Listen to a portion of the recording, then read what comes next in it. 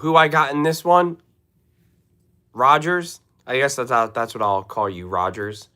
I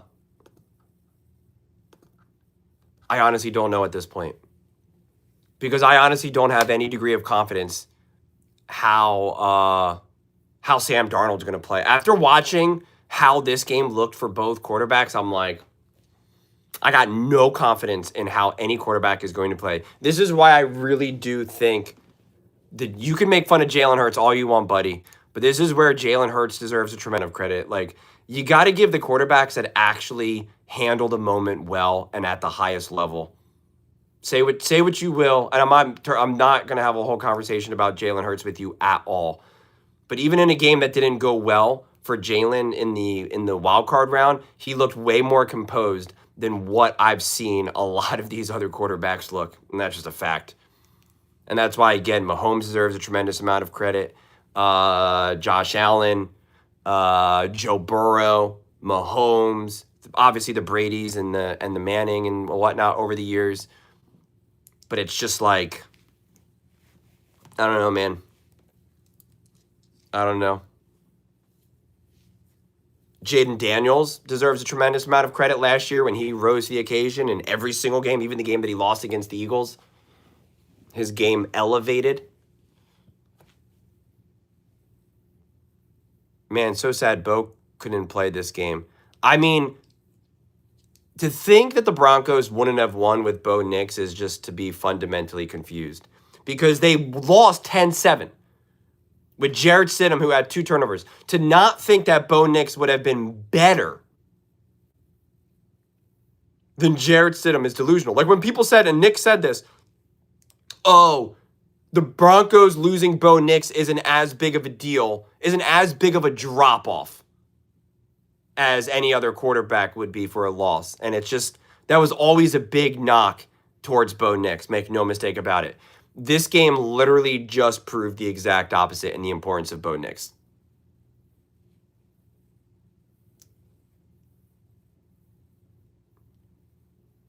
The NFL absolutely positively wants Patriots-Rams. Drake May, Matthew Stafford. No doubt about it.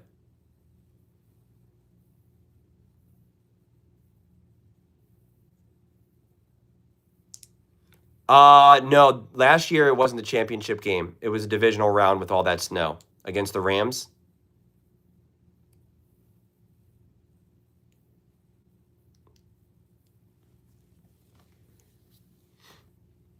That's why don't blame the snow. That's why. I'm going to go back to that game right now. Rams versus Eagles playoffs. That game was 28-22, okay? And they scored in that second half 5 points. Was there a safety? I guess there was a safety, right? They scored 7, 8, what is that? 12, hold on, 10, 15, 15. They scored 27 points in the second half in that snow game. They scored 27 points. Did anyone score in the second half of this game?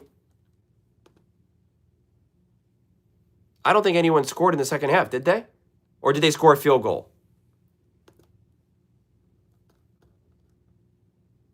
They had a field goal.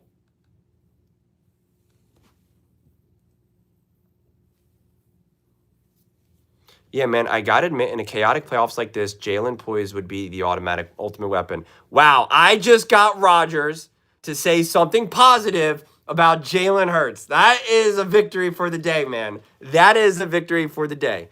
Thank you so much, Joe. I really, really appreciate it. Very kind of you.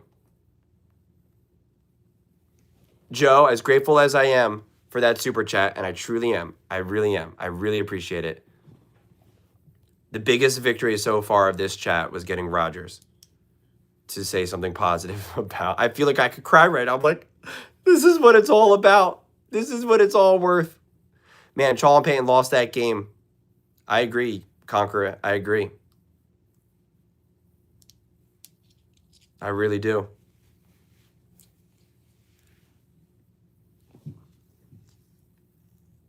I appreciate it.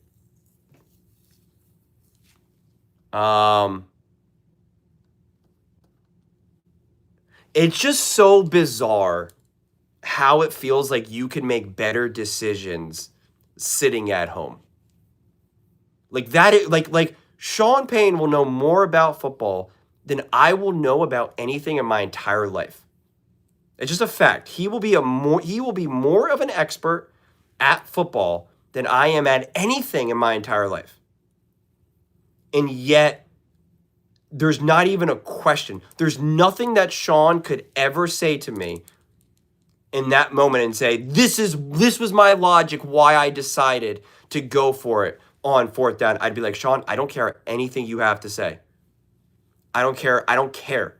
He'll be like, hey, I know football more than you. And I'm like, I know. You absolutely do. I do not care. I do not care. This was a terrible decision. It seems like I have a better understanding about human behavior than you do. And you should know that it's a huge boost for your team to go up 10-0 in the AFC Championship game at home. Keep the crowd rocking. Your defense is motivated and fired up, and you got a backup quarterback. It's just smart. It's just smart. Just like Ben Johnson, the game is freezing cold. The game is freezing cold. You're going up against Matthew Stafford and Sean McVay, and you have the ability to take the lead. Just kick the field goal. Just kick the field goal. Stidham had two mistakes, really. Stidham wasn't great. Listen, Stidham wasn't, you don't point to him and say, he was why they lost. He certainly wasn't Bo Nix, though. He wasn't Bo Nix. I don't know if I could say he played well. He didn't play bad. But he was clearly a backup quarterback, is what I'll say. And listen, and like I said in my post-game video, like I don't want people just to kind of blame the weather, because I think that's kind of not fair. But I will say that a Jarrett Stidham, in theory, should be a lot less resilient in bad weather, because he's a backup quarterback. So I expect so much more out of the Allens, the Mahomes, the Jalens, the Drake Mays in bad conditions, because like, you're a better player. So I expect you to be more resilient. He played good enough to win. That is fair. He did. But I think if you kick that field goal, then that one fumble doesn't happen in the first place. This was an opportunity lost. But again, I believed in the Broncos. I praised the Broncos. I wanted to see the Broncos win so I could be right, all that good stuff. But I'm also pretty kind of happy that they lost. At this point, I would much rather see the Patriots in the Super Bowl than whatever the heck that was. Honestly, the thing that I'm going to miss most is the Denver Broncos fan base, because they were making everything really fun. They had the best energy going into the playoffs and during the playoffs, without a doubt. Without a doubt. Them and the Jags. Now, I said earlier that the Bears had a ton, and they were super passionate, but the energy from the Jags and the Broncos was awesome. It was like overwhelmingly positive. Bo Nix plays and Broncos win that game. Peyton felt the pressure of the moment on the fourth down sometimes. Well, I think Peyton, I don't even know if he felt the pressure. I think he was just kind of like, I'm sticking to it, how we're going to play. I think it was more of an ego thing.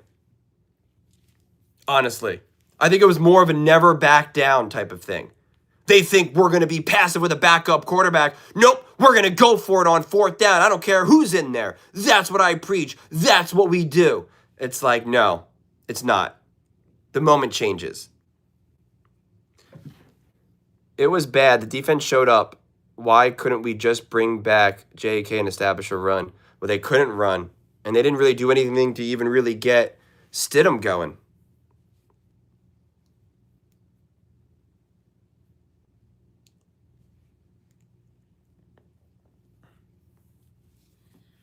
You had a chance to go up 10-0. Also, I'm telling you right now, they had to have known that there was a great chance that the weather was going to get bad there. Maybe not as bad, but they had to have known, hey, you know what? It's looking like weather could get a little bad in the third and fourth quarter. If you know that, you kick the field goal even more. you kick the field goal even more.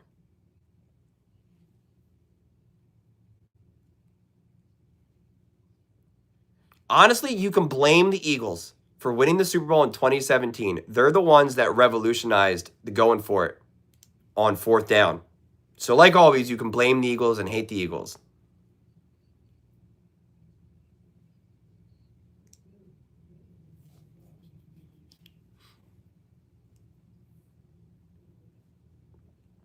That's why you got to be humbled, man. When you get the way how you lose the ego is by being humbled, is by losing. If I kept winning when I was younger and just kept winning and winning and winning, my ego would be through the roof. I'd think that I was king. I'd think that I was the man. Thank you so much, Joe. Dougie P got it done. He did. So did Nick Foles. Nick Foles is the one that called his number. I have watched Stranger Things.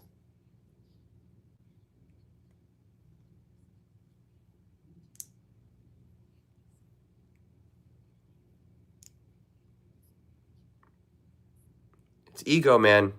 It's like Travis. I told you that was one of the best conversations that me and you had when we were talking about the egos of coaches. And as soon as you brought that up, it was just such an aha moment for me. It really was. It was just such an aha moment of like, oh my gosh, that is the foundation of all these coaches.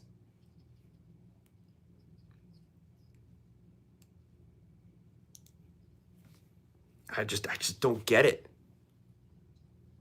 Apparently, he punched his son.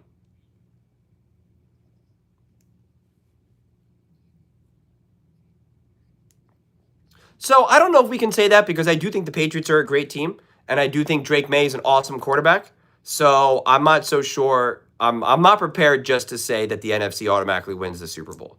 They definitely deserve to be favored, but I'm not so quick to say that. I recently finally watched Stranger Things. I made it through season 1, but couldn't really get into it. Season 1 is awesome. Then it gets a little weird. So if you couldn't get into it in season 1, you're gonna struggle. Even at lower levels, it's pretty wild. Oh, yeah. When I look back at teams that I had when I was like 12, I'm like, that was ego. Let alone when I was older and playing for like real teams.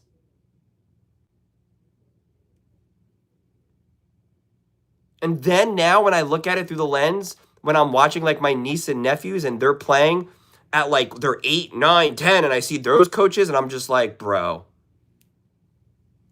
you guys gotta chill right now.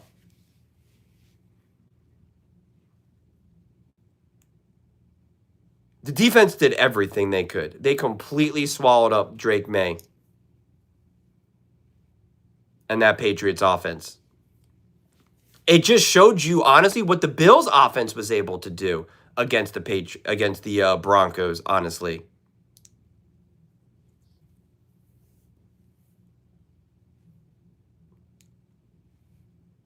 The Broncos actually played like they were the best defense in the NFL.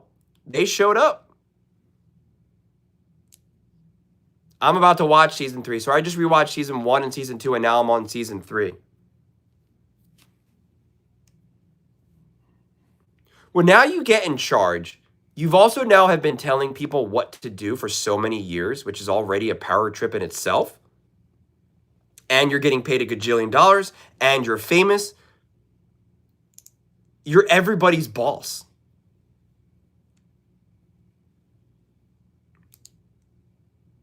Drake with that touchdown was crazy. What do you mean? The big storyline I heard so far happening is that Vrabel can be the first person to win a Super Bowl ring as a player and a coach for the same franchise. That's probably right, I guess, right? You don't really have a lot of great players who become coaches.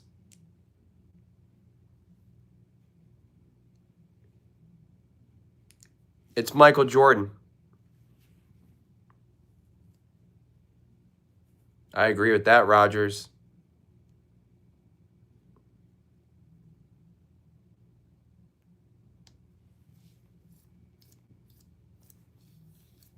All right. Oh, they're already going to commercial. I thought they were getting ready to do the kickoff. Woo! Let's go, baby. Let's go. Unbelievable.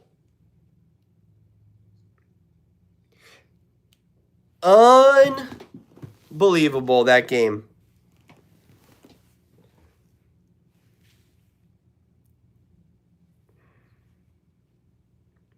Unbelievable.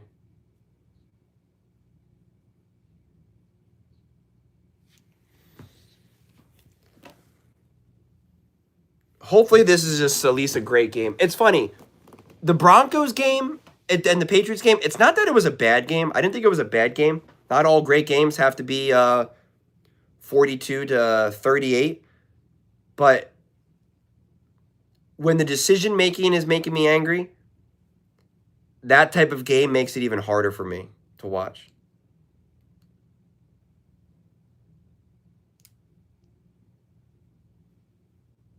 Would I ever be a coach? Yeah. Yeah. I'd like to be a coach.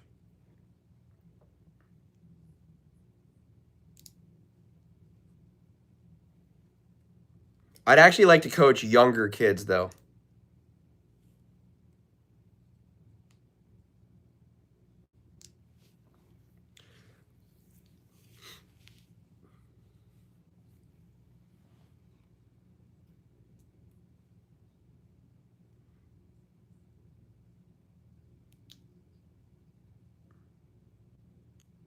So when I coached my niece, not in any strong measurable way, but I really like that. Coaching like girls was awesome cuz they pay attention so much more. Boys think they know everything. So you're battling a lot more. Girls are hanging on all of your words and are just like, "Okay, well, yeah, okay. And what do I do now? What do I do now?" And you're like, "All right, great. You guys actually listen. This is cool." And I actually spoke about that with one of my niece's coaches who was like the head of like the entire program, and he pretty much he said the exact same thing. That boys, once they reach a certain age, they just stop listening to you. You expect this game to be low scoring? Again, I'm putting that all on Mike McDonald. I could be the OC. I don't know if I'd be a good offensive coach. I'd be a good quarterback coach and head of player personnel.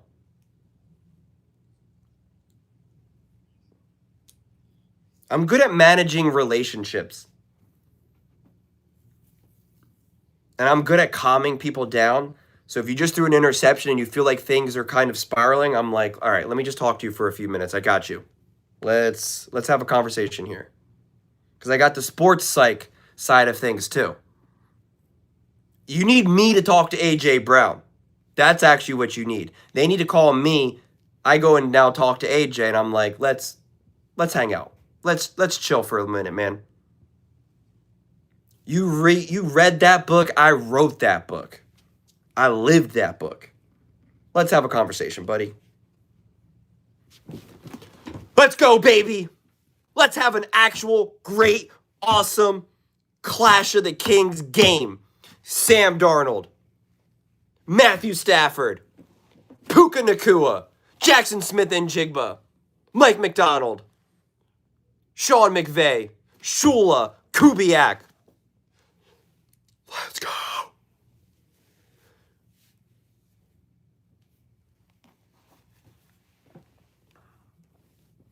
Let's go, baby.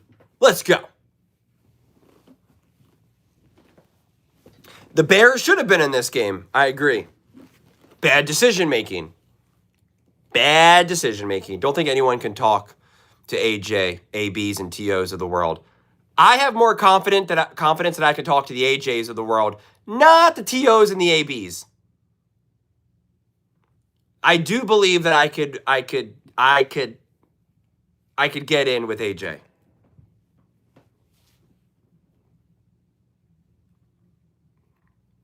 I think TO and AB were a little bit on their own, they're on their own level, if we're being honest with ourselves.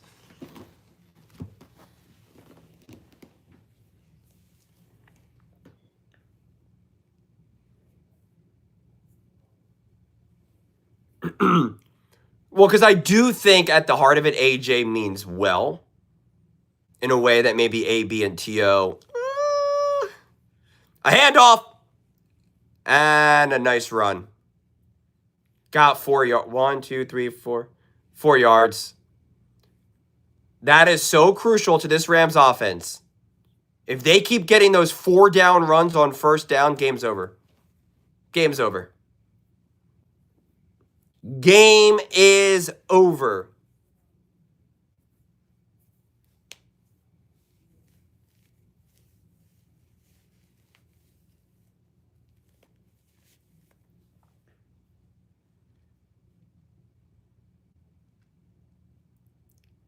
Wow. That was so behind him. Puka Nacua with the great catch. That should not have been a completion. Now it's 3rd and short. I didn't care for the game. I'm watching Seattle game, rooting for them. Well, hopefully this game already has a lot of energy. You can feel the intensity. You can feel the crowd. You can feel the smoothness of the offenses or of the offense. Puka in motion. Oh. Good coverage. No flag. 3 and out. And they're punting. That's huge. Let's see this throw. That was a good throw. Tough throw. There's no way Puka's going to catch that. That's a tough one. I'm not rooting for anyone, honestly. I'm rooting for a great game.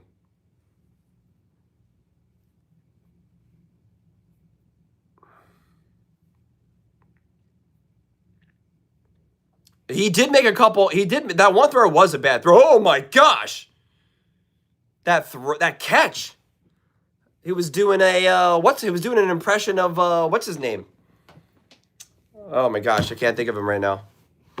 The baseball player. Willie Mays. Yo, Jules, who should our Eagles get at OC? Honestly, I have no idea at this point. I really don't. I'll be totally honest with that. Because I don't know. I really don't even know who's available anymore. Apparently, Brian Daboll's back on the table. Apparently. I'll be here, Young.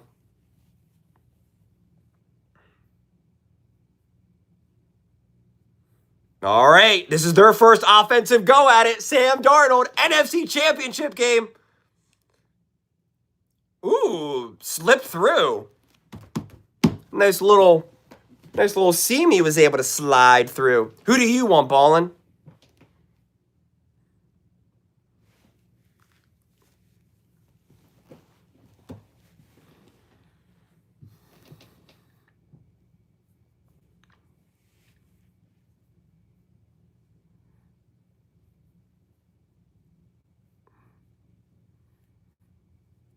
Cooper Kupp in motion. Sam Darnold, 2nd and 5.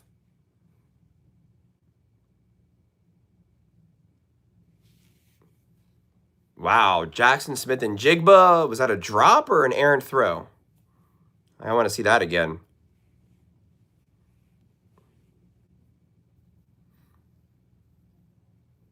Who do you want the Bills to hire, Rodgers?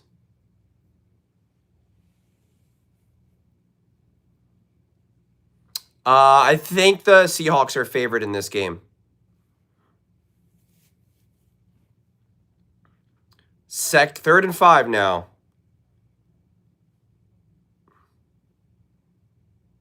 Oh, he's going for it. He's got him. He's got him. He's got him. Oh, my God. Shaheed. Oh, they're trusting Sam Darnold in this game. They're not babying Sam. Shaheed was a huge pickup. Shaheed was the pickup that the Rams picked up for OBJ in their Super Bowl run.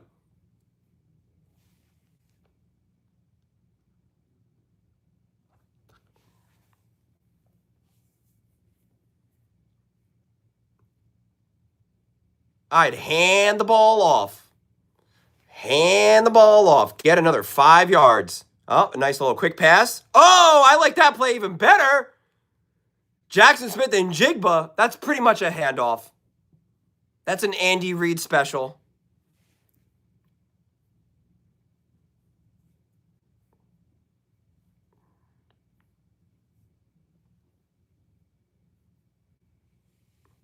I'm sorry, Med. I'm sorry. It was still a great season. Oh, JSN is the truth. JSN is the truth.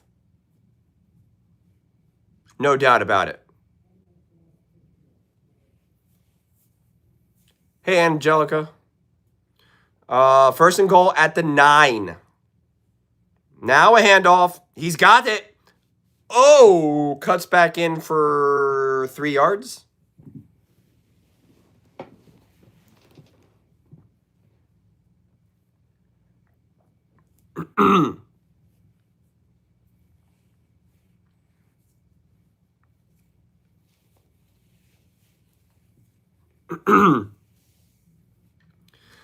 Sam Darnold already has 67 yards in 5 minutes compared to what we just saw out of Drake May and Jared Stidham.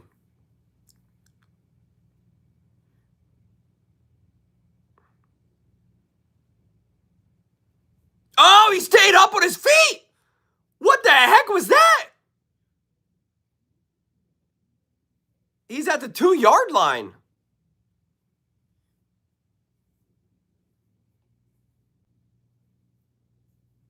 How did they not blow the play dead? I thought right there it would have been blown dead. No, but then he started going backwards. He could have gotten a touchdown actually if he didn't fall down. Are they going to go for it on 4th down if it gets to that? I can't stomach a 4th down call. Oh, touchdown! Wow! Wow! Talk about an opening drive with Kenneth Walker going backwards like he always does. Wow! This game already has more action and more smoothness than what we just watched.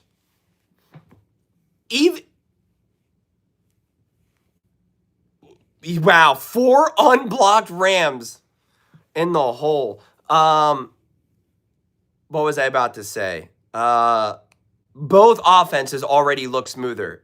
Even though the Rams went 3 and out, though, you could just see. The composure and the organization of Puka and Stafford and McVay compared to what we witnessed with the Patriots and the Browns. The Patriots and the Broncos. This fires me up because I like great football. We did not watch great football. I know we can credit the defense. That did not feel like great. No, don't blame the weather. That's what I'm saying. They did not look great when the weather was clear. With Stafford, you're saying? What composure? They went 3 and out, but still. You could just see it, though. You could see that Stafford makes the decision. He sees it. He lets it rip. There was just a different level of confidence that you could see.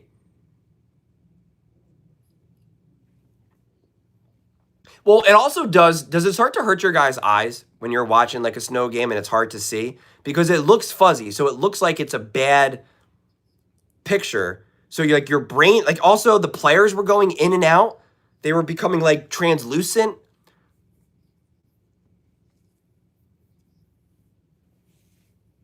Oh, if Bo's available, the game is completely different. Bo would have rushed for like 80 yards.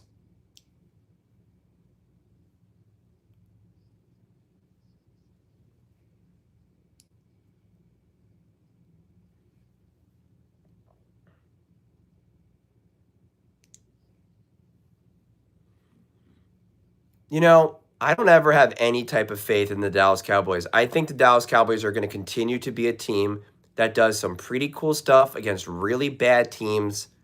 Sometimes competitive against the good teams, sometimes completely overmatched. We'll have at least a game or two that makes you be like, wow, hey, I think this year is going to be different. And then it's going to be the exact same thing. I think that is what we've seen for the last like 8 years out of the Dallas Cowboys. Essentially all of Dak's entire career.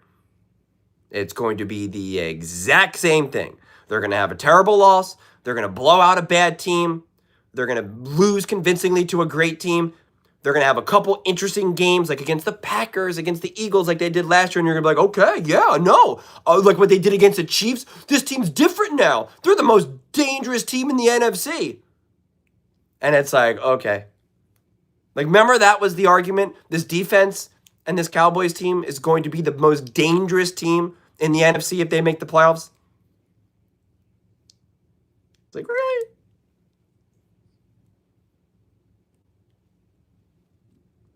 In a few years, Dak will be like 35, Travis.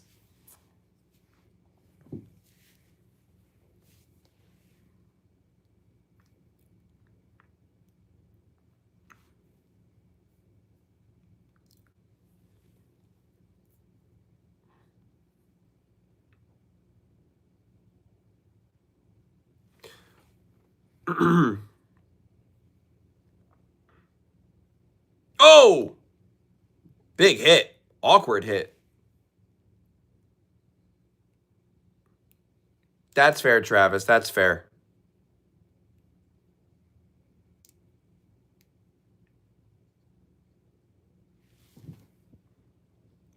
Thank you, AA Braun. I appreciate it.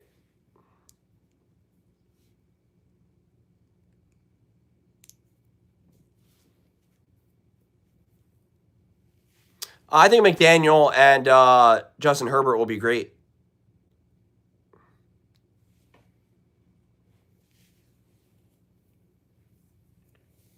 All right, let's see. Round 2. Sean McVay, Mike McDonald, handoff. This time he got his, got his 3-4 yards. They get that every time.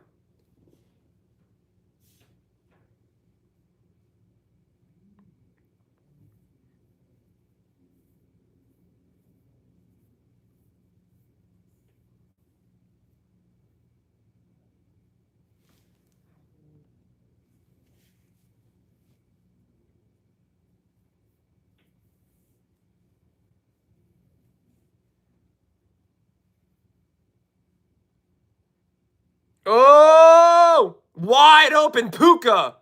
Wow. Why? Puka.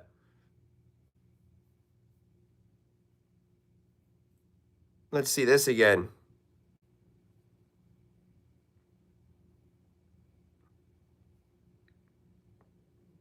Oh, yeah. He even had his hand in there.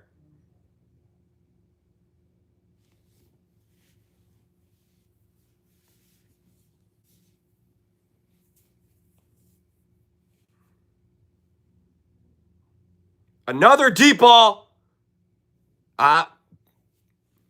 See, overthrew him. Therefore, he's a bad quarterback. Stafford didn't underthrow him. You can only make such a perfectly accurate throw.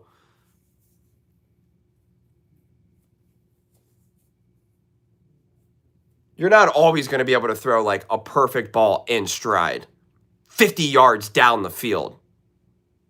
Yes, Med.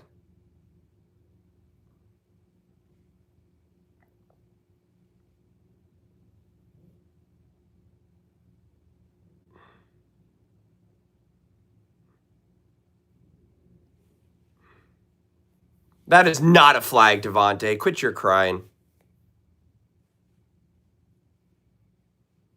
McVay ran the ball literally on all the early downs. What are you talking about?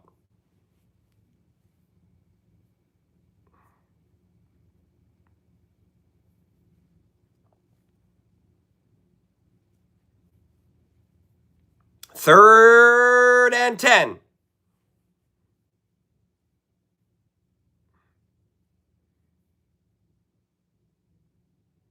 Oh, bad throw to Nakua. What are you laughing about, Travis?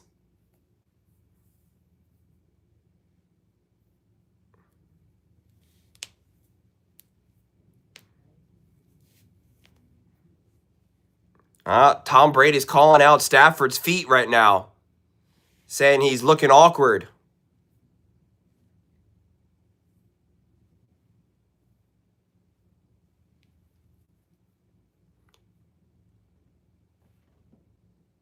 Got it. 7-3. Oh, yeah, I know. People just say nonsense. My sister's best friends with his wife. Your sister's best friends with Nick Wright's wife? That's pretty crazy. Have you met him then?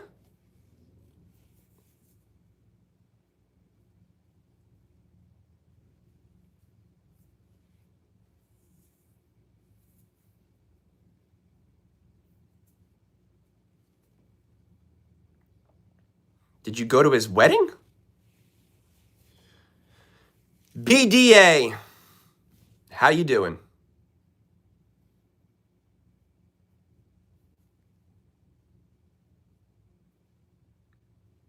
I see.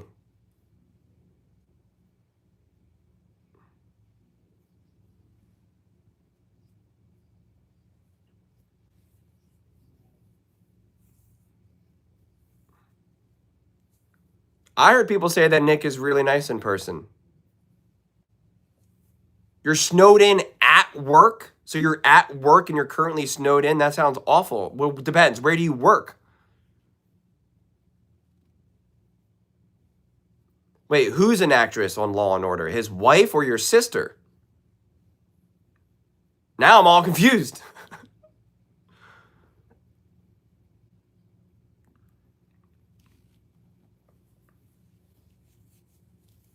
Your sister is an actress on Law and Order.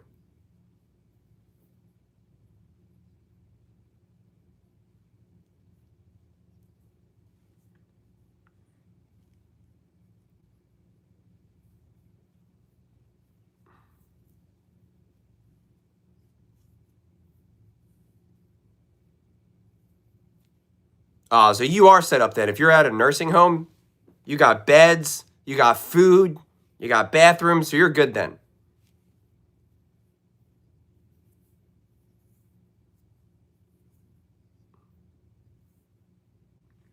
Are you in Philly? Or did you just grow up as a Philly fan or something? I forget now. Or you aren't a Philly fan. You grew up in Philly, but you're a Chiefs fan. All right, this is interesting now. It's 7-3. And realistically, the Seahawks offense scored all because of that huge throw. It's like, can they put together a drive?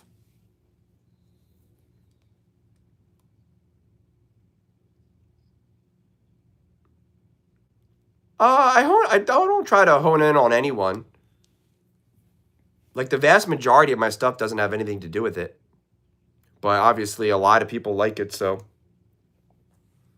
Also, I naturally disagree with him a lot, so it makes it easy. In Chicago, we only got 3 to 4 inches. Oh, that's like nothing then.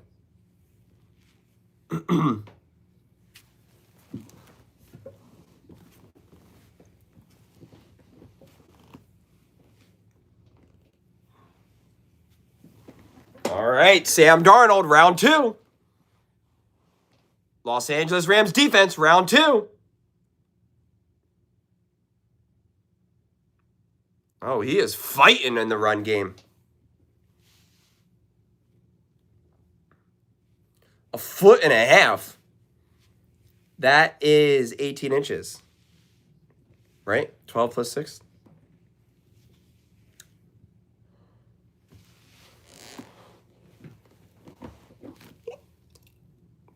I do think me and Nick Wright would make a good duo, like the Odd Couple with Brew and I forget whatever that guy's name is.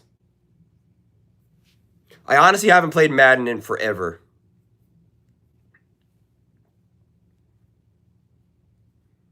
A little play action, Sam with the fake. Oh, nice patient throw. That ball get knocked out of bounds, though. Did he fumble that technically? Yeah, Rob Parker. That was a nice patient play by Sam, too. But I think they punched it out. Oh, he definitely punched it out.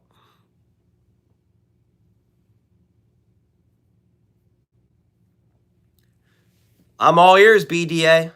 I'm all ears.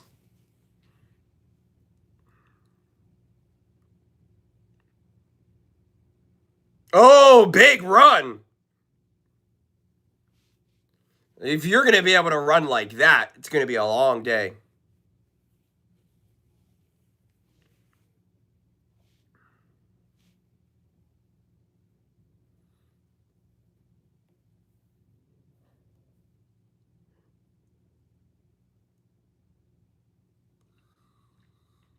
I tried to give a lot of media coverage to Sam. I don't have one yet. I do need to create one. Why? Is there something that you want to reach out for? Whoa, Walker. Walker's coming to play.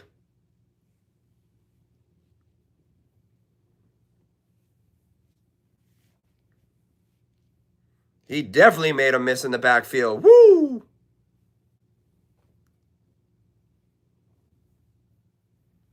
Well, that wasn't a bad tackle. That was just a nice play by him.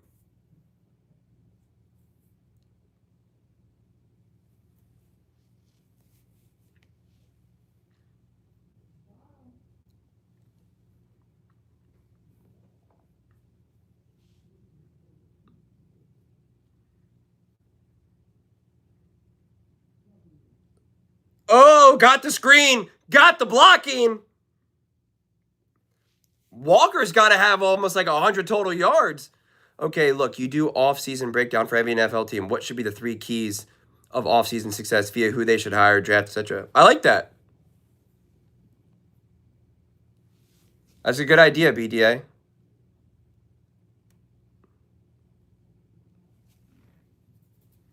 Well, you do not have to reach out to Nick or anything like that and bring me up at all. I prefer to be in the shadows.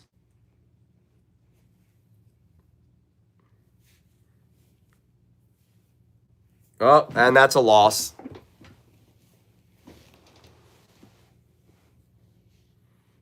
Hello, Grover.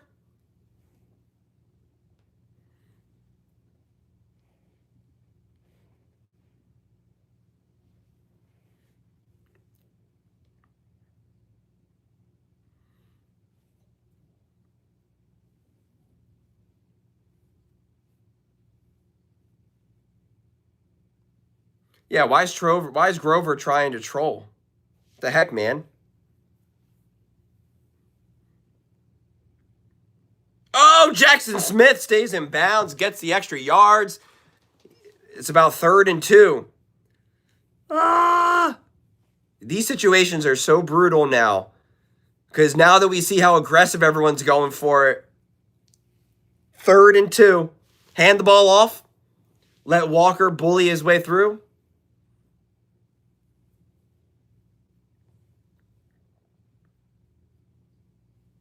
Yeah, in the summer, I definitely want to talk about all different.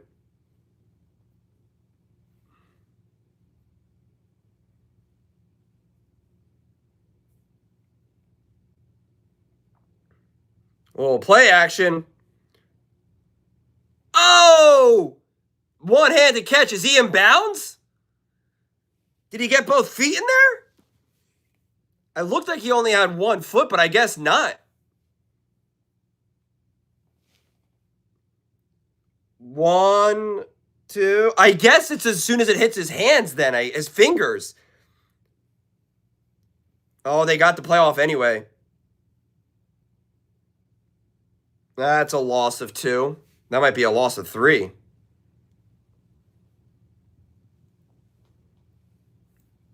I talk plenty of the Chiefs. Yeah, it's just weird when you one-hand catch it because you're not bringing it in. You know what I mean? So it's just like, now that's the catch as soon as it hits his fingers since the ball's not moving at all. It's just like a weirder thing.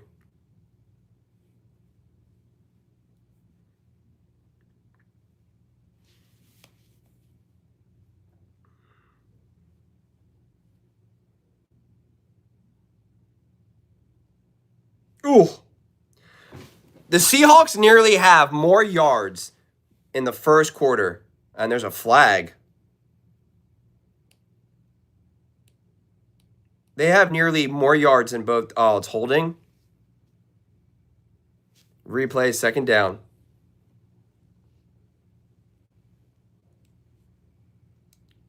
Call what out?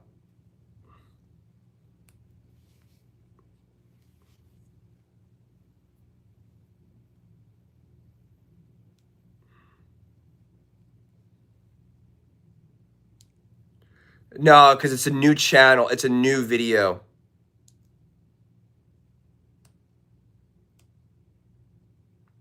Yeah, second and what is it now? Second and 19 essentially.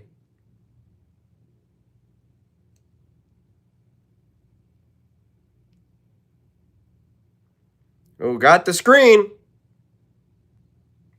Got 11 yards. Now it's 3rd and 9, I guess.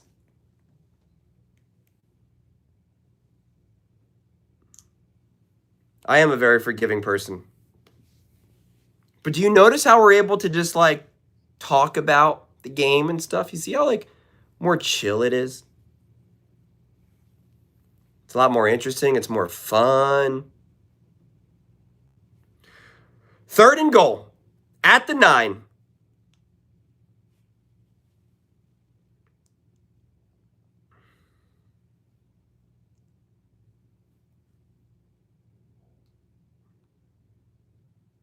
Whoa. No flag. What's the defense? Durant is looking for something. He wanted an offensive penalty. Yeah, he wanted an offensive pass interference. McDonald's looking for a defensive pass interference, but I didn't see that.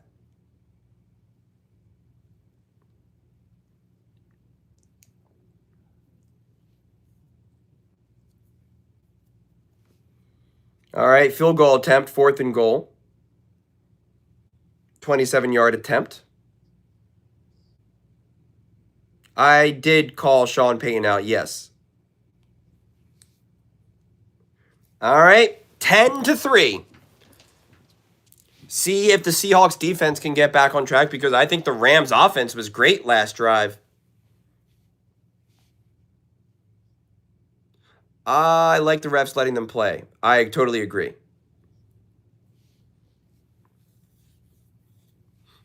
I wonder though if they would have thrown the flag if it was a touchdown. If they would have called offensive pass interference.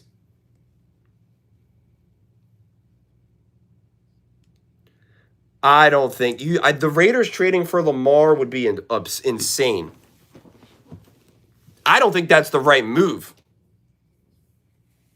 Personally, if the Raiders were a quarterback away, then I could see it, but they're not. So it doesn't make any sense. I don't know why Lamar would even want that.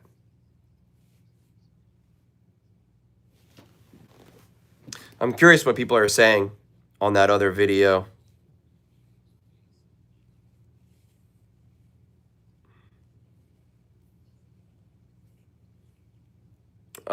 They're trying to blame the kicker now for the Broncos.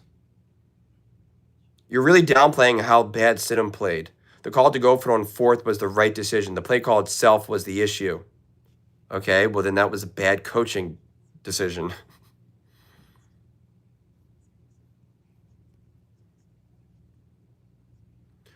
Sean Payton did not lose this game. Lutz missed 2 easy field goals and Stidham turned the ball over inside their own 20. Sean isn't on the field playing. Denver played well. If they had Bo, they win. I knew when they didn't take the field goal that they had already lost the game. Shoulda, woulda, if. For all of you that think Bo would be different, sorry, just imagine.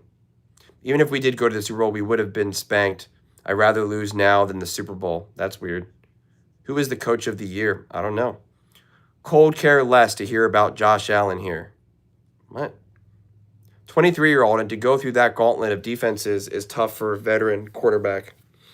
I can't remember a tougher stretch for a QB than this run by May. Okay. People really do like to just invent things, man. I mean, it was blocked.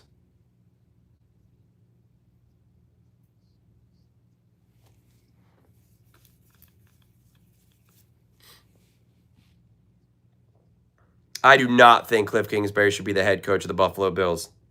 I think that would be awful.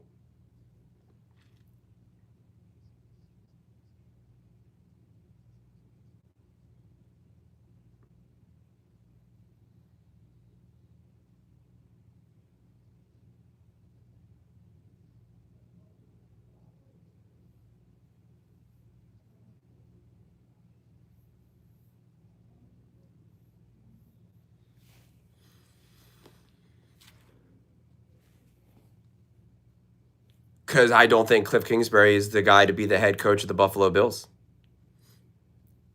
And I don't want to take a swing on Cliff Kingsbury with Josh Allen in his final, 3 years of his prime? I'm not doing that. I'd rather hire a head coach and get Cliff Kingsbury as the coordinator at that point. I don't think that Cliff Kingsbury is a bad coach. I just don't think he's set to be the head coach of the Buffalo Bills. That's all.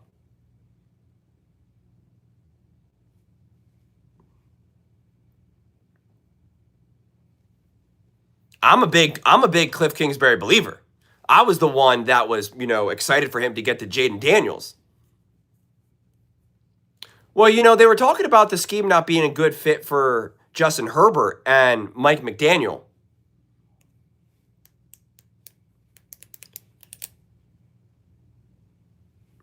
Honestly, I don't know right now. It seems like the Bills want Clint Kubiak.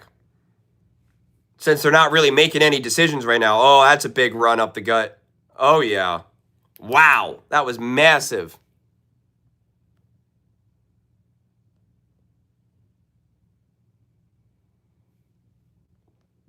Greg Cosell was talking about it and saying that he's going to have to adapt. Yeah, because McVay runs the ball all the time. They have the most successful run game in the NFL.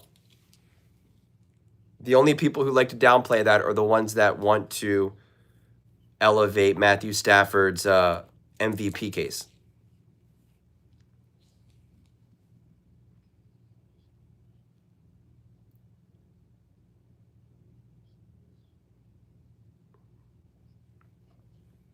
Yeah, he did it on Thursday.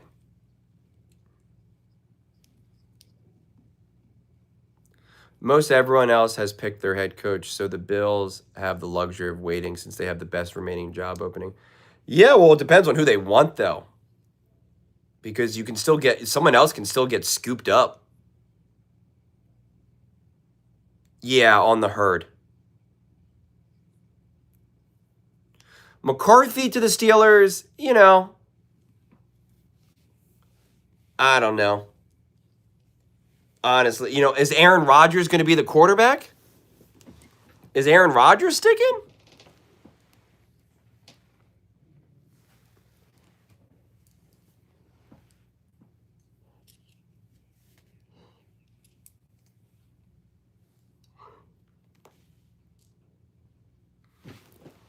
Yeah, listen, I don't see the Steelers as an organization that needs to be stabilized.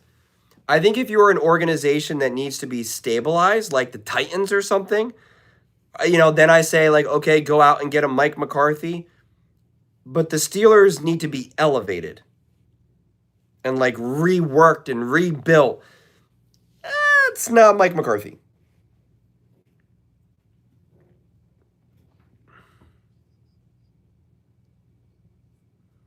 I will be making more Giants content for sure. I got you.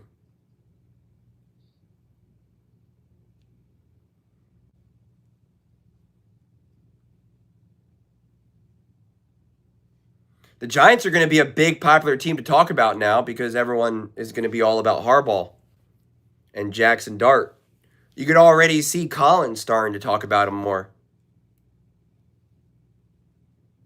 He was trying to get the Giants to trade Jackson Dart and get Mendoza.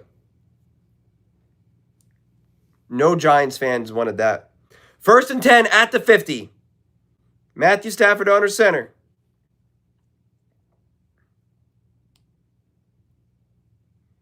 A handoff to Puka,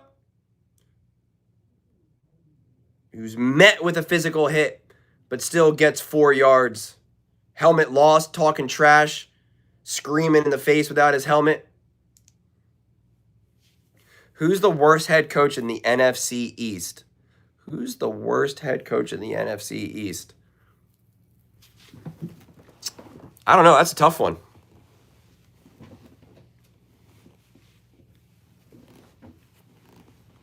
I think Harbaugh's stock is a little inflated, honestly, personally.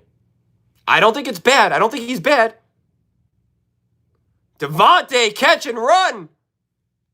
Wow. Down to the 22. Big, quick run and throw. Did he fall down? Oh, he fell down. He yanked him down. How is that not an offensive pass interference?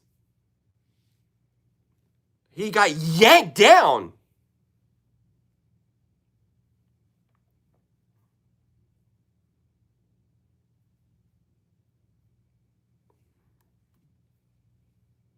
Well, the Rams are in field goal range.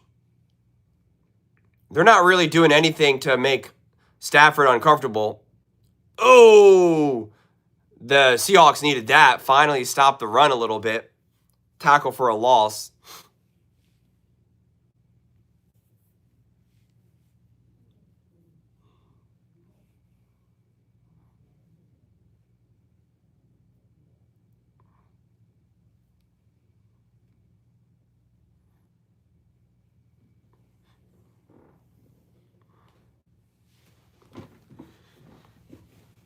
Second and 10. Matthew Stafford's got time in the pocket. Lets it rip.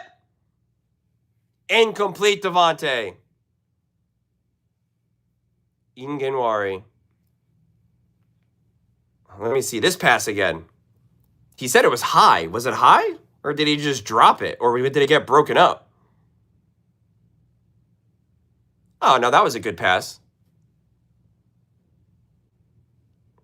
Oh, that was a great defensive stop. That was not defensive pass interference. What are you talking about?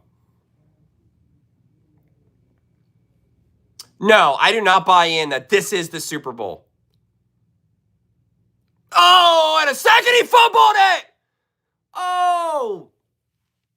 He's got 3 fumbles in 2 games. Wow. He fumbled that. Look at this.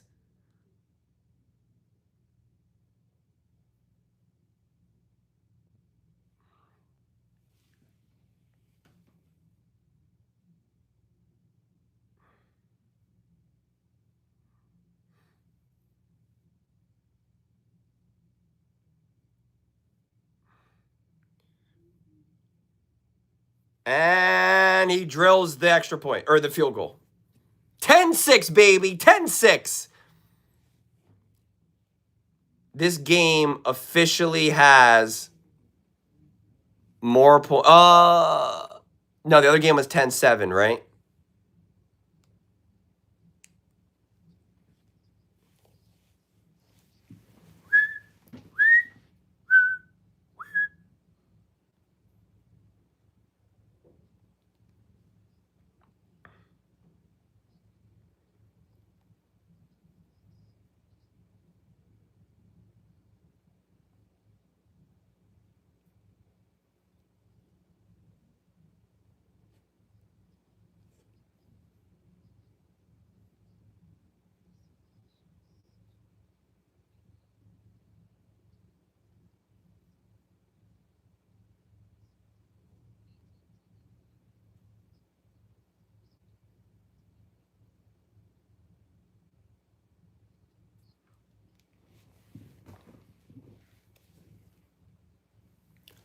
If Rams win the Super Bowl, where do you compare Stafford and McVay to Mahomes and Reed? I think Stafford and McVay have been together halftime, so less. Thank you so much, by the way, Samuel. I really, really, really appreciate it. Um,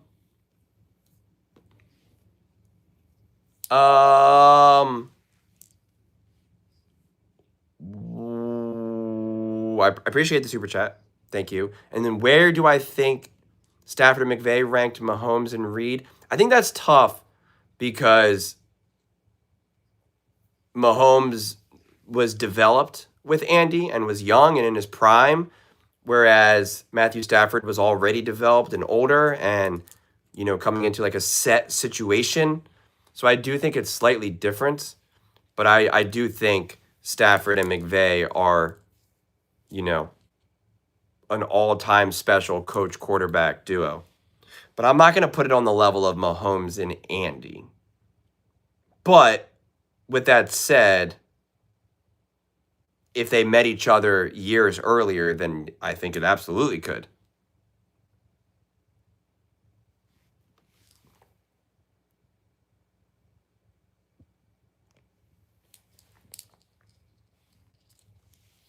TJ Watt and Crosby to Chicago? I think he was short on that play. Breakfast. I think he was short. He was definitely short. There's no way he got that first down on that fourth down.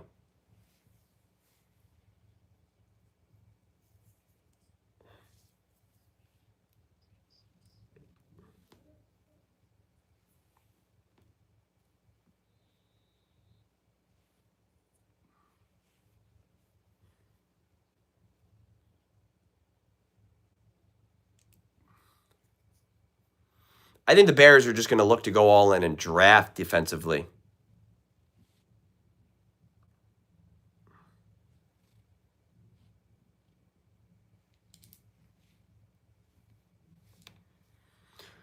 Okay.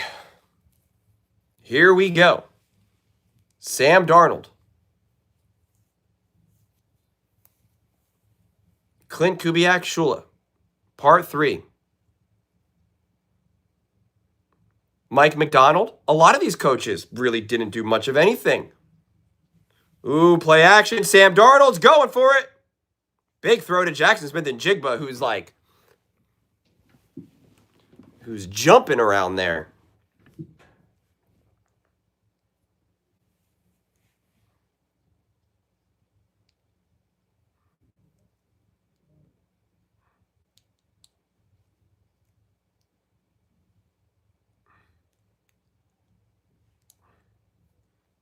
Alrighty, 1st and 10 at the 49-yard line. Whoa, a fumble!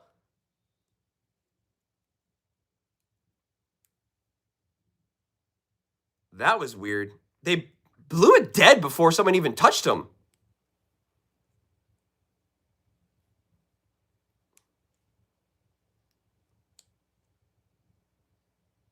Oh! He just dives on it, and then it looked like they didn't even... 2nd and 19 now. Well, that was a miscue.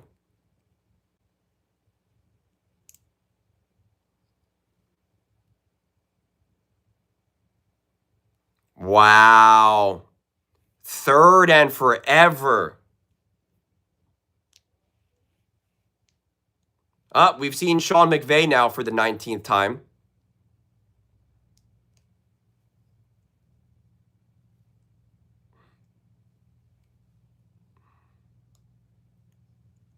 Well, it looks like it's going to be a stop for the Rams because I think the Seahawks are probably just going to hand the ball off here or something.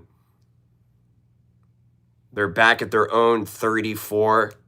It's 3rd and 27. Yeah, just a handoff.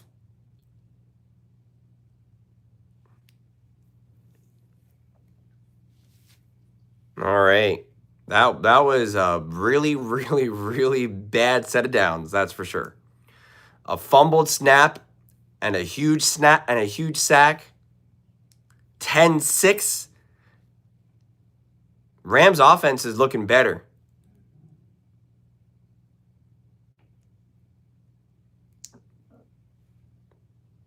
I know the Seahawks are winning, but I think the Rams have been smoother and playing better.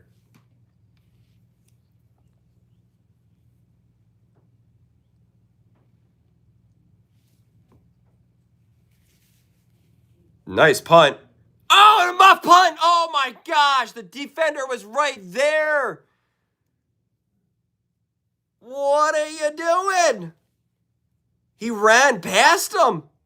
He wasn't ready for it. Oh! How did he not call a fair catch there either?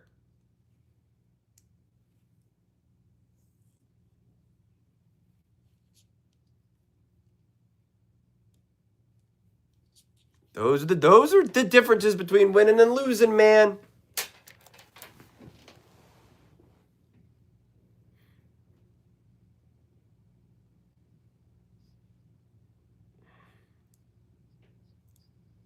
People are really unhappy with my Broncos postgame video, and I don't know why.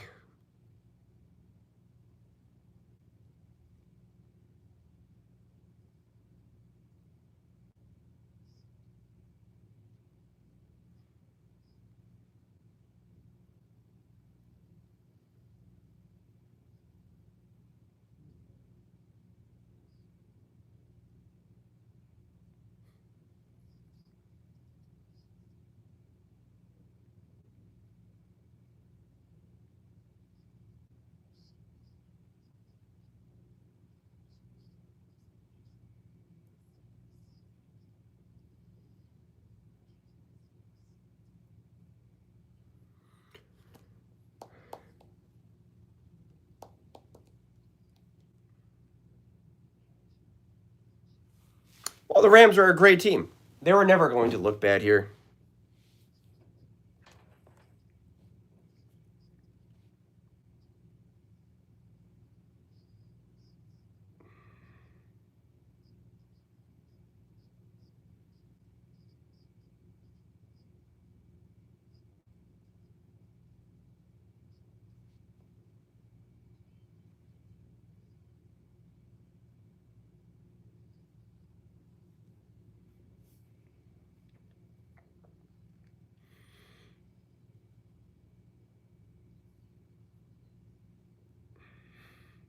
Broncos offense dominated when Stiddy was allowed to throw. I don't know about that. All right. So where do they got the ball now? At like the 10-yard line, the Rams?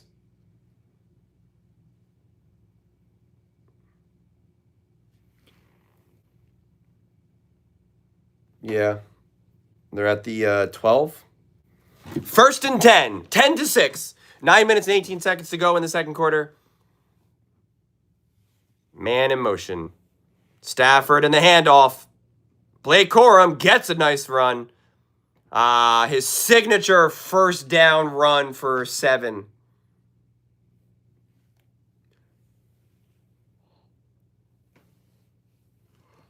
Oh, yeah. First 3 possessions, 7 yards, 47 yards, 33 yards. Yeah, they got momentum. 2nd and 3 now.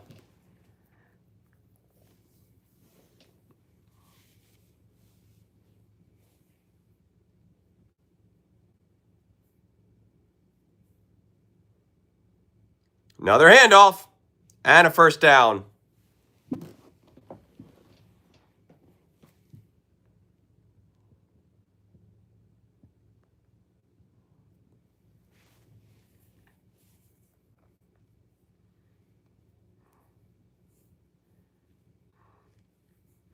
First and 10.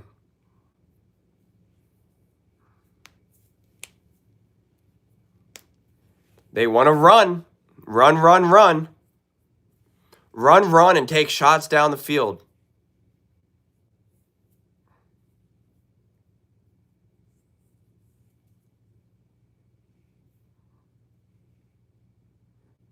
Oh, another nice run.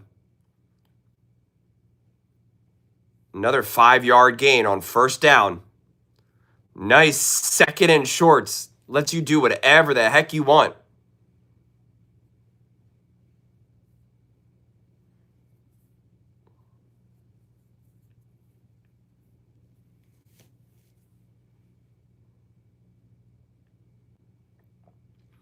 Second and 5. at their own 29.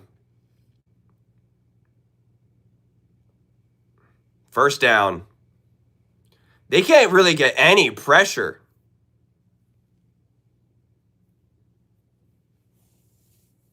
You had the Super Bowl script 1 game off being right.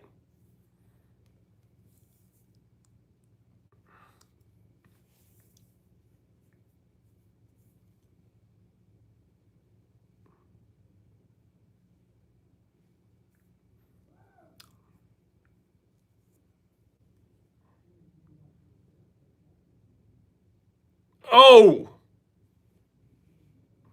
Wow. Puka Nacua. Well, we don't even have this game over. The Rams are looking way better than the Seahawks right now.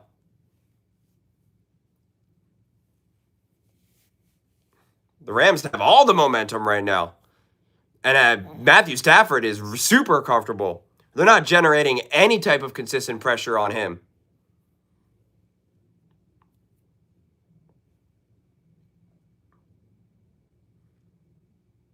Oh, there you go. Stop that run. Now it's going to be interesting. Now it's 2nd and 10.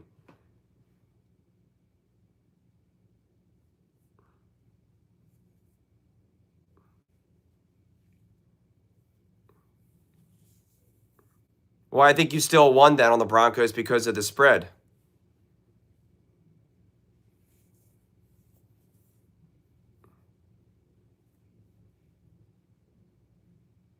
Second and 10.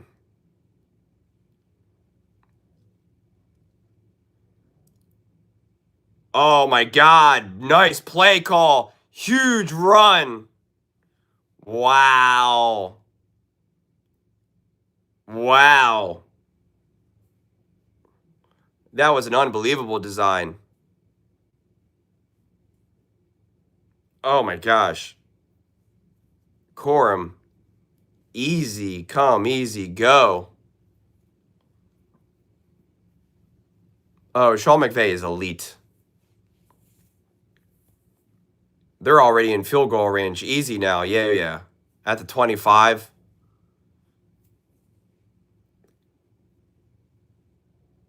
Now he's running. And now he gets another 3 yards. 2nd and 7.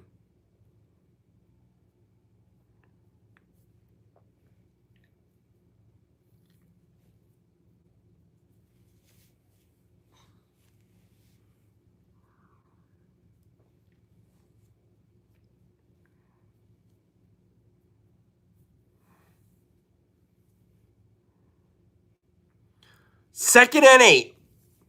Mike McDonald, Sean McVay. What do you guys got? Sean McVay is working Mike McDonald right now. No pressure again. Easy throw to Puka.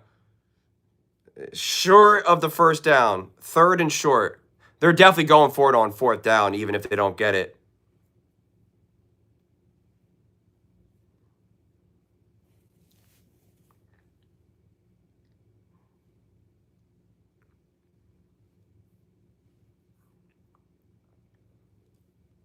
Yeah, Travis, Brady just keeps saying great design like again and again and again and again and again. 3rd and 1.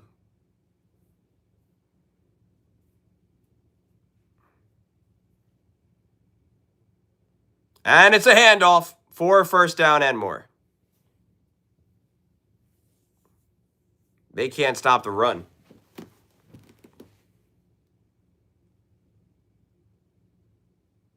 Averaging 5.2 yards per carry.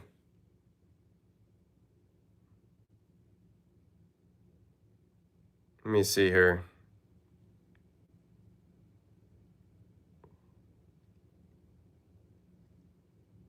Yeah, they've already have 13 carries, 68 yards. They're set to hit 200.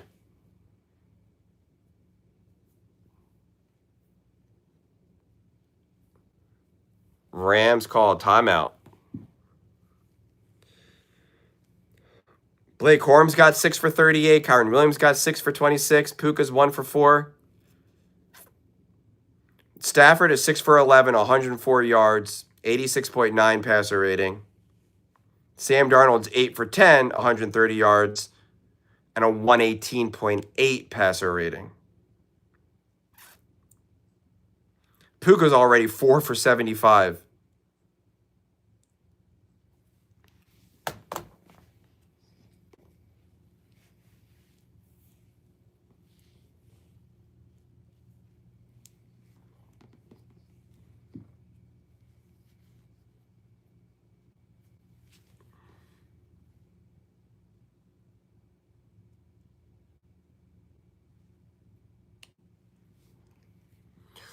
All righty.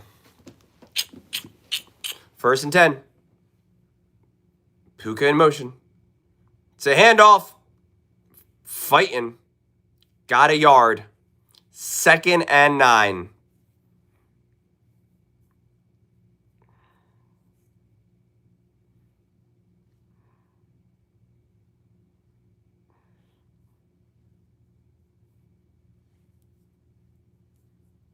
Second and 8.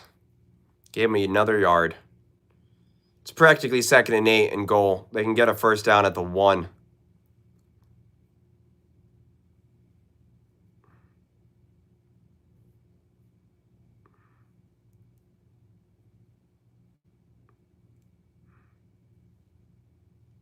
Oh. They were trying to get a penalty. Oh, that was close. He was clearly just going off the clock.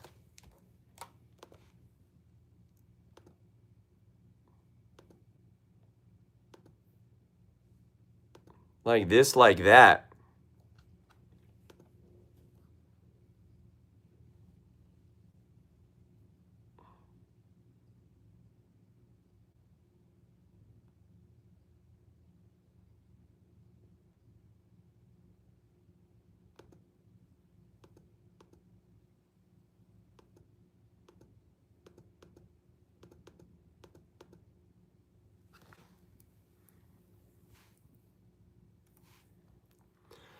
Like this, like that. Like this, like that. What down is it now? 2nd down or 3rd down?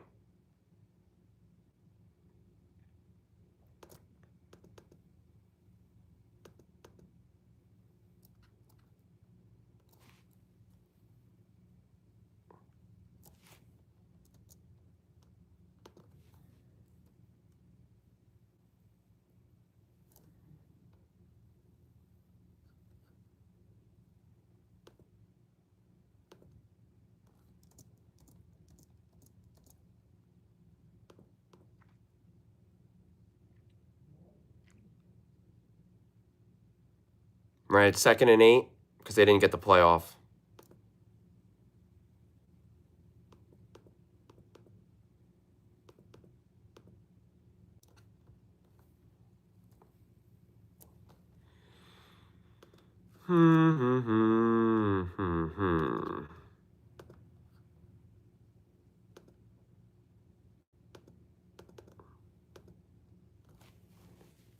You're back, BDA. I know you don't like to do what if, but if no was healthy, you think Broncos win? I do what ifs all the time. I love the hypotheticals. Yeah, if Bo Nix is healthy, I think they win that game without a doubt.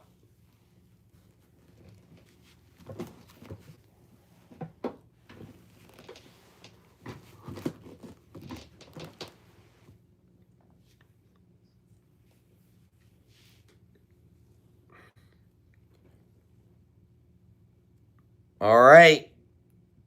Out of the 2-minute warning. And who started with the ball? The Rams started with the ball. They went 3-0. 2nd and 8.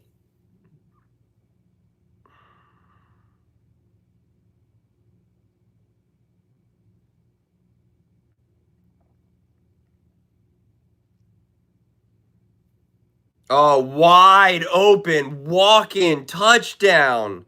Wow.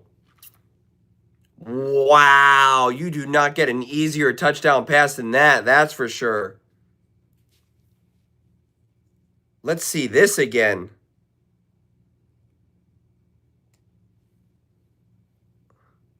Oh my gosh.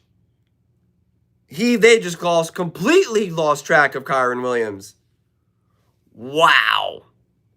Yeah, I don't think Sean Payton was outcoached necessarily. I think, Ray, that's a good way to put it. He outcoached himself. Wow. Wow. Wide open, and it is a 13-10 Los Angeles Rams over. Matthew Stafford can't believe it. He's like, oh my gosh, you are wide open.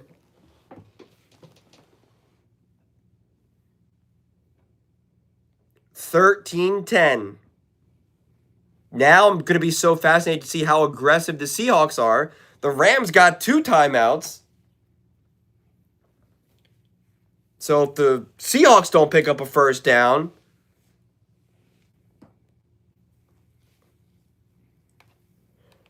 how does Clint Kubiak and Sam Darnold answer? Because right now the defense is not answering. Really, it was great play sequencing. The thing is after that first drive, that 3 and out, the Seahawks defense has been getting worked.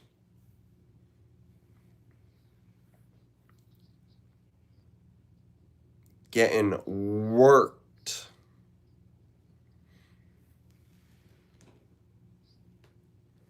Are we gonna have Drake May? Hello, kitchen.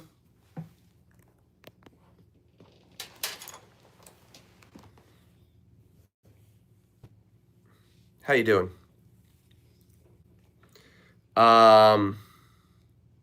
Turkey?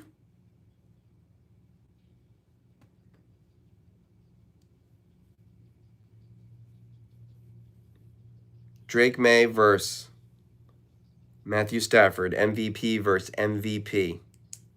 Who gets the Super Bowl MVP?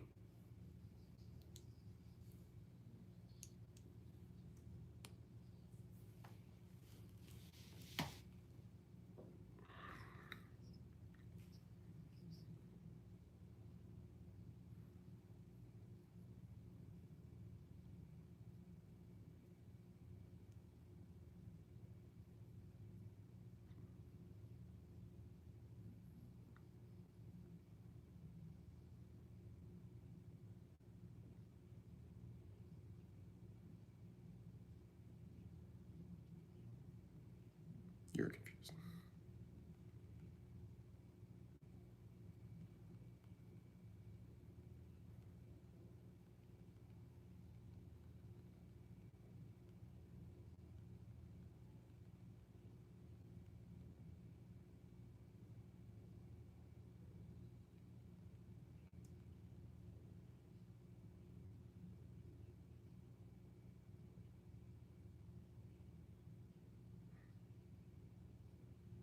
Gosh, people really are so absurd. Someone said, I'm a fan, but no videos for the Patriots this week and constant videos for the Broncos. I'm good with your takes for the rest of the season. I made a Patriots video every single day this week leading up to the game. Did you read any of my comments in that comment? Did you read any of my comments in that comment video? Hold on one second. Ooh, Walker got nowhere to go. Like you mean, did I read any of your comments that you left on that video, or did I read any of your comments in that comment video?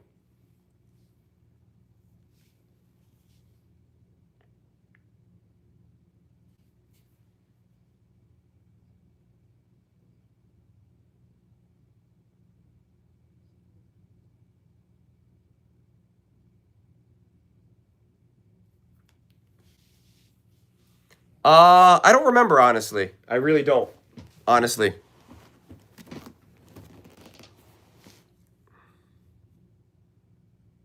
Oh! See, now you're in the situation. 3rd and 9, a minute 44 to go, and the Rams got 2 timeouts. Cup with the drop. Cup should have caught that. Let me see. It was a tough catch, but that is a tight window throw. 3rd and 9. What do they got here?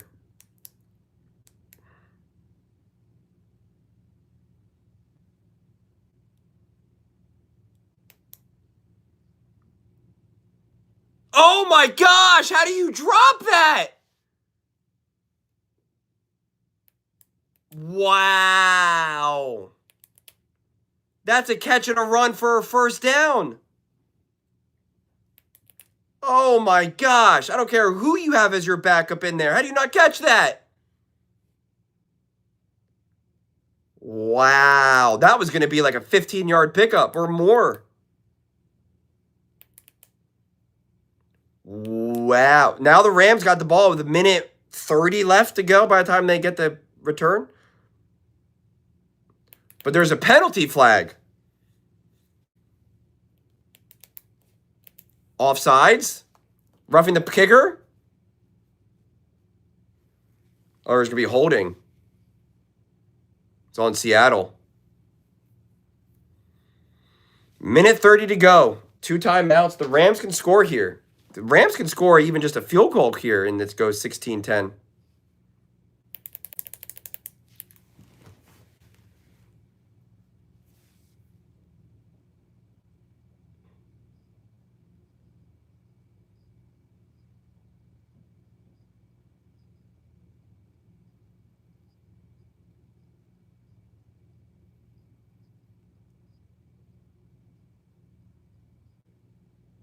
I just want to count the Drake May videos because this is how people just lie and make stuff up. So I made one,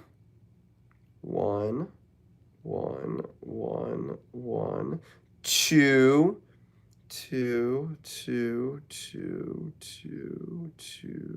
3,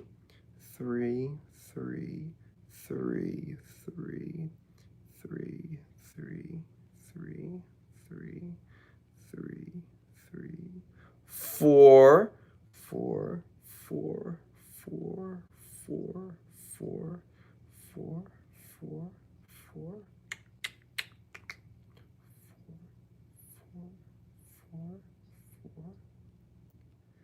5,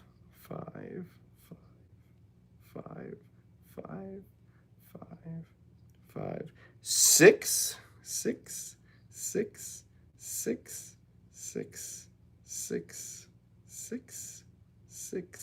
6.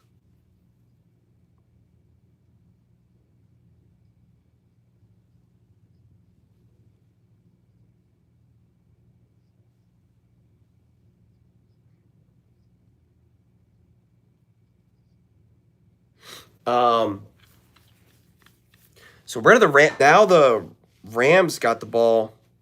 Where the Rams got the ball now with the penalty?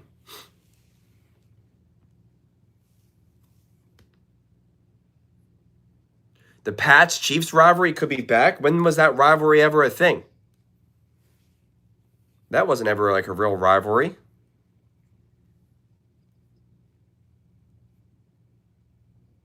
JCT.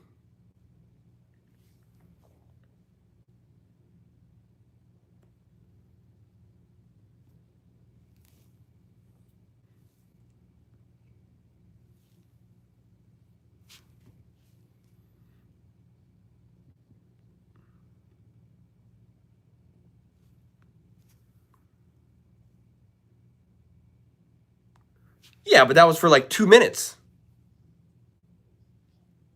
So that's not a rivalry.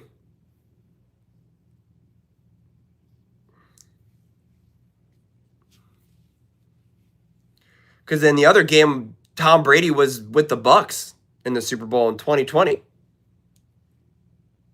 So it was only, what, 2018 and 2019?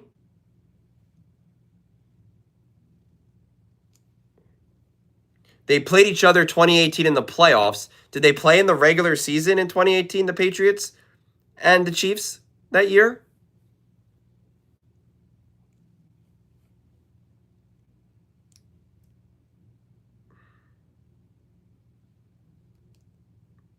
Oh, wow. Now it's going to be 3rd and 5. A minute 9 to go for right here. Oh, good defensive stop. Good tight coverage. Yeah, this is huge. 3rd and 5. I'm curious to see what McVay does here now.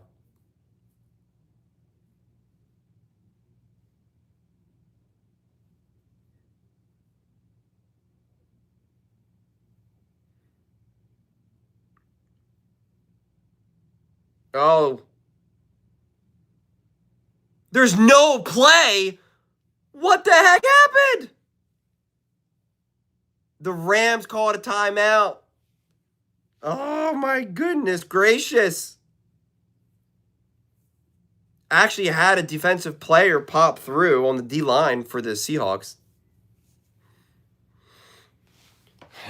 You get the feeling that this game absolutely has to be won by the defense for the Seahawks. And the Rams offense is just in complete control.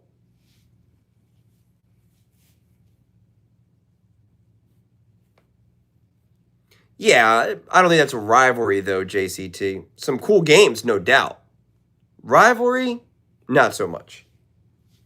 Rivalry is the Bills and the Chiefs. That's the rivalry. And that wasn't even a Chiefs Bills. That's a Mahomes Allen. Oh, incomplete. And the clock stops. 1:03 to go.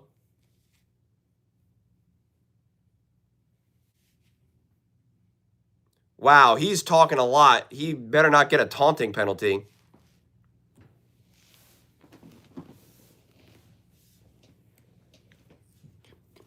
Yeah, I don't think we have many rivalries in that regard outside of obviously like Cowboys, Eagles, Bears, Packers. Those other rivalries to me are not about the teams and it's about the quarterbacks for like Mahomes and Allen, Mahomes and Lamar. Heck, even the Bengals and the Ravens are more about Burrow and Lamar. That's what I'm saying. They're not doing anything to make Stafford uncomfortable at all.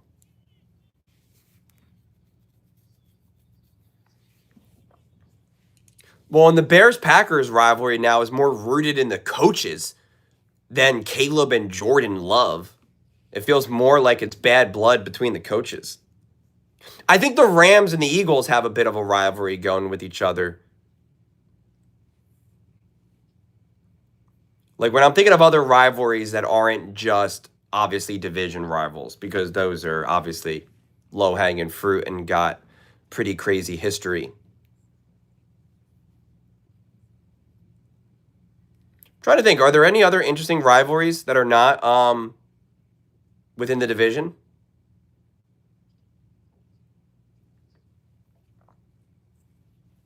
The Bills and the Chiefs games definitely answer the call, but I still see that so hyper focused on Allen and Lamar and Mahomes.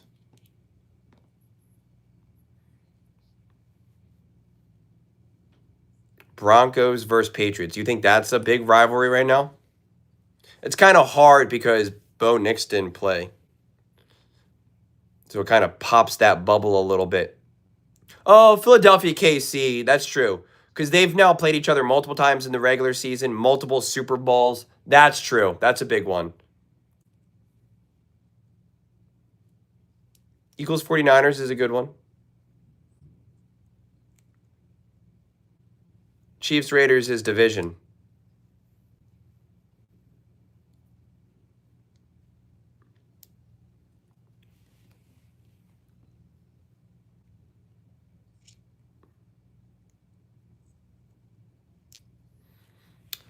I mean, hey, I made that whole video showing that Jalen Hurts actually has the better stats in their matchups together.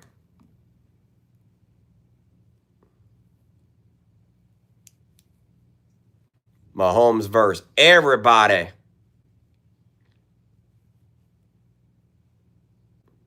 All right.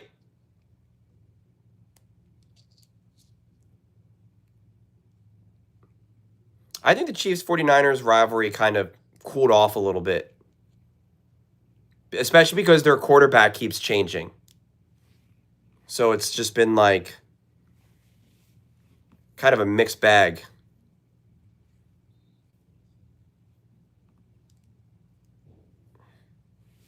All right. What does Clint Kubiak and Sam Darnold have dialed up in the final 54 seconds of the half? This is a big drive. Oh, wow. Catch, first down, out of bounds. Jackson Smith and Jigba. I'm sorry, depressed Broncos fan. I am sorry. Ooh, that was a really big, strong catch from Jackson Smith and Jigba. Oh my gosh, Sam Darnold. What the heck was that? That was dangerous.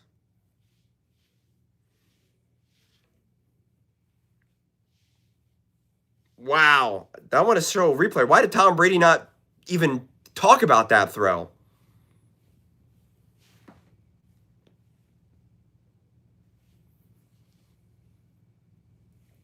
Second and 10. Are they going to just hand the ball off now? Are they getting a little scared now? No?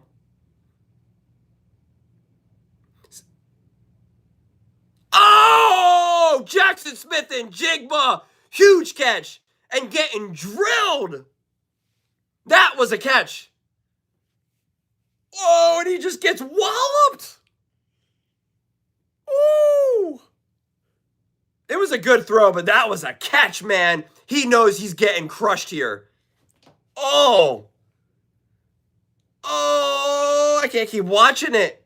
It was a good hit on the defender, too. Didn't hit him in the helmet, shoulder to shoulder. Now, it was a good throw by Sam. Don't get me wrong, but that was a catch. That was a catch. Patriots, baby, Super Bowl. Drake May, year 2.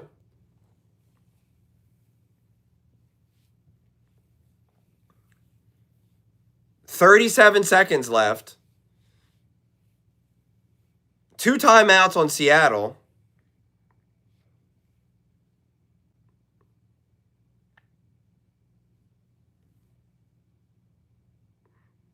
Got him underneath.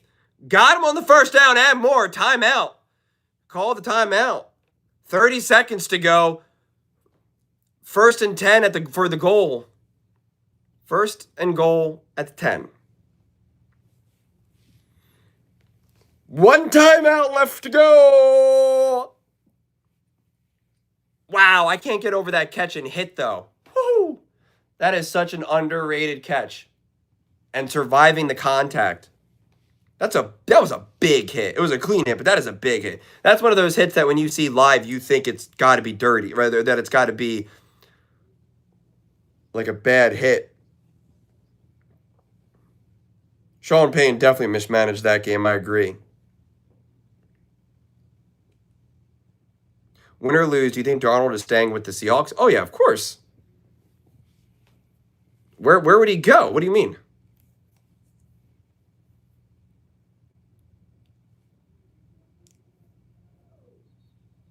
Wow, false start. That is bad. Out of a timeout. That is bad. Now you're what, 1st and 15? That is bad. On the center. The heck was that? Let me see that again. What do you do? I don't know about that one.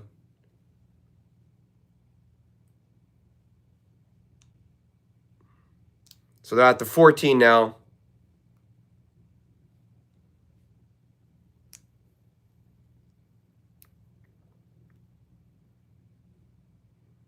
Oh, he caught it out of bounds.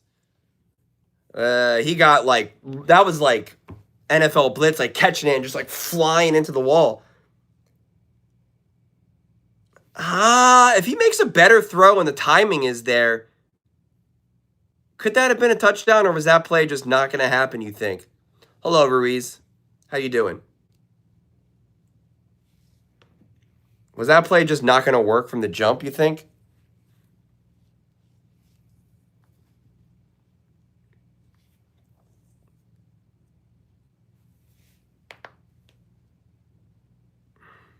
Oh my God, touchdown!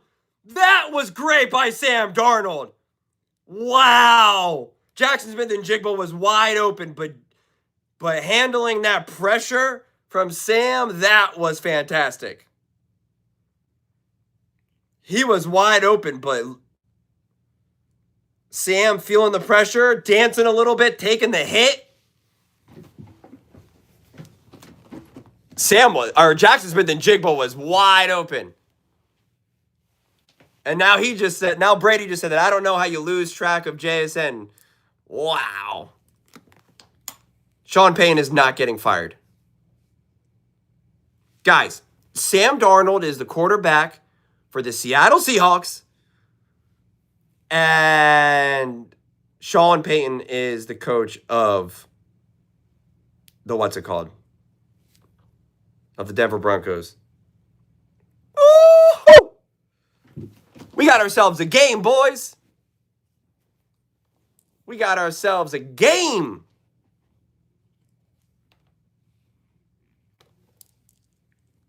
I'm pretty sure Sam Darnold already has more production than Caleb. Julian, I was asking that Oh, wait, hold on. There was a fight now? What happened here? Absolutely much ado about nothing. Julian, I was asking you that because of what happened with the Vikings. Wait, what happened with the Vikings? Sorry, I think I'm a little confused right now. JCT, I tried to tell you, man. Tried to tell you. Oh, hello, Grover, the troller. Well, because last year he did good on the Vikings and they got rid of him. Oh, yeah, but that was only because he was on a one-year deal and they had J.J. McCarthy there. That's why. And they didn't really want to pay Sam Darnold. They already gave Sam Darnold the contract. He got $100 million. And the Minnesota Vikings certainly regret moving on from Sam Darnold. I can guarantee you that. Apparently, there's talks about them trying to put together a package to try to get Joe Burrow, that they would trade J.J. McCarthy, and I forget what else.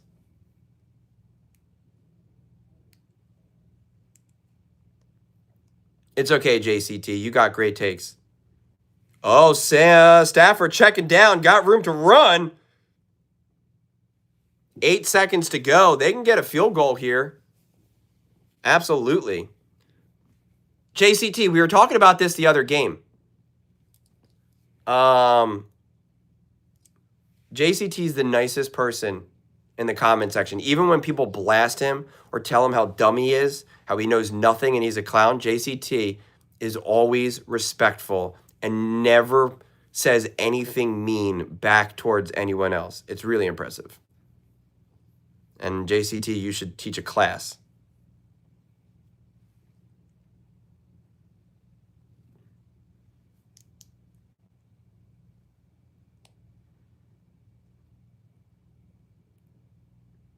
I've been waiting to say that to you when you were live because we talked about it before and I don't think you were in the chat. They're calling another timeout. Now the Seahawks are calling a timeout. That was a smart timeout by Seattle. See, that's a coach who understands what he's doing. Mike McDonald. Smart. Hey, Philadelphia Eagles, take note, you clowns.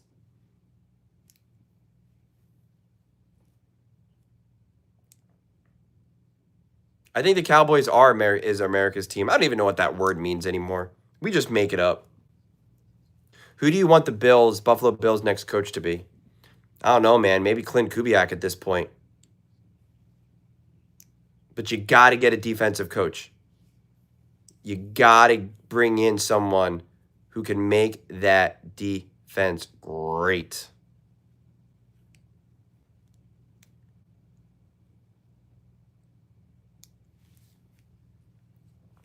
Matthew Stafford. He's going for it. He's dropping back. He's letting it rip. He's running. He's running. He's running. And he slides. Oh, he fumbled the ball.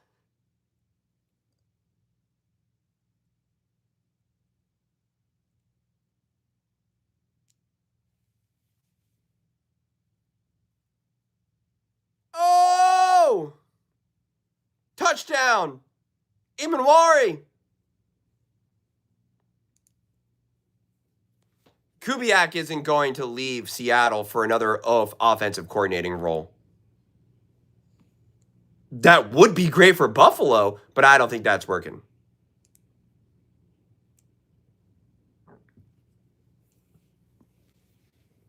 I don't think Brian Flores is going to leave. None of these other coordinators are going to leave their coordinating role to be a coordinator at another team at that point. And I think Brian Flores has already been extended with Minnesota, so if he doesn't get a head coaching role, then he will be with Minnesota. Spags as the Bills head coach. Would he ever? I don't know if Spags would ever do that. Man, the Bills now got Justin Jefferson, A.J. Brown, Bill Belichick, Clint Kubiak. Heck yeah, man. Bring it on. I like the Bills' chances at that point.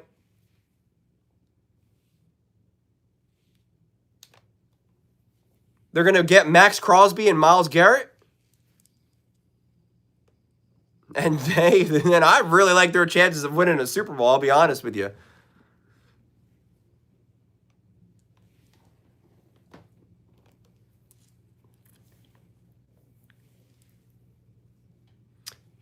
No, I don't think Spags would even do that at this point because, first off, I think he's probably at the end of his coaching career, and it's his whole legacy. I think he's a king in Kansas City.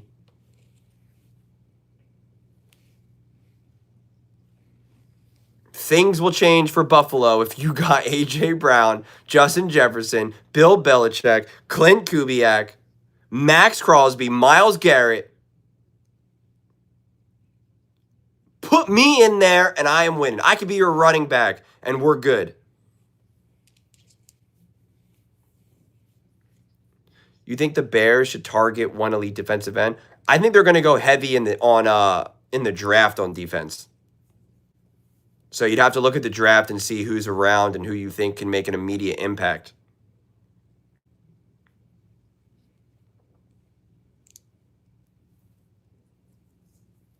Hello, KJ.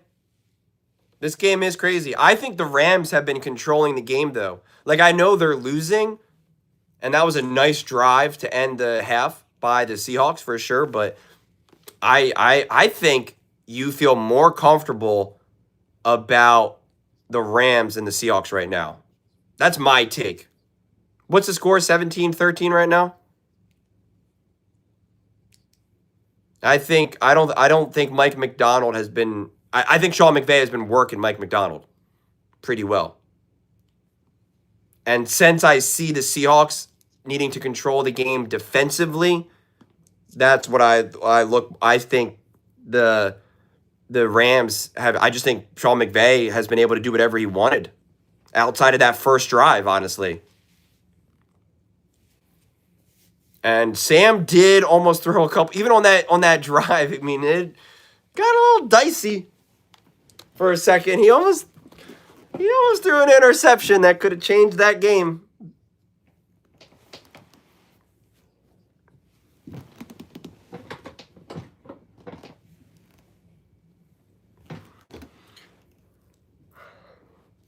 Also, the Seahawks are relying only on those big plays, though. Like you said, you're giving up too many big plays. That's all you're giving up, though, are these big plays.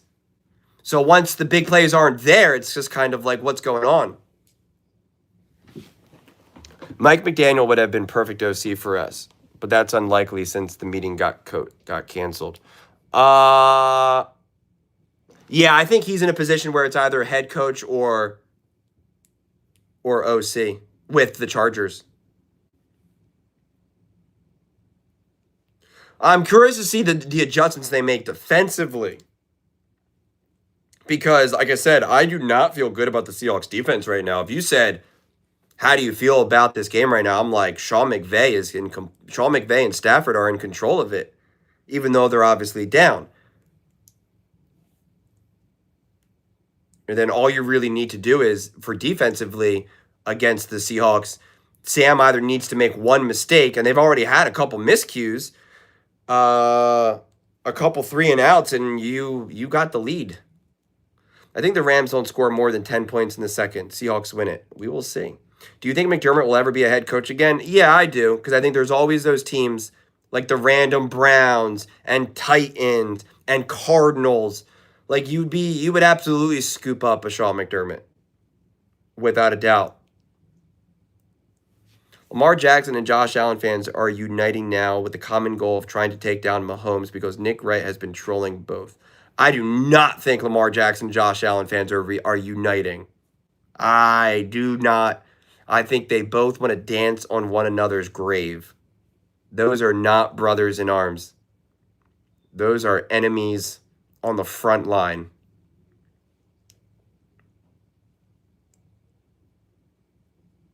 Two questions. Do you believe the Keon rumor about wanting a trade? Would you move up for a wide receiver in the draft? Whew. I don't know about any of the trades rumors, honestly. In terms of moving up for a wide receiver in the draft, I mean, how much do you got to move up? And what wide receiver are you looking to get?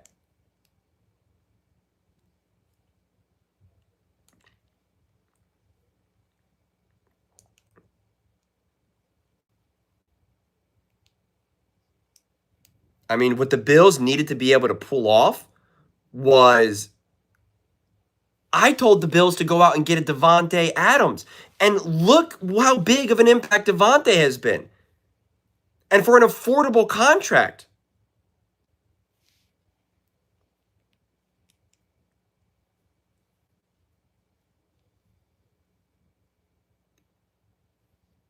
Yeah, but you know what? I think with the Bills, I think with Lamar, Josh, and Mahomes, it's just the enemy of the enemy of the enemy. They're just three people looking at each other and they're like, I hate you. I hate you. Well, I hate you. Well, I hate you. Yeah, but I hate you. Yeah, but I hate you. Yeah, but I hate you. It's a Spider-Man meme. Everyone's just looking at everyone. Huh? But the Bills could have picked up Devontae in free agency.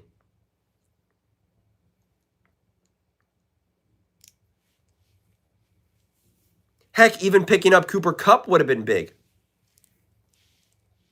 So I don't know if it's Bills fans and Ravens fans. Like I'm talking more about the Lamar, Allen, and Mahomes fans. Join, do you think the Bills will benefit from a true number one receiver or a top three defense? Ooh. That's a good one. That's a good question.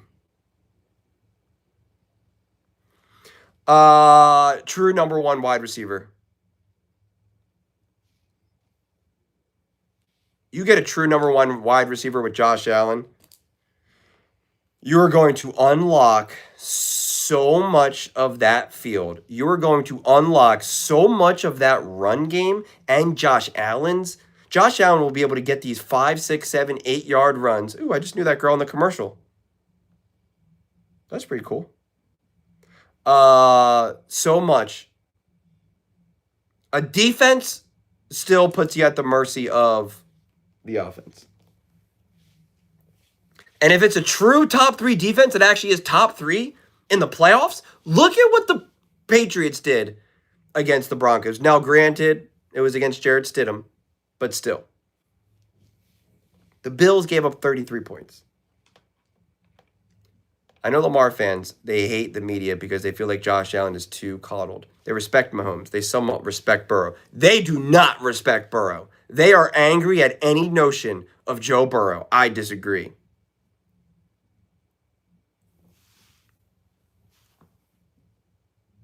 We have not. And if you're talking about Diggs, that was a mess, and the coaching was a mess. They had like 3 different coordinators while he had that receiver. You need the coach right.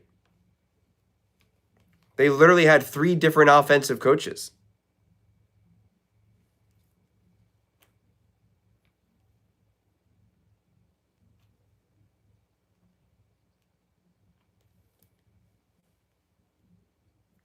Julian, do you think relying on drafting new players out of college can be risky in terms of if they actually can play good? Well, the NFL kind of goes back and forth between that, right? Between drafting and just paying for someone who you know. Like that's what the Rams did originally, where they're like, we don't care about draft picks. We're just going to get known commodities. And then everybody was like, this is genius. This is genius. And then the Rams completely rebuilt their team in the draft. Like that's how they got their defense. That's how they got Puka Nakua, right? So then it was like, you still got to be able to you got to be able to draft. Because you got to be able to afford everyone. You just can't pay for everyone. That's why the draft matters so much. You got to get the talent in the draft because you just can't go out and pay for players. You run out of money.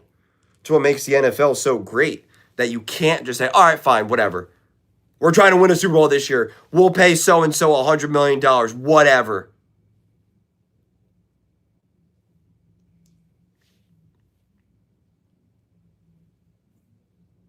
Yeah, but he wasn't an MVP, though, for Burrow. And they think Josh Allen's MVP was just given to him. I think the AFC needs to start thinking of building really deep teams instead of just relying on quarterback play.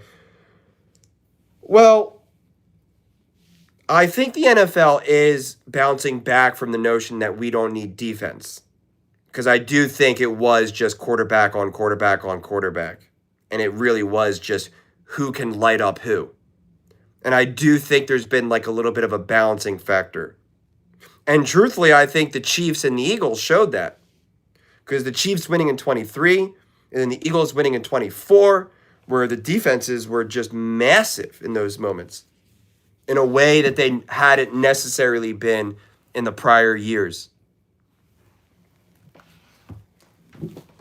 Where it just felt like once we saw Mahomes and Allen and Lamar all going off, we were just like, okay, defense doesn't matter. You need a superstar quarterback. You need a quarterback who can just light up the box score. Well, that's true, too. That's exactly right? Remember, running backs were devalued. Then you had the Eagles getting Saquon, the Ravens getting Derrick Henry, 49ers, Christian McCaffrey, and they were like, oh, running backs do matter.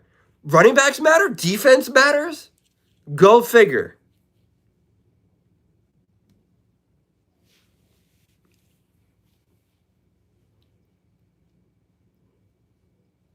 Yeah, but what did Joe win?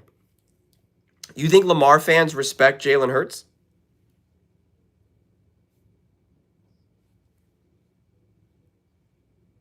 McVay owes his ring to the defense, specifically Aaron Donald. I don't know if he owes it to the defense, but the defense obviously was great.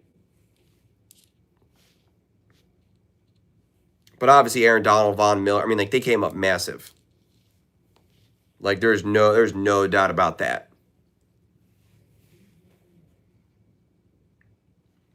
But this is where it's always wonky, right? Look at the Eagles. In 22, their defense did not stop the Chiefs at all. And Jalen Hurts played out of his mind and lost. In 24, the defense was unbelievable. Jalen Hurts played great, but he wasn't needed to be as great as in 22. But then he won.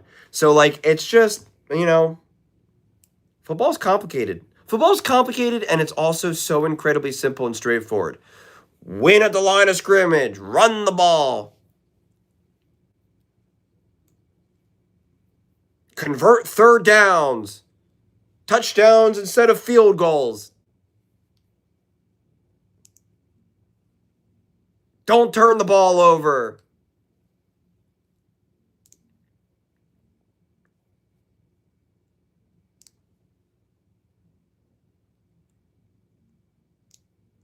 Gotta win in the trenches. See, Dave gets it. Gotta win in the trenches. Keep it simple. Hurts has won a Super Bowl. Mahomes has 3. Joe's got to a Super Bowl. Lamar fans don't get on them as much. Well, I think they might also remember Burrow has not been able to stay healthy and play consistently. We've really been robbed of Joe Burrow's greatness, honestly. Combination because the Bengals are a joke, but also because of his injuries.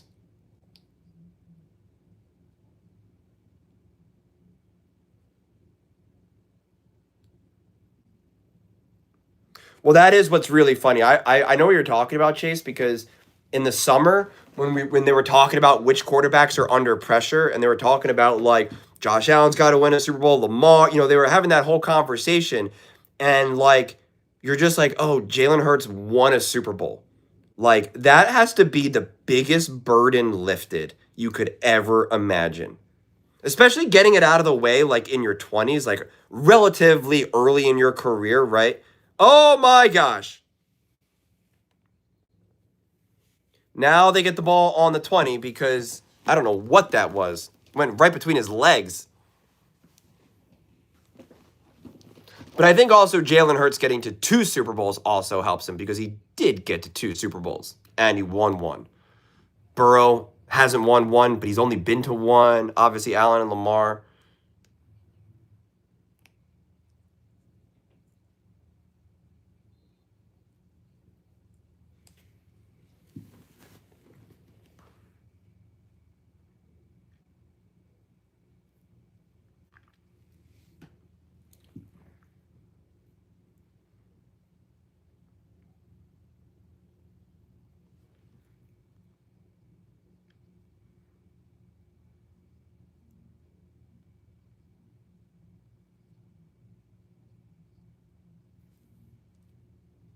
Alrighty.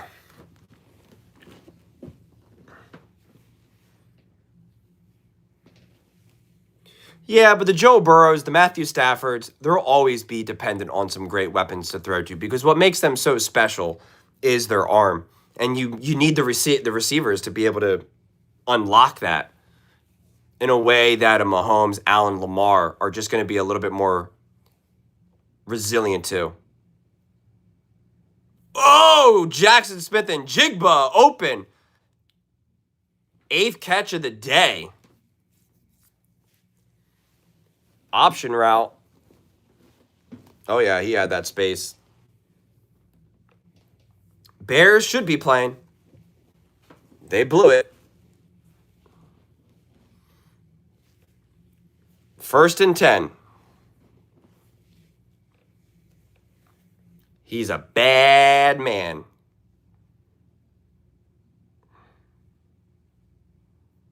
Can. Turbo set. Fake. Uh-oh. Sam Darnold flushed out of the pocket. Throws it away. That was a good throwaway.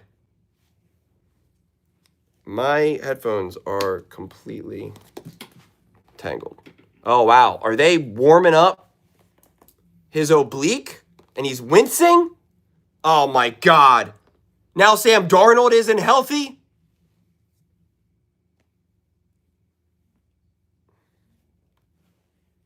Wow, 21 drop. Oh, no, 8 pressures on 21 dropbacks. I thought he was pressured 21 times. I was like, what?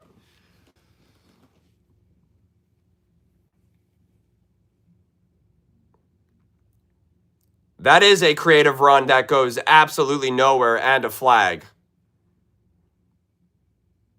What the heck was that? Why are you trying to get all weird right now? And now a hold. Do they decline that? The Rams have no penalties. Seahawks have 4. It's declined. That's what I thought.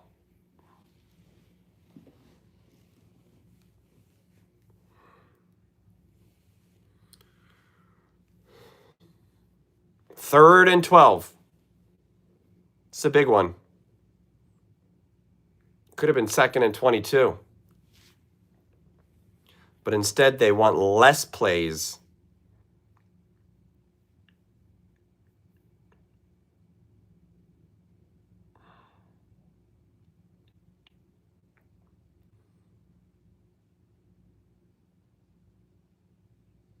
Wow, big sack. If he stepped up through that, I don't know. Would there have been a play to make? I want to see this.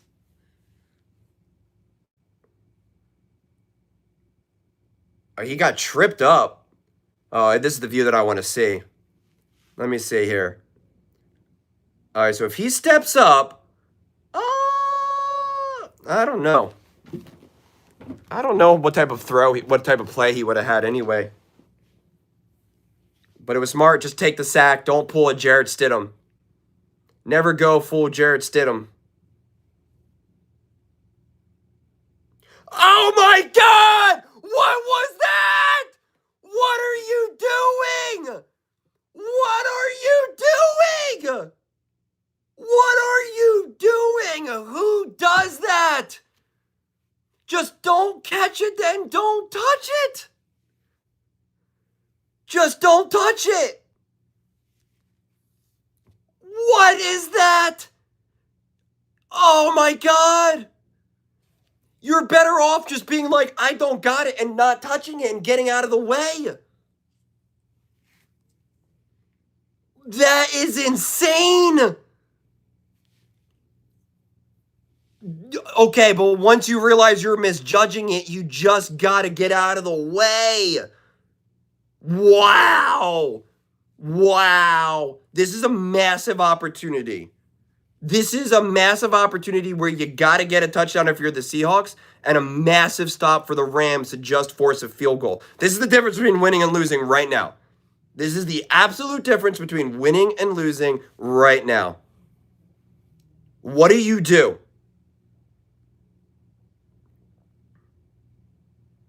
Wow! Wow! And a huge throw by Sam Darnold! Wow! Oh my goodness gracious, in one throw. Wow! Wow! Listen, the game's not over. I mean, there is plenty of time left. Let's be serious here. But that was huge. Look at this throw. Show Sam Darnold dealing with it and the patience. Wow. I mean, the Seahawks have been doing well against this defense. That's why, or excuse me, the Rams have been doing well against this defense. That's why this game's not over by any stretch of the imagination. Wow. That was I'm going to go back because they're not showing us the replay of that. How do you not show the replay of the throw? All right, let me see this again. So they're at the 17-yard line. Sam Darnold, man in motion. Is that Bobo? It was in motion? Yeah. Okay. Play action. Picks up the blitz. Oh, yes. He had a free rusher right up his gut. And making that throw, that was beautiful. That was absolutely beautiful. That was absolutely beautiful. Absolutely beautiful. What am I trying to say here? No, this game is so far from over because until the Seahawks show that they can stop the Rams, which I don't think they've shown so far.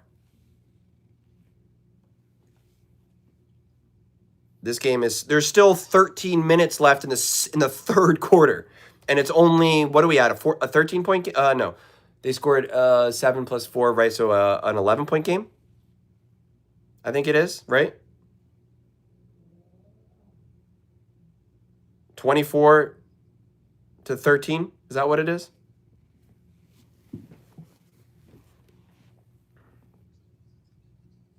If he's making those decisions and making those types of throws, yeah, I agree. But again, you still got the entire second half. You had 24 to 13. Sam Darnold is 14 for 21, 238 yards, 2 touchdowns, and a 136.6 passer rating. Matthew Stafford is 8 for 15, 125, 1 touchdown, and a 103.5 passer rating. But the Rams already have 16 carries and 88 yards rushing, 5.5 yards per carry. Unless the Seahawks start to slow that down.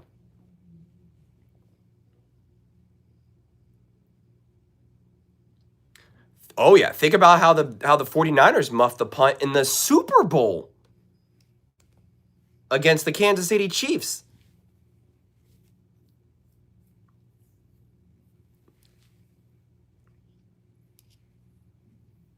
No, this game is so far from over. It's not even close to being over.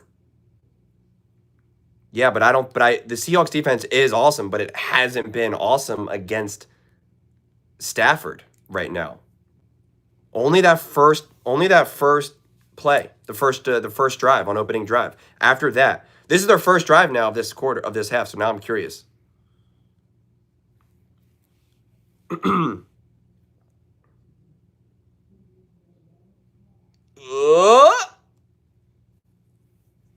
But the Seahawks now are fired up. This defense is ready to just go crazy. Oh, yeah, here's the view I want to see. Come on, Tom Brady. Break it down for me, buddy. Ooh. Wow. Yeah, it was a great play, great execution. Great throw, great catch. Now it's 1st and 10. This is huge for the Seahawks now. They can either keep the momentum or lose the momentum.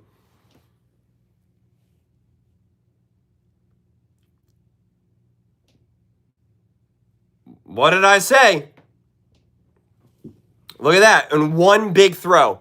Everyone immediately is like, oh yeah, this game's not over.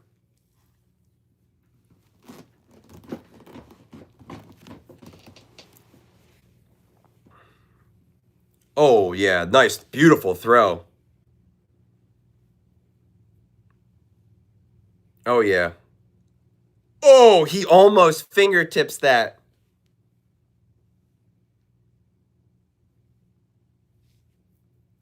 All right, wow, they're already at the 35-yard line.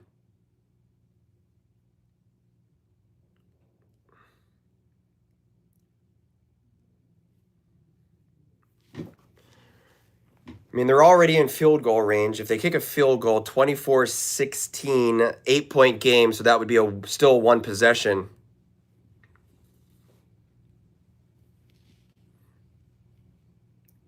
Oh, he almost got that.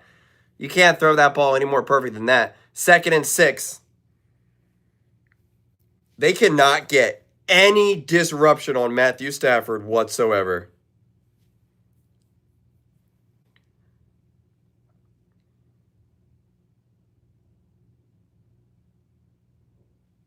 Look at that.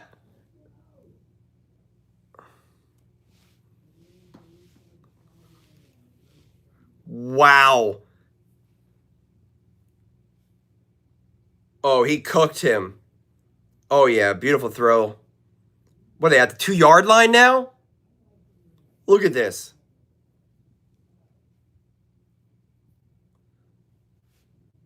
Why are you complimenting me, Tom, right now?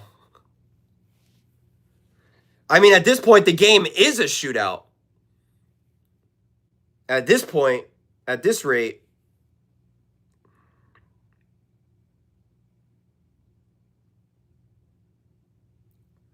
three passes and a touchdown. Wow. And just like that. Just like that. 24-20. Are they going to go for 2 here? They might go for 2 here. Bring it back to a 3-point game.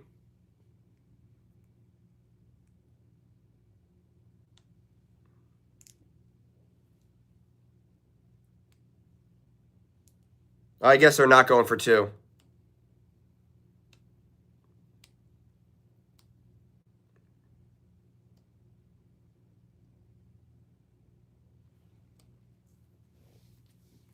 All right, 4-point game. That was so easy. That's what I'm saying. The Seahawks have shown no ability to stop this offense right now. None. 0. And that should make anyone uncomfortable if you're a Seahawks fan, and that should make everyone really excited if you're a Rams fan. Let me look at this. 4 plays, 75 yards, 2 minutes and 21 seconds. 40-yard pass, 29-yard pass, 2-yard pass, touchdown. Wow. Stafford is now 11 for 18, 196. 2 touchdowns, and a 135.4 passer rating. Wow. This is just wild. Yeah, but the Seahawks are more mistake prone.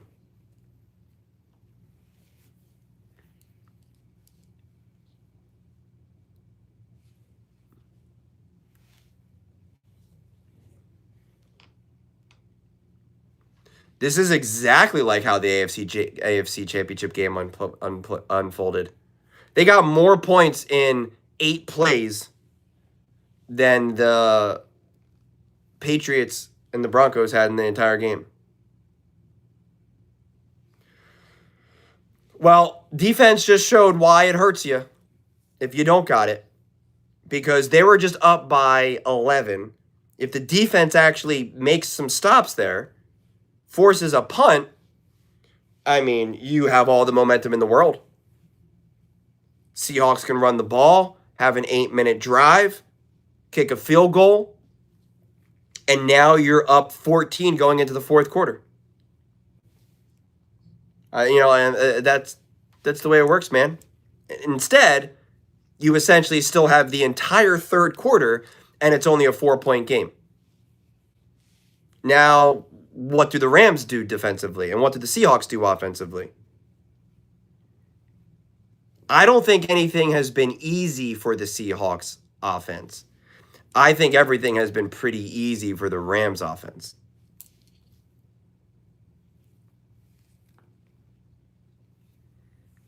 I mean, look at that touchdown pass to Devontae. I mean, like, that's just an easy pitch and catch. Like, that's just simple.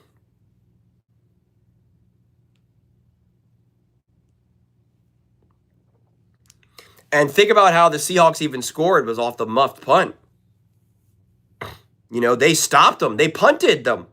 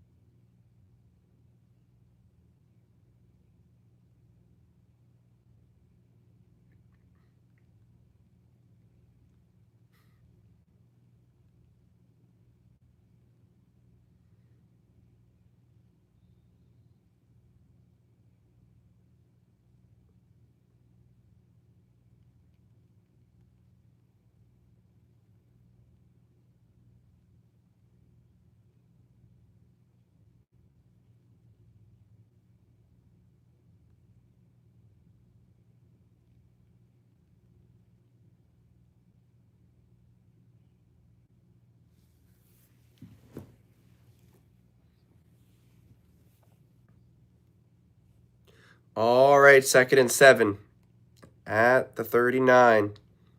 Kenneth Walker, nowhere to go. Wow, and a loss of like 2 or 3.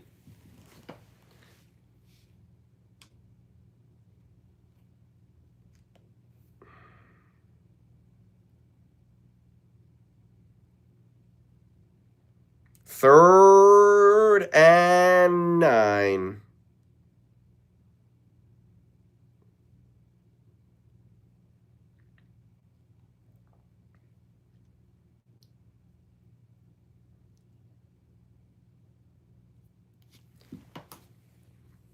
Oh, cup open. Whoa. A little wobbly of a catch and throw there. I thought that was going to hit the ground. Ooh. His momentum was bringing him in the other direction. Oh. It was an easy throw and catch, but it didn't look easy.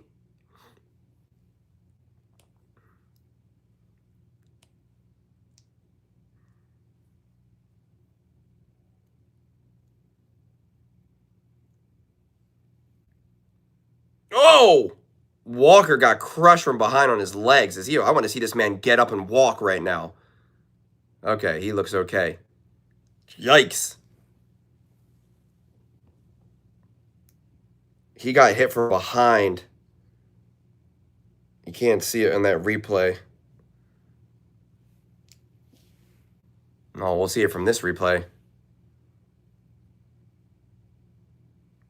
Oh, he hit his upper body more than his leg. That's good. 1st and 10 at the 41. No one in the backfield.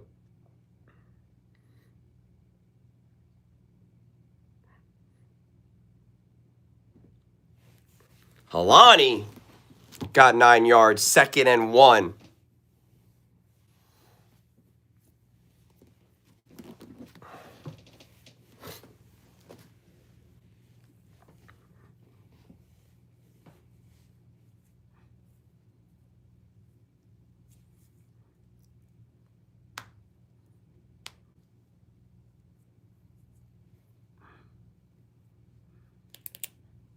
Second and 1. Got the screen. Oh! Oh, yeah. I mean, if you got a spot, if you get the ball in Jackson Smith and Jigba's hands, you get the ball in Jackson Smith and Jigba's hands. Cup with the block.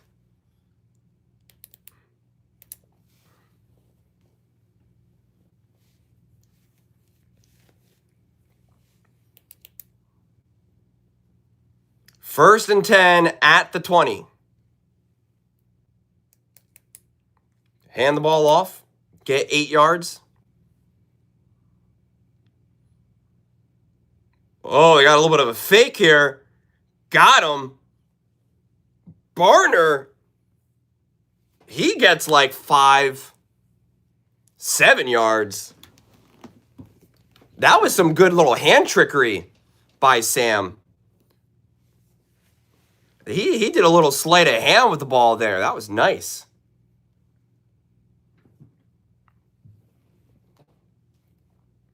The offensive scheme has been great for the Rams. They've been crushing the Seahawks. Oh! Wow. What the heck was that? 3rd and 3 now. That was a missed opportunity for the Seahawks.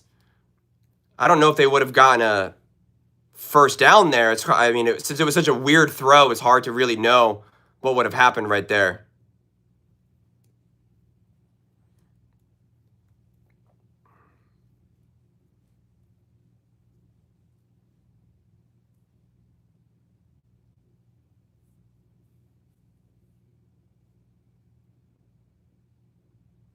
Oh, Cooper Kupp with a touchdown. Wow. Wow. Wow. Wow. And that was actually a more sustained drive, which is what the Seahawks need to keep the Rams offense off the field. Let me look at this catch and throw. Oh, nice route. Nice move. He felt the sweet spot, turned around. Sam hit him. Going through his progressions. Yeah, wow.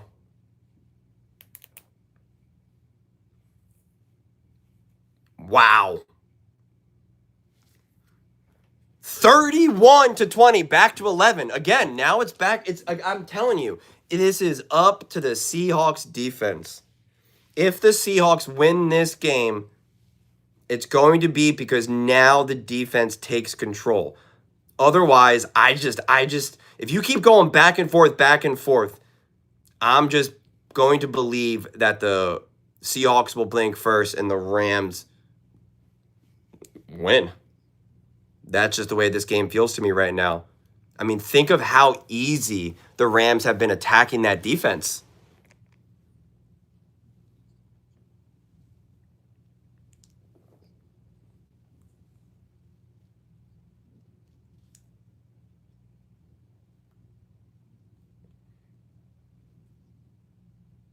Wow. Wow. This is a crazy football game. I mean, this be wild, man. This be wild.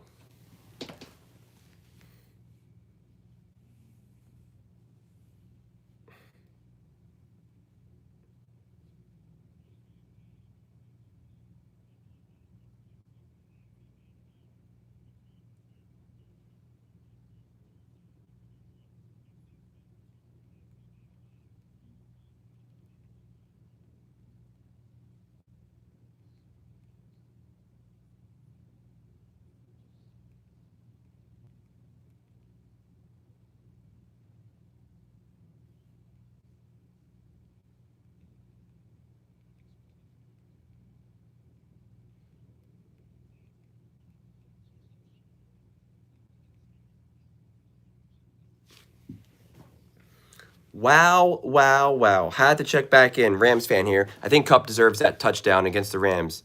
Game on, brother. Yeah, man.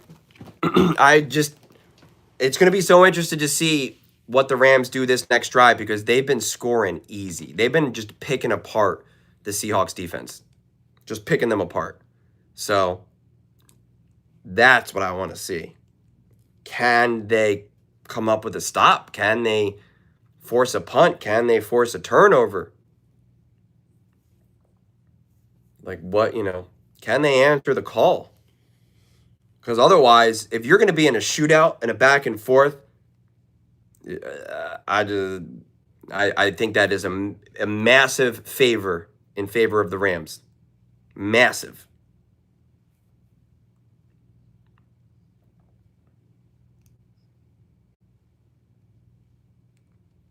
He has, but you can't be perfect.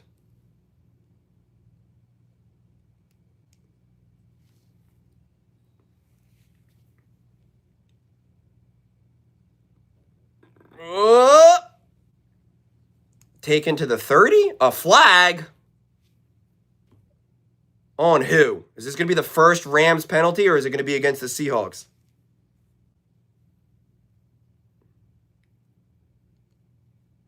Well, a Seahawks fan is angry. A Seahawks player seems to be talking and is angry.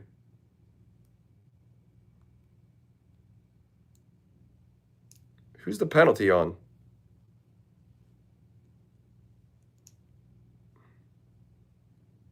Oh, the ref just went out and stopped him.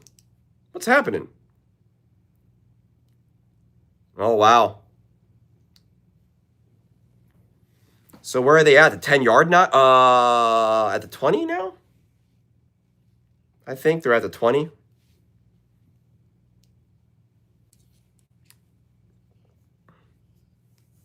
Oh no, they're farther back than I thought. All right, baby. 1st and 10 at the 13. What do the Seahawks have defensively? No pressure. Big throw. Look at this. They cannot stop him. Another Seahawks player went down on that throw. Who falls? Witherspoon. He fell again. He's fallen down multiple times. They're already at the 48-yard line.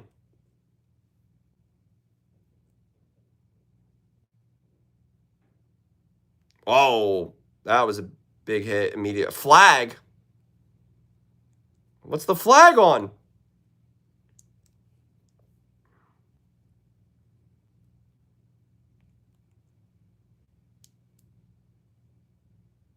Defense penalty again. Wow. 5-yard penalty, first down. Wow.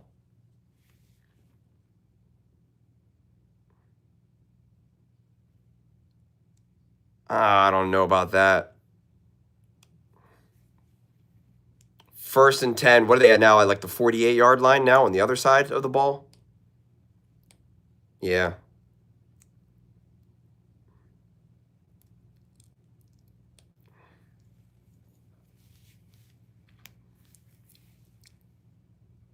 Oh, big run.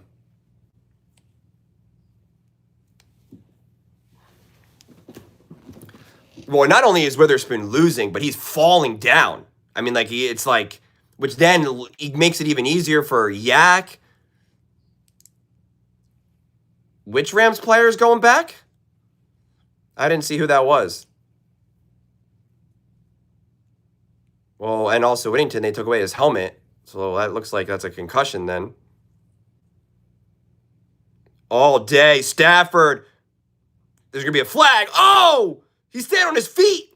Oh! But there's going to be finally the first penalty against the Rams. Holding. I assume. Illegal use of the hands to the face. I thought it was going to be another defensive penalty. I was going to just be like, okay, I'm done. I'm leaving. Goodbye. Oh, yeah. He's grabbing his face mask. That's got to be more than illegal hands to the face.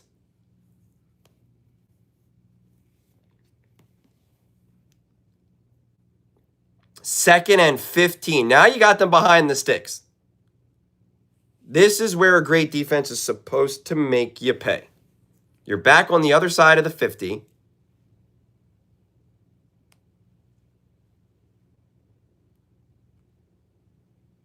A handoff. Got 3 yards, 4 yards. Now it's 3rd and 11. They definitely missed that face mask on Stafford. That was huge. That was definitely a face mask. 3rd and 12. This is huge. 3rd and long. Seahawks got to come down with this stop. These are the moments. These are the moments. Matthew Stafford, they bring in the pressure. Oh, he stepped up. Oh, my gosh, almost intercepted. Wow. I mean, that was a great play by Stafford to avoid the pressure, but then I don't know about the throw. I got to look at this again. Was this close to being intercepted? Oh, yeah, that should have been intercepted. He just dropped it. Oh, great stop by Puka Nacua again. There's a flag?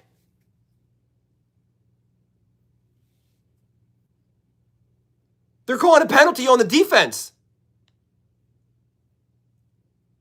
Oh my gosh, what is happening? They're going to do unsportsmanlike conduct or something.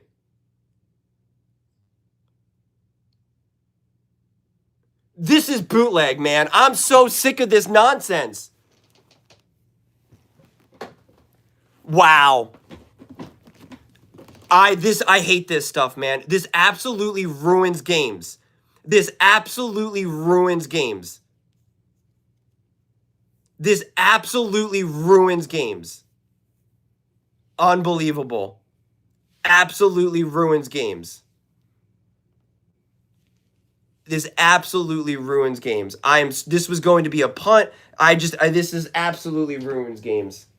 I am so sick of this stuff. I mean, he deserves it too. I absolutely hate this stuff, man.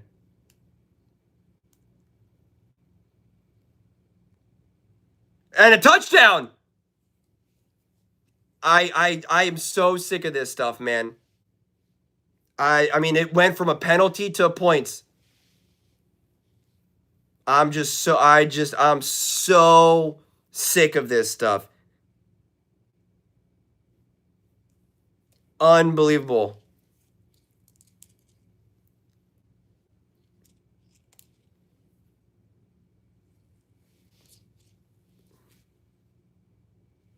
I can't believe this. This makes me not want to watch the rest of the game, honestly. I mean, I'm just so sick of these types of moments in games. It completely ruins the game. I mean, it really does. It really, really does.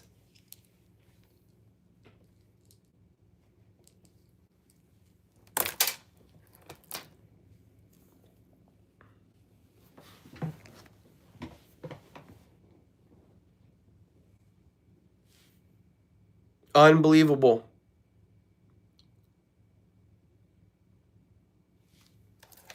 This makes me not want to watch sports, honestly. It was clearly a touchdown. What are they reviewing?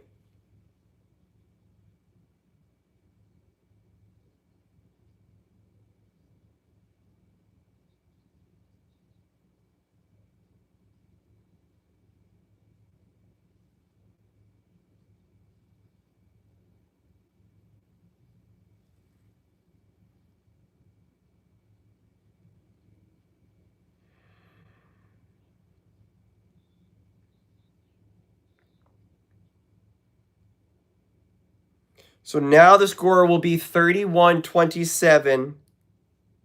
2 minutes to go in the third. It should be 31-20.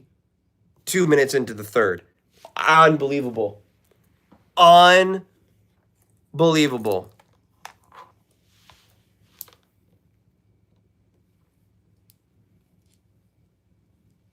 Oh gosh, I just hate this stuff. I absolutely hate this stuff.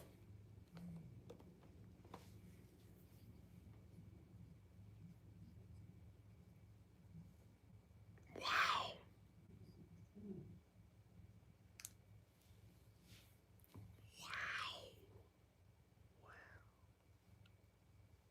Wow. I'm speechless. I am genuinely speechless right now.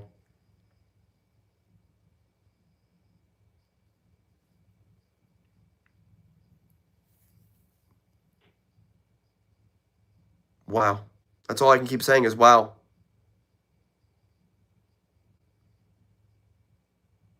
I don't even understand what they're reviewing. He clearly caught it. It was clearly a touchdown.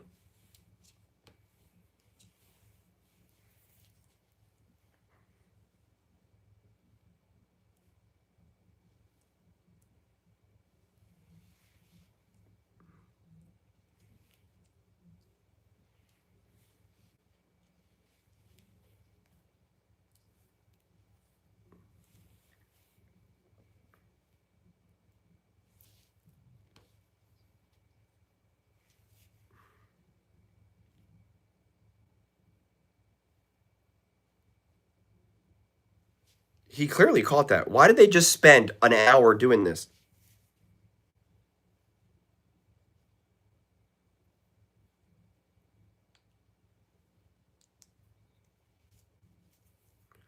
Unbelievable. And he dropped the interception, too. He had the interception. Wow.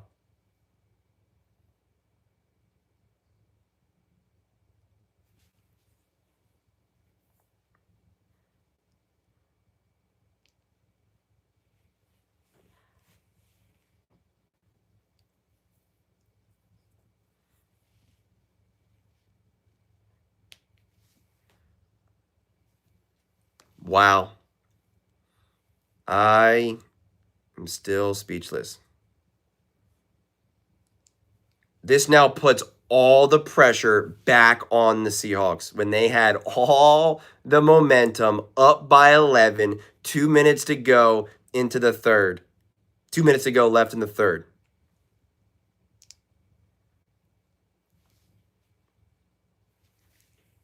And now the Seahawks on defense are fighting on the sideline. Wow. What do you think they should do about the refs? How so, Kadro? And thank you for the super chat. Uh-oh.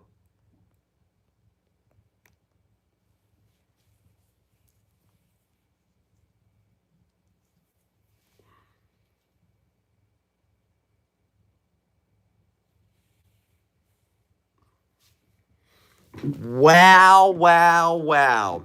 Oh, now they're fighting on the sideline. Wolin.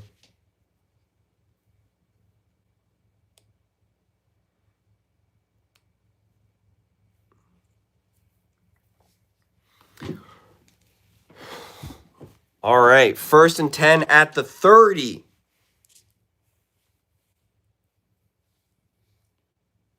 Sam Darnold and the Seahawks. What do you got on offense now? How do you answer? Can the Rams defense finally come down with the stop? Got some trickery here. with Shaheed nowhere to go and just gets 1 yard. That was a lot of nothing. The Chiefs aren't the only team that deal with the ref issues. We're not talking about the Chiefs. Not talking about the refs.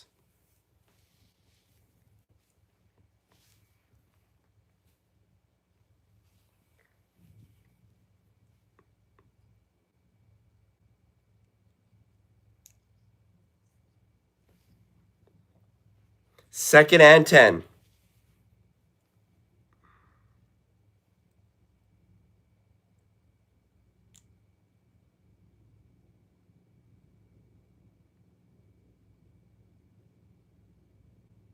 Wow. Now 3rd and 10. Sam Darnold flushed out of the pocket right away. Oh my gosh. He got flushed out immediately. 3rd and 10. They're about to have a 3 and out. Wow. The momentum has shifted so violently in this game. Unbelievable.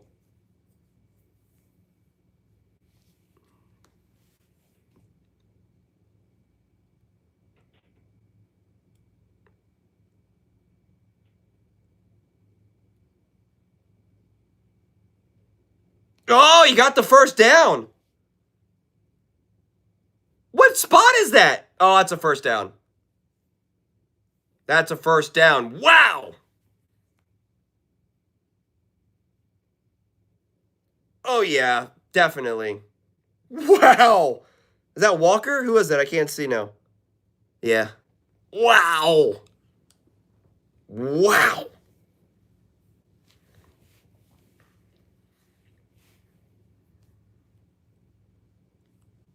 Wow.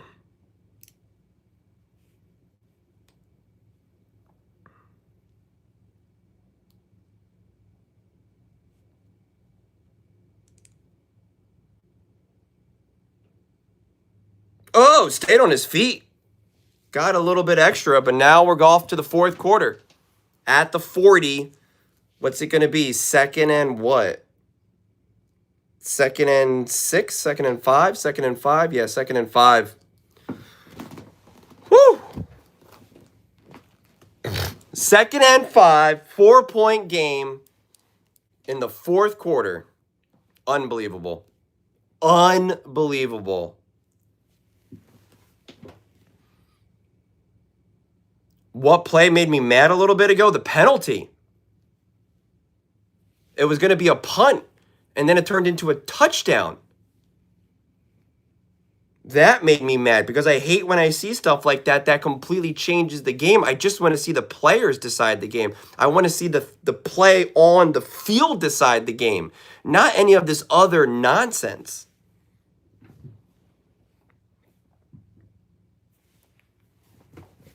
Like, I just want to watch football, you know? Like, we just watched a whole 3 hours of, I don't know what that was.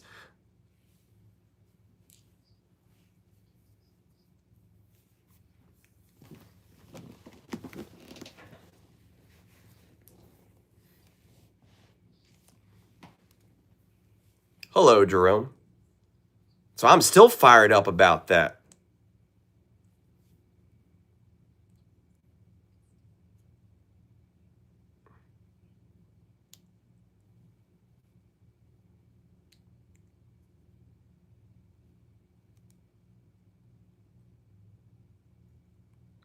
Well, listen, I'm not saying that he didn't even deserve the flag, like, because I think the player for Seattle needs to deserve, he deserves some blame, but I also just think that the refs need to use discretion in that moment. You're talking about a crucial moment in the game. You're giving them a first down. Like, that's a moment when the ref needs to say, "Get out of here right now."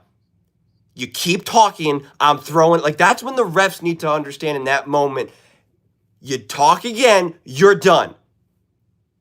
Like, you got to understand the game. You got to understand the moment.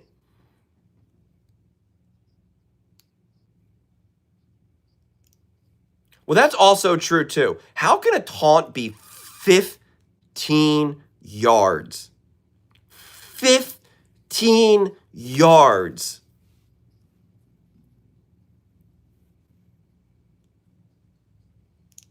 An automatic first downs.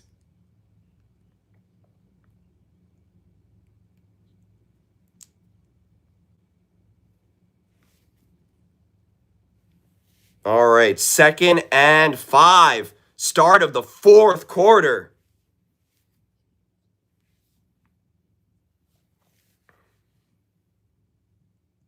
Sam Darnold's changing the plays.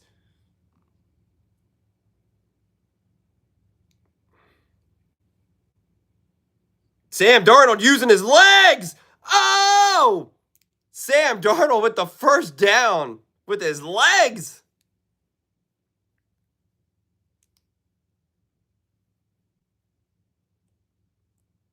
Oh, and Zay Flowers deserved that taunting penalty. There was 2 taunting penalties against the Kansas City Chiefs. With the Kansas City Chiefs. That was the game that I was thinking. That had devastating consequences on the game. And the Ravens deserve the blame for it. I don't blame the refs, honestly. I blame the Ravens.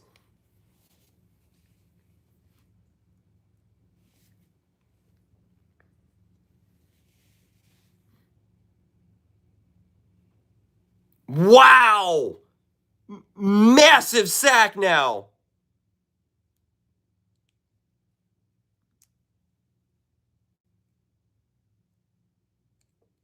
What does Sam want now? Sam's upset about something. Oh, he should have gotten a penalty for throwing him down.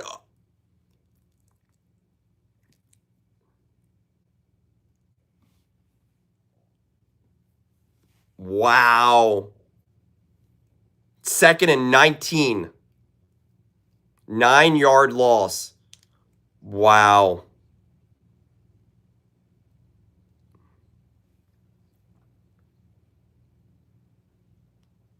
And now it's going to be 3rd and 15. Wow. I am so irked by this entire thing, man. I really am. I really, really am.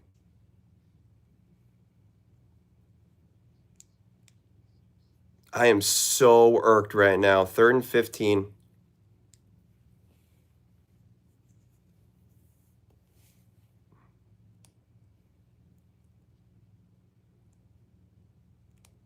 Oh, that's offsides.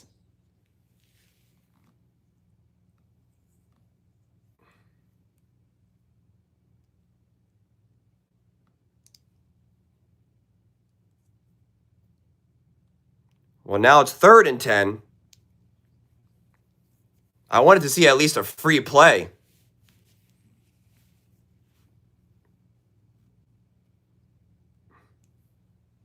Just a little outside.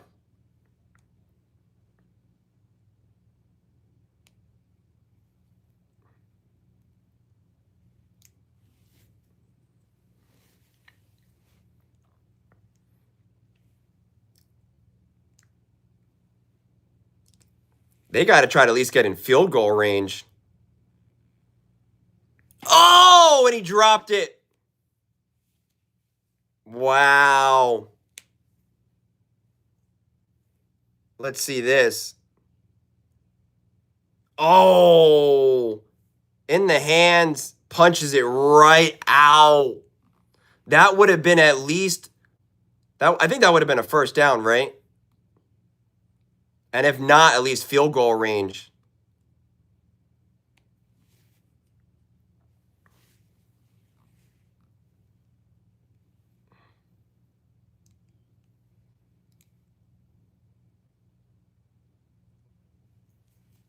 Wow.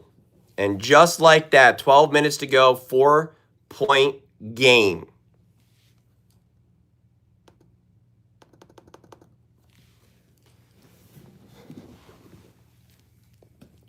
Hold on, I'll be right back. I got to get a drink. I'll be right back.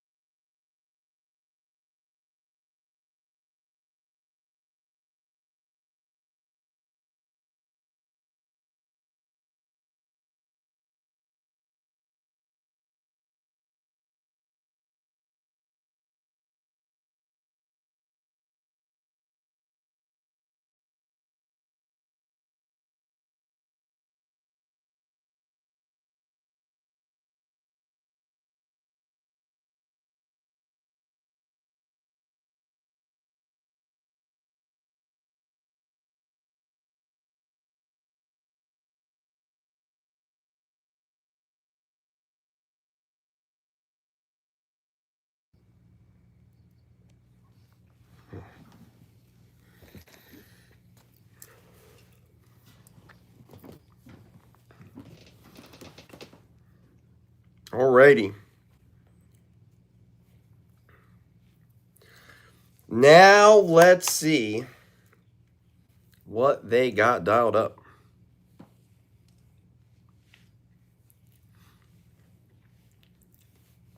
I know, I like how everyone is upset.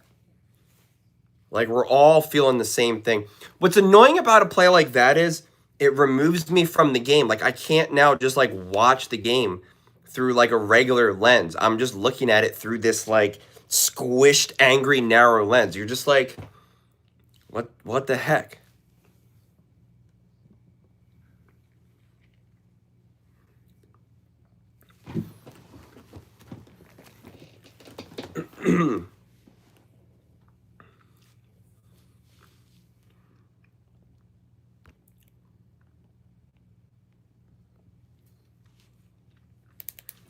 It's definitely gone more to the offense today, Tom Brady.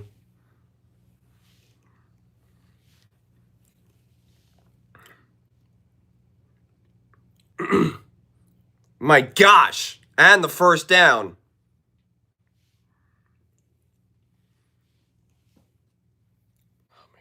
Please shut up and just let us watch the game. Nobody cares about what you asked Matthew Stafford before the game, Aaron.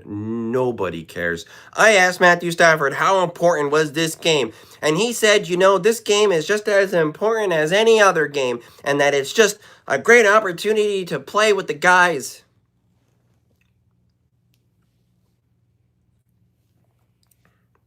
First and 10. Oh, and first down. And more. They cannot stop them.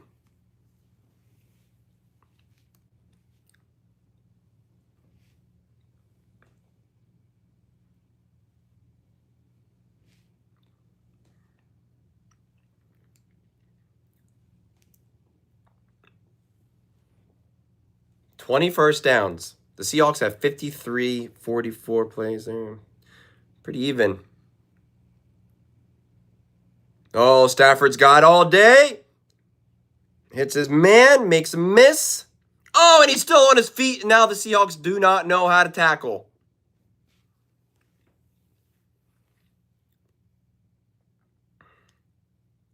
Woo. They were trying to punch that ball out. Now they're trying to definitely force a turnover.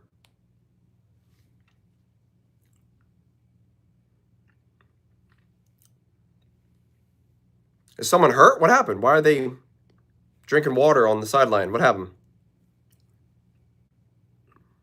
Oh, Seahawks player.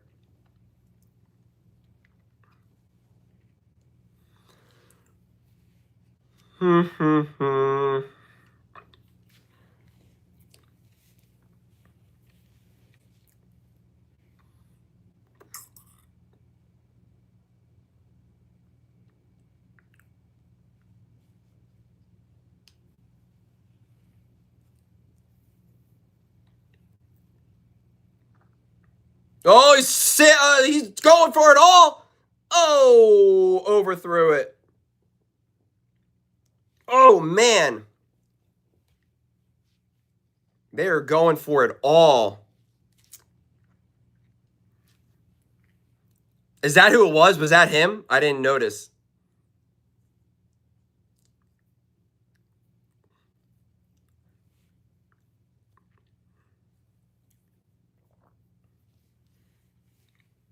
Second and 10. 10 minutes to go in the fourth quarter.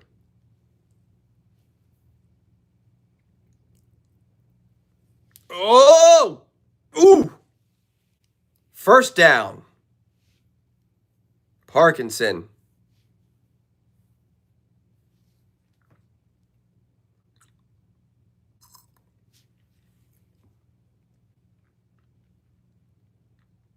Oh yeah, man. They're trying to punch every ball out now, nonstop. They desperately want to make up for that defensively. Desperately.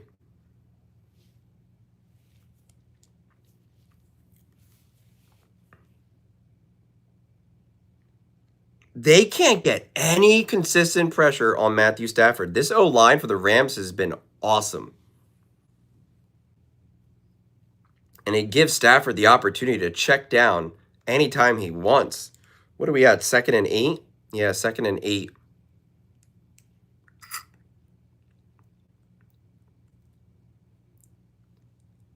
Yeah, well, it was freezing cold in that game too, remember? But also, the Rams, as great as the Seahawks defense has been, they're just not great against the Rams offense.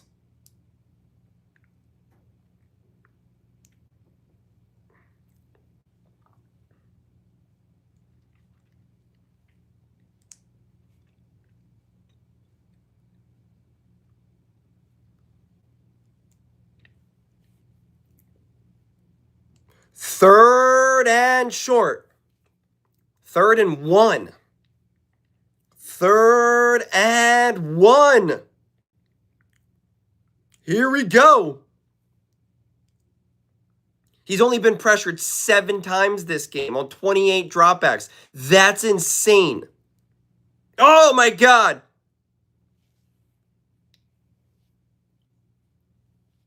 What happened? He dropped it? What happened? Oh, he did. I couldn't see. It got blurry for a second. Oh my gosh. Wow. And now they're going for it on 4th and 1. Makes sense for them to go for it here. I like the chances of the Rams converting here. Oh, he's got run. Oh my God. Stafford just picked it up with his legs. Wow. What was that in the air that was flying all over the place?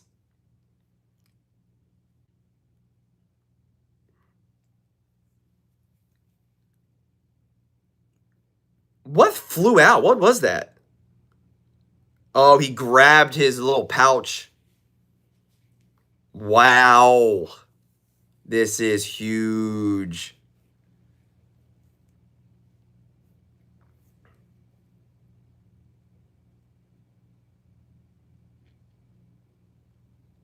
Oh, flag. Wasn't that false start?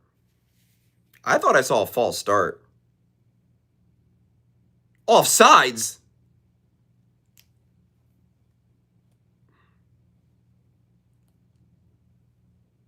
Offsides defense. Unbelievable. This is unbelievable. What is the penalty discrepancy right here? I gotta look this up right now.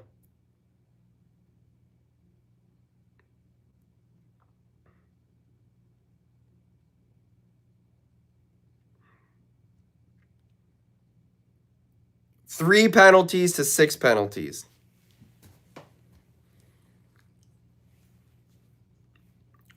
I thought I saw a false start. 1st and 5. On a down that would have been a stuff. It would have been 2nd and like 12.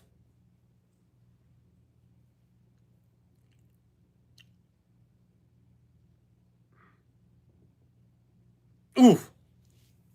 Now Puka with the first down.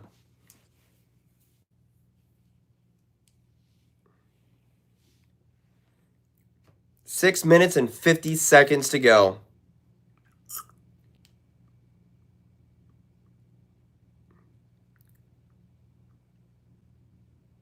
The defense just cannot think about it. The defense, their one main stop that they had was nullified by the penalty.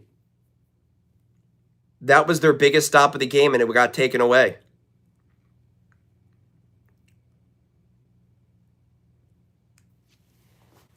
Was that? How many punts have they had? Let me see. They had the first down stop. Oh my gosh.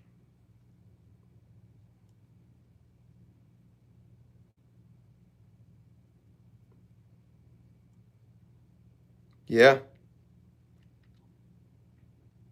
It was just a punt in the first quarter.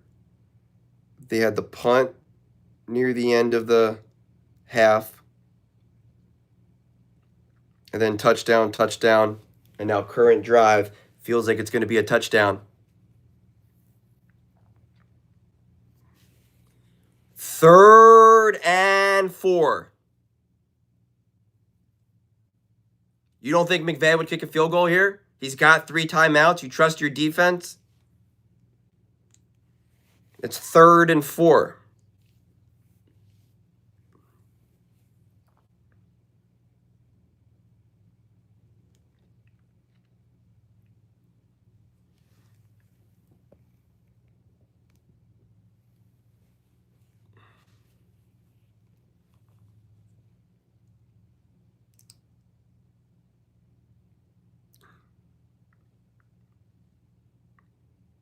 Oh!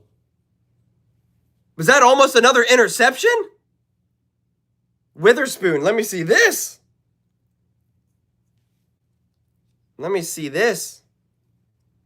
No, show me the ball where it was thrown.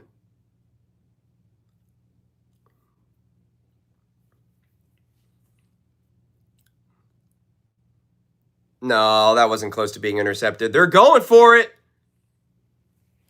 They are going for it. 4th and 4. They snapped it.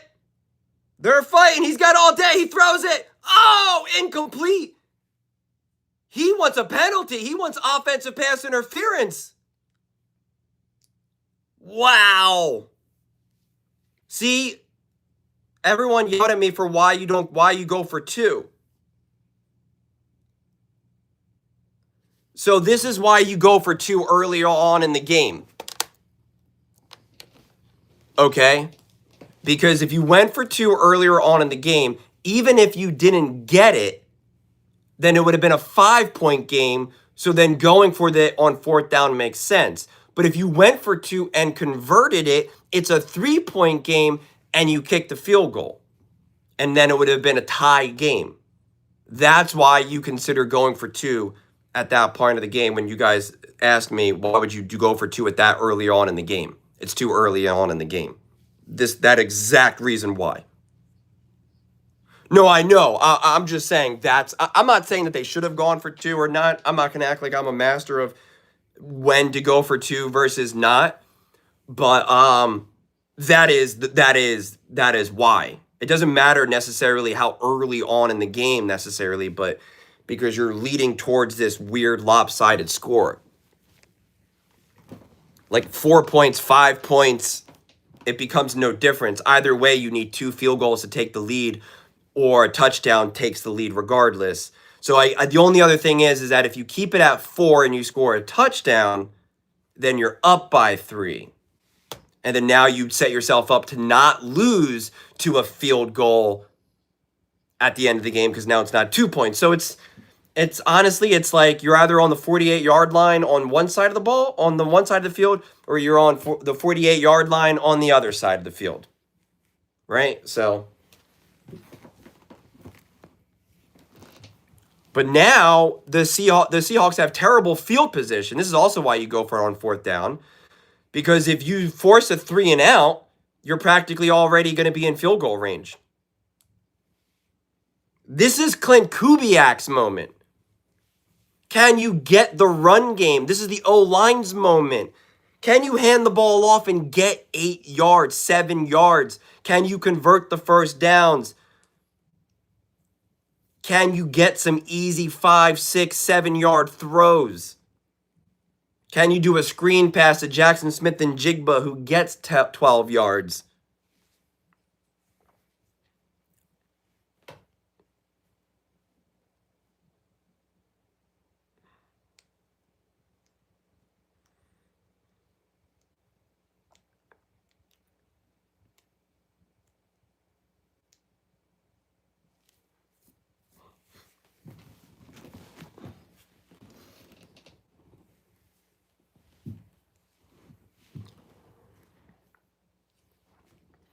See, they're in the back of their own end zone here. They're at the 4-yard line. Or no, the 6-yard line.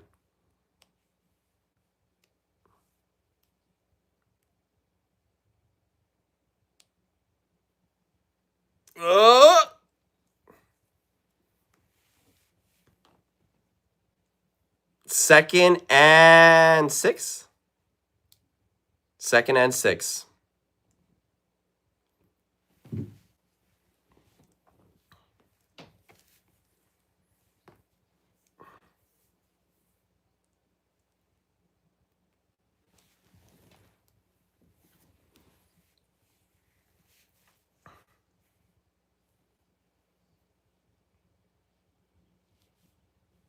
Oh, you got to get the first down. Oh, Walker. Whoa, Walker. He was moving too much with defensive players behind him. You got to hug the ball. You got to hug the ball. Wow. He almost had the first down, lost the first down, had the first down, lost the first down. You say, do they get aggressive? I don't got the heart for any of this. Not for the decision making. I got the heart to be in the moment, not the decision making. I don't know how you call plays in this moment.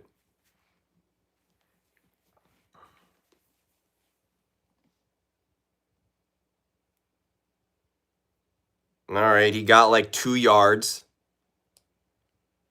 They call a timeout. McVay's using his timeouts. So now you're like 2 first downs away. Now you are 2 first downs away. You got to get this first down, the 2-minute warning, and then the other first down.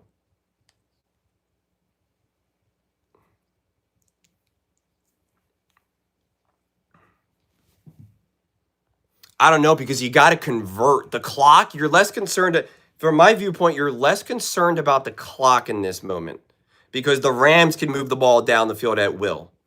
So I'm less concerned about the clock, and it's more about you got to get the first downs. And this is the case where you got to trust. What has been better this game, your offense or your defense? Your offense has been better. So you got to just dial up the plays and trust your offense to convert. That's, to me, what it comes down to. What that looks like right now, no idea. And that's what they're doing.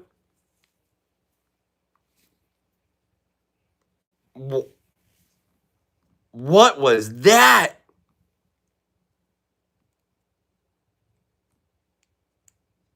Third and 8. He had the first down.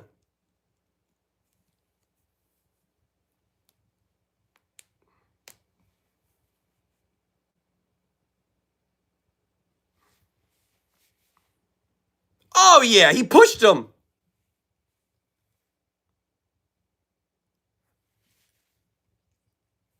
The contact was way early.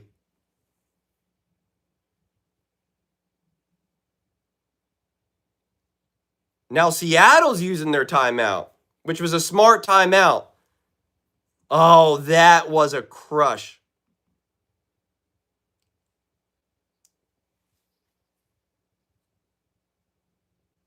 That first down would have been huge.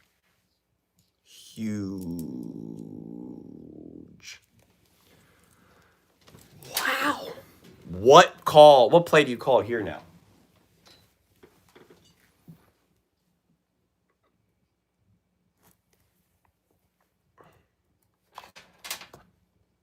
Wow. Are we going to have 2 winners where the losers blew it?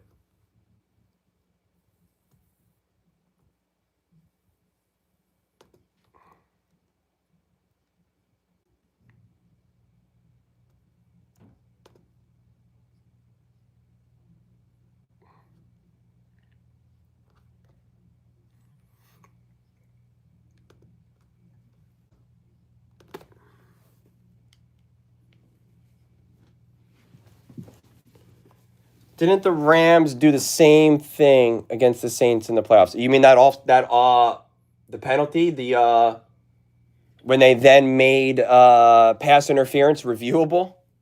They did that for like 2 minutes, and they were like, never mind. We're not going to do that anymore.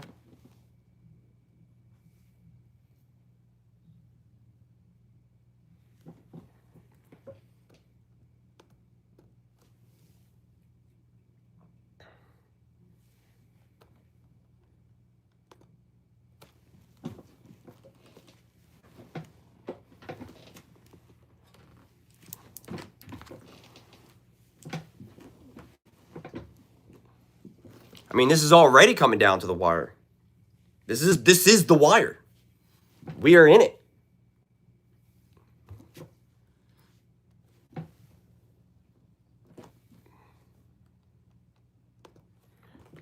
We are in it. This is the wire. Timeouts being used. 3 minutes to go in the fourth quarter. Crowd rocking.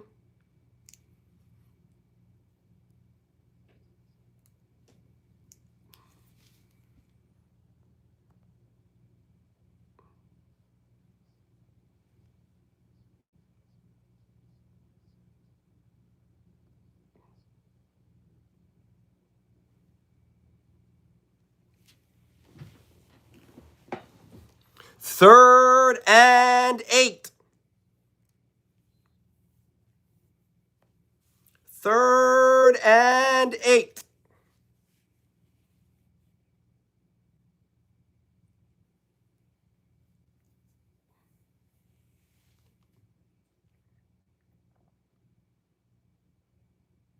Oh! He was down by contact for sure. They gave him the first down. They gave him the first down.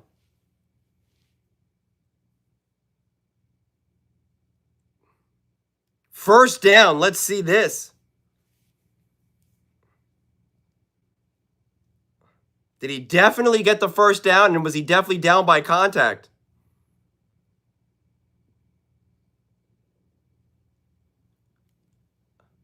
He was definitely down, so it's not a fumble. But was it a first down? That I don't know. You say that, but he was reaching out for the ball.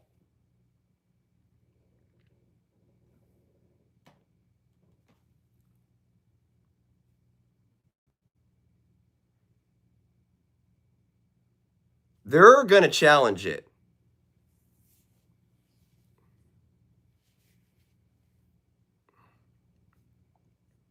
Oh, he put it back in his pocket.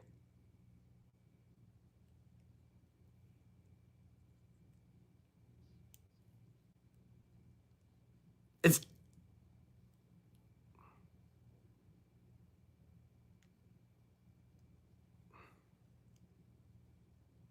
There's no way you can overturn it. He's definitely down. It was definitely a catch.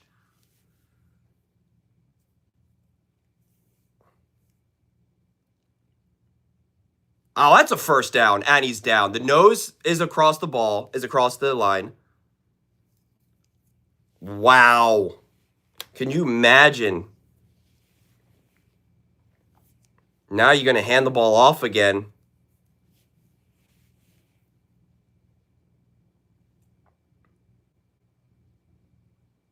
Wow, nowhere. And they call in their final timeout. No time came off the clock. Not even a second.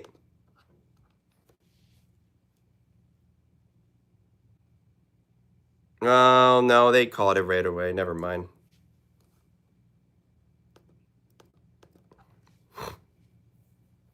Now it's second down.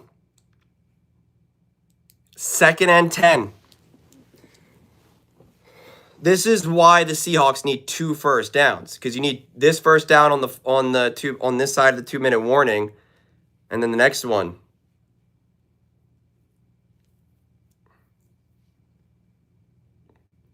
They're not wasting the timeouts, but they're using the timeouts here to force the stop and keep the clock, because you're going to trust Matthew Stafford in the hurry up offense.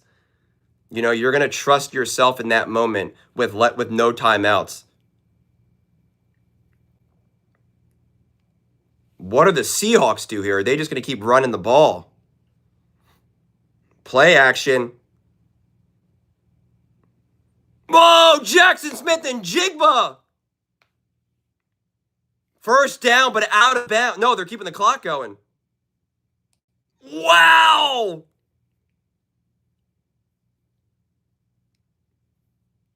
You can't challenge. No, his knee was down in bounds. Look at Sam's throw on the run. Ooh. Yeah, no, JCT, he was in. He was inbounds. You could see him slide his leg.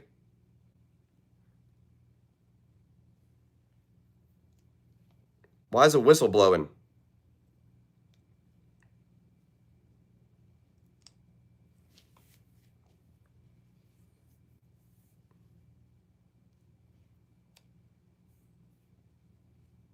There's no challenge flag.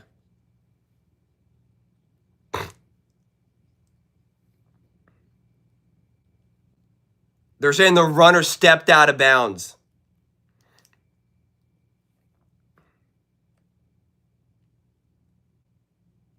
Three minutes now.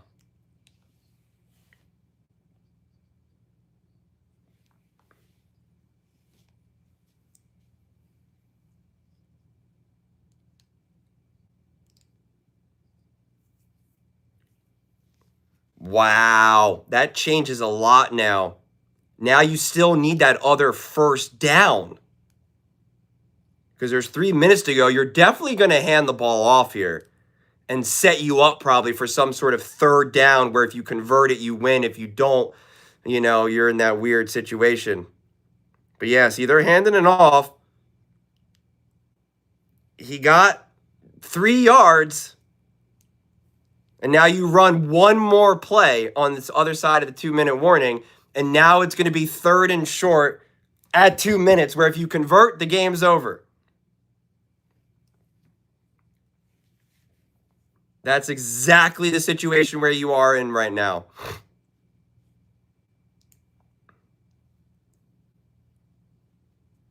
They're going to hand the ball off again here. They gotta. If you get a first down here, the game's over.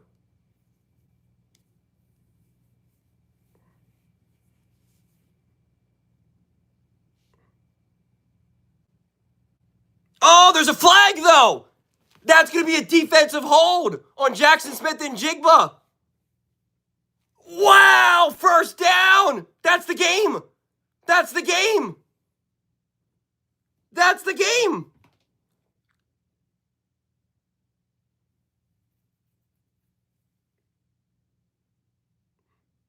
Five-yard penalty on Kupp, on Cooper Kupp. Cooper Kupp says, I was the MVP in that Super Bowl. I was the MVP. And you got rid of me? You got rid of me? So, okay, the game's not officially over. But let me see about it now, because there's 2 minutes and 12 seconds. Does the clock start on his mark? No, it doesn't. So they're going to run it here.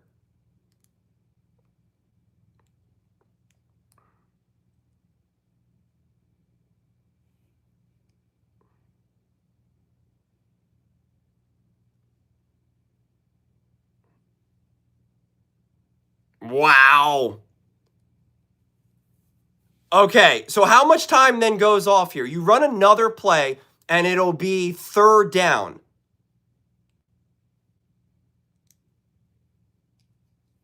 So wait, that was on 1st down. So now it'll be 2nd down. I can't do this math right now. I can't think about it right now. So it's, okay, that was on 1st down. So now it's 2nd and 5. They run another play, because they can't just knee it yet, right? I think if they just knee it, if they punt it, there'll be 10 seconds left or something. No, not 40. Would it be 40? It wouldn't be 40 seconds. That's what it would be?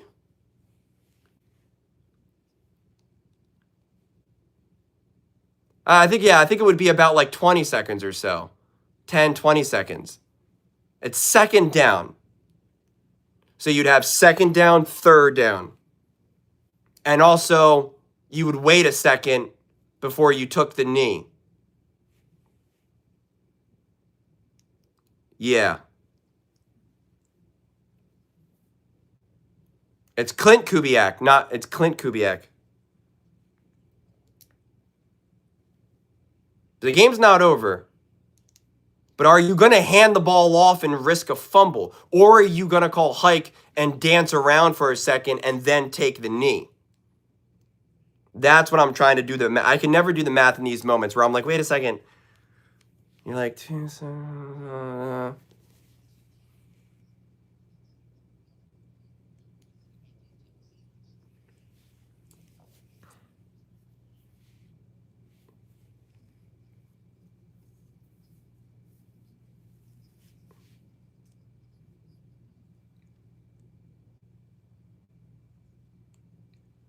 you think the Seahawks do hand the ball off here? I don't know, man. I just don't like that. You guys are already celebrating this game is over, and I think you're doing it too soon. I've watched too many crazy games. The Seahawks versus the Rams alone is crazy. I don't know what advantage you have if you're not going to even if you I don't know.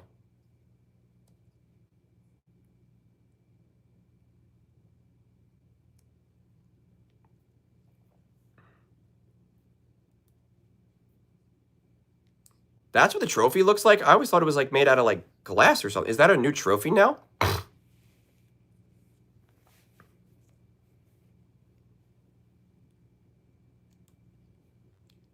Second and 4.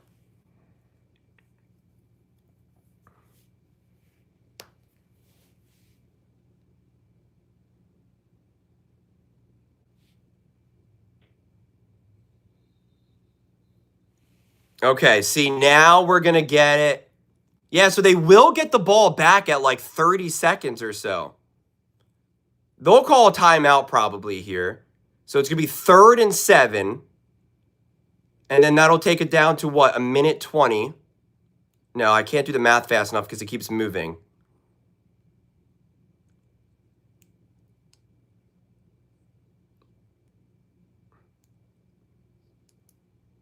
Why? They're probably not going to get a first down here, would be my guess.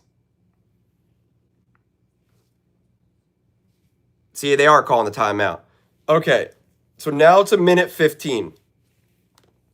So they run a play that will maybe last about 3 seconds or so.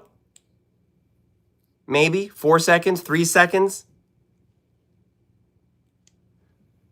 So it's a minute 15. Let's just be favorable and say it goes down to a minute 10 before the play clock starts. And then so when would they punt the ball with how much time left?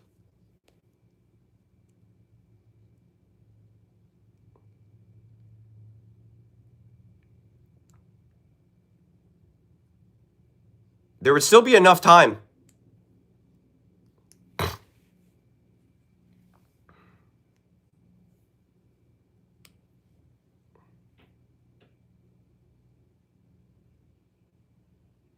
And Sam Darnold just got lit up. it'll be 20 seconds, which is what we thought before. Wow, 20 seconds.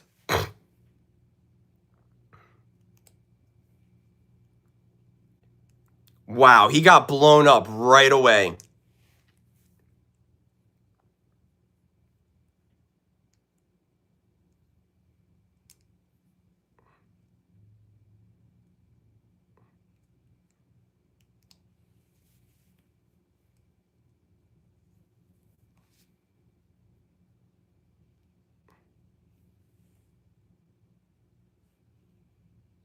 "25 seconds left." Oh my God.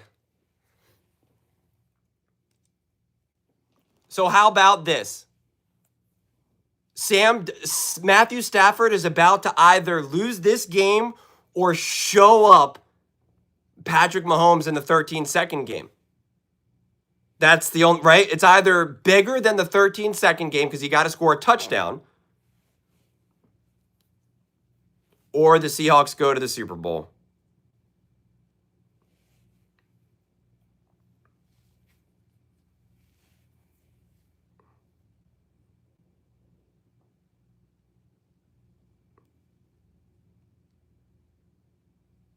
"17, 16, 15, 14, 13, 12, 11, 10.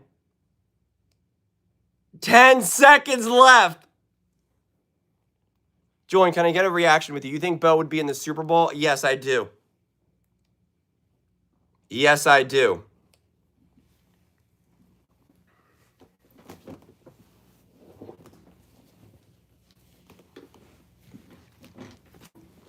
I can't even look right now. This is so insane. Football is so insane.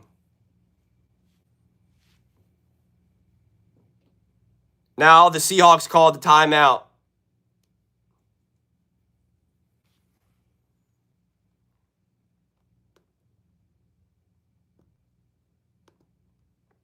Can I just not watch and you guys just tell me what happens? Because I don't even want to look.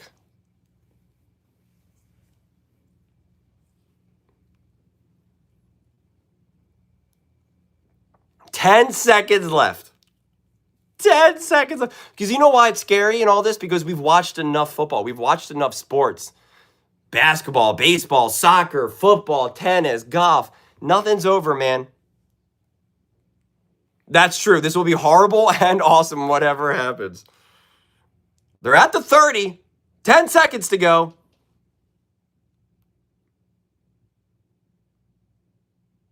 He's letting it rip. 3 seconds. Was he in bounds? That's the game. That's the game. Congratulations, Seattle.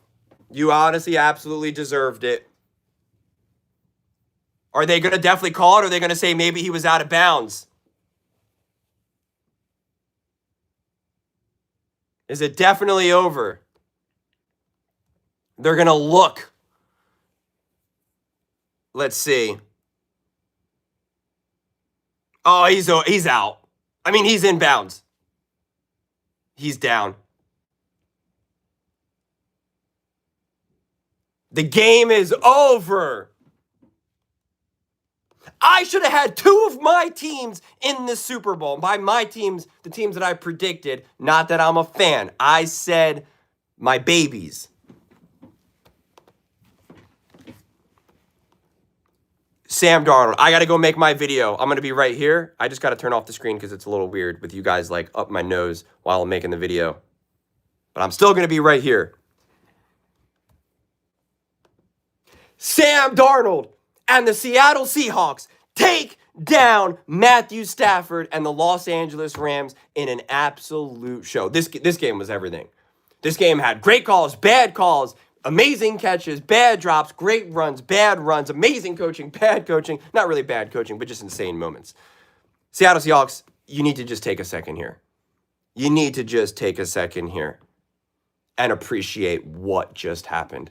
How fast this turnaround came. Don't let anyone gaslight you. That man right there, people were not praising that. They were not celebrating it like it was the most amazing thing. When they hired Mike Macdonald, they were not praising that hit. People weren't saying, oh, this is a no-brainer for Seattle. When they went out and got Clint Kubiak, nobody was saying, oh, this is a slam dunk hire. They got Mike Macdonald. They got Clint Kubiak. They got Sam Darnold. Oh, they got Cooper Kupp. No one ever said that. No one ever said that. Jackson Smith and Jigba, he's about to take over the NFL. Nobody said that. Nobody said that. Nobody said that. Nobody said that.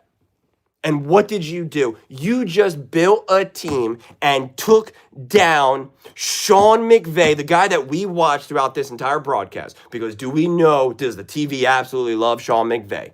We know how badly the NFL world desperately wanted Drake May versus Matthew Stafford. The Los Angeles Rams versus the New England Patriots. And the Seattle Seahawks said, I don't care what you want. It's about what we want. And this game was amazing by Sam Darnold. Absolutely amazing. The defense, listen, they played okay. Seriously. I mean, the Rams and McVay deserve a ton of credit. Stafford making unbelievable throws. Puka some amazing catches. Devontae, like the run game. The offense was able to do what they wanted to do. The best defensive stop that the Seahawks had was nullified by a terrible penalty.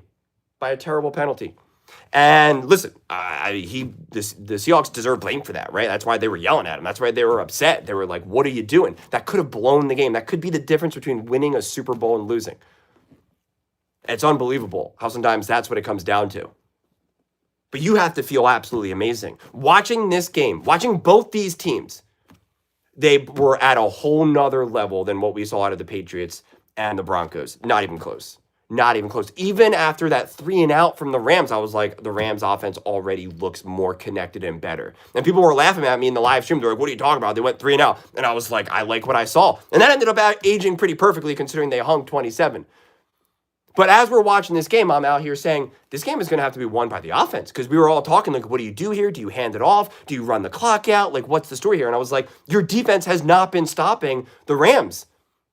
You have not been stopping Stafford and McVay. Like, the offense has been your selling point here. This has been a defensive-led team, and everyone praises the defense and undercuts the offense. Like, this is the offensive moment. This is I almost called him Stafford, but this was Sam Darnold. This was Clint Kubiak. This is Jackson Smith and Jigba. This is Cooper Kupp. Like, that's the moment. This is Walker. And they all rose to the occasion.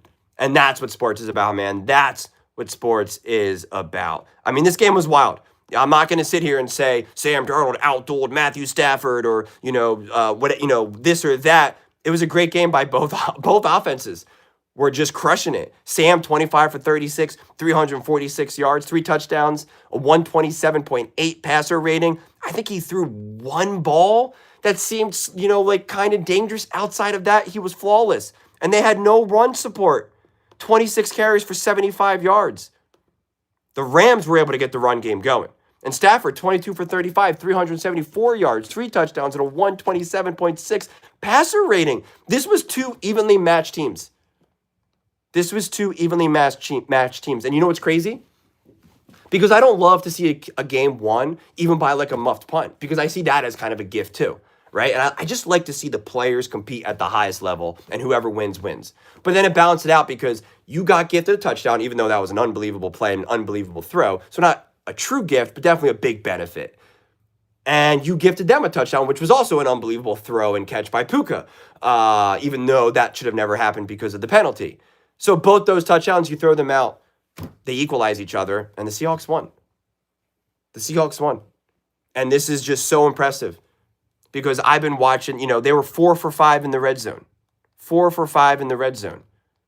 I mean, you have to be blown away right now. You have to be absolutely blown away. And you have to be so excited because this moment for Sam Darnold, this was the one thing that can make you nervous. Same thing with Clint Kubiak.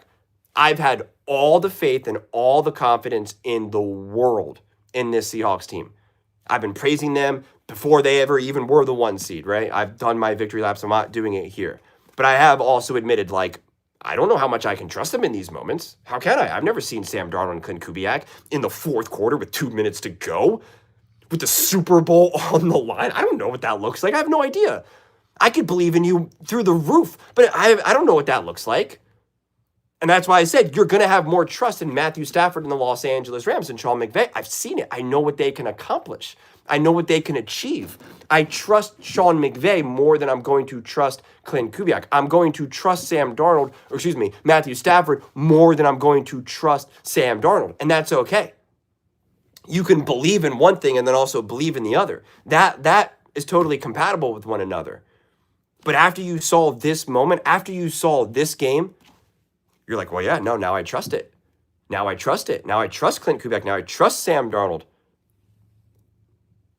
You got to love this spot if you're the Seahawks fan. I push back at the narrative, and I'm going to continue to push back for the next 2 weeks because I like to believe that this was not the Super Bowl. People kept saying the winner of this game is going to win the Super Bowl. I don't like those conversations. They said that last year. Let's be real. They said that last year about the Buffalo Bills and the Kansas City Chiefs. They said the winner of that game, that's what everyone kept saying, the winner of that game wins the Super Bowl. How did that work out?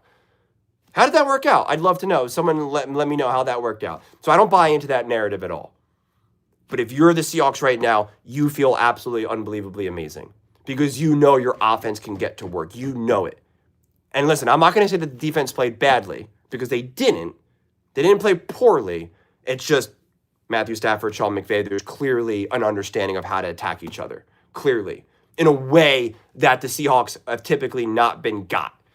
That's just been consistent. The Seahawks did not really show an ability to truly slow down. I mean, Matthew Stafford literally threw for 374 yards and 3 touchdowns and a 127.6 passer rating.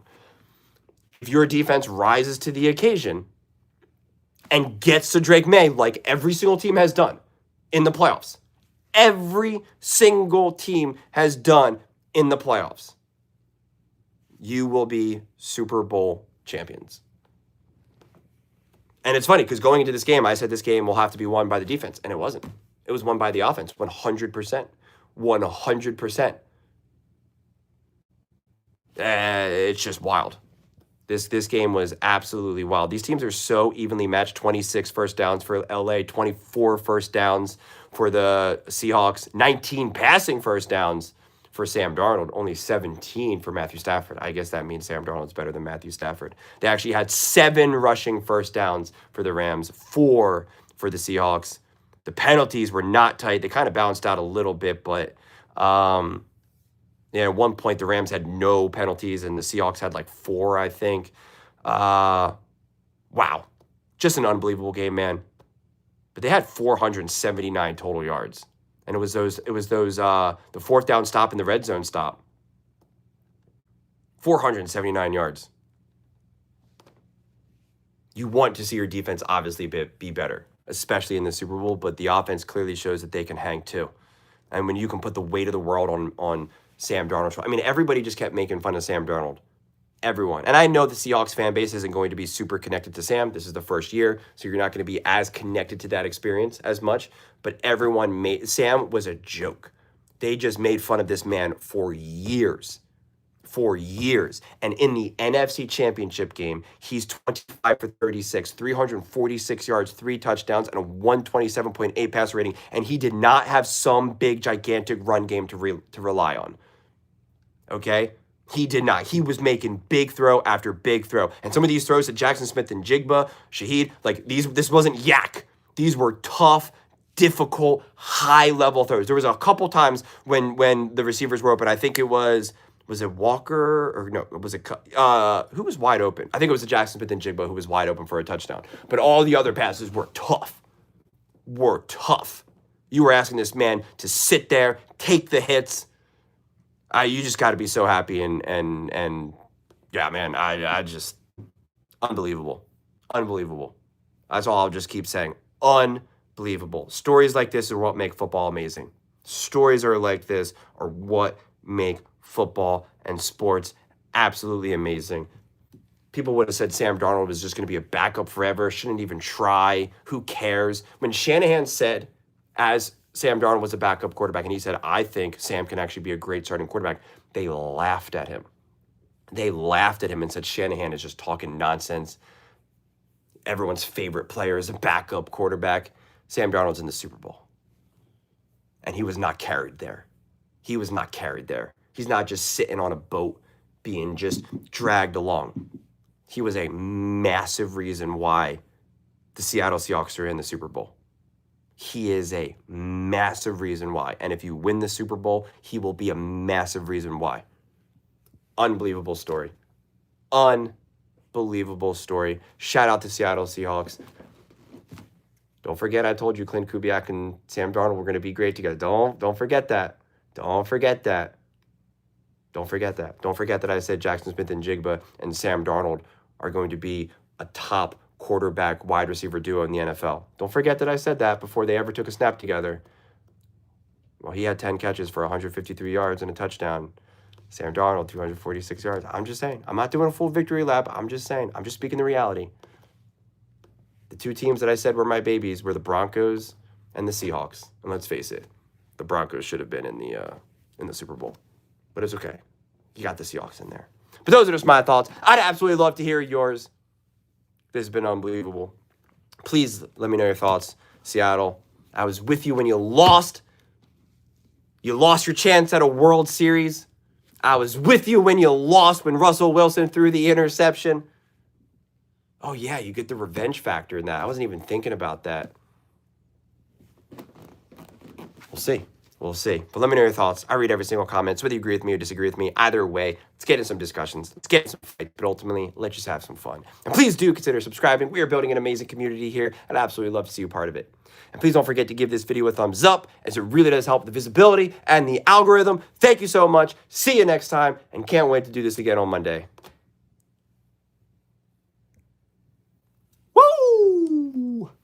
We did it. We did it. Sam did prove all the haters wrong. I am happy for him. And this is why my Matthew Stafford take also ages greatly, because they said that he has to win this game and win the Super Bowl to prove his greatness. And Matthew Stafford played unbelievable in this game, proved his greatness, and still didn't win, and he's still great. Consistency, guys. Seattle Seahawks win. Instant classic.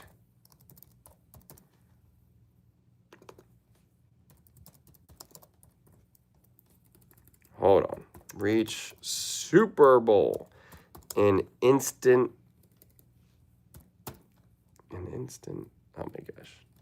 An instant. I cannot type right now. Instant classic as Sam Darnold gets revenge. NFL post-game reaction. Okay, I did it. I don't think Stafford will retire. Like I kept saying, Stafford to me only retires if his family wants him to. If his wife and kid, and Stafford actually said something interesting. I saw this where he said his kids are really into him playing and they get all excited and they get dressed up and they're big fans. And anyone who's around kids knows that that really matters. Like if they're all excited and they're like, "Daddy, we have the game on Sunday," that'll help them. But if they were just kind of like not into it, it would affect you. I mean, like you would be like, you would feel like you're kind of, I don't know, doing something with your kids that they don't want. But now that he gets to play football and it feels like his kids are really into it and excited, that definitely helps, honestly. It makes you feel like you're doing something with your kids, even though you're obviously, not truly with them. And it seems like he's got a really supportive family. He's not in a Tom Brady, Giselle type situation.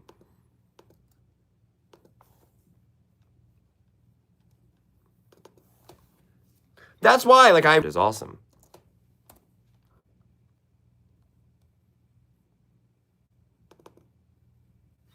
Seahawks reach Super Bowl, an instant classic as Sam Darnold gets revenge. NFL, running out of space. NFL reaction. You're right, Jules. I definitely want him to get at least one more. Another Super Bowl, you're saying? Well, they'll have an awesome team next year as well. There's no reason why they won't be right there, Like, why would they not? The only thing is health.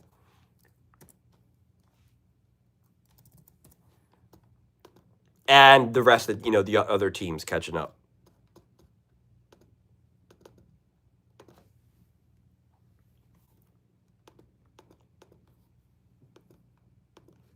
I'd like to see Matthew Stafford in a Super Bowl, though, against, someone special.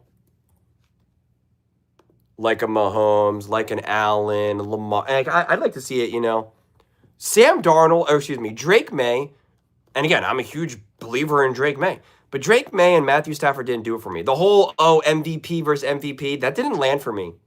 For a reason. I can't explain why. It just didn't. That narrative did not speak to me personally.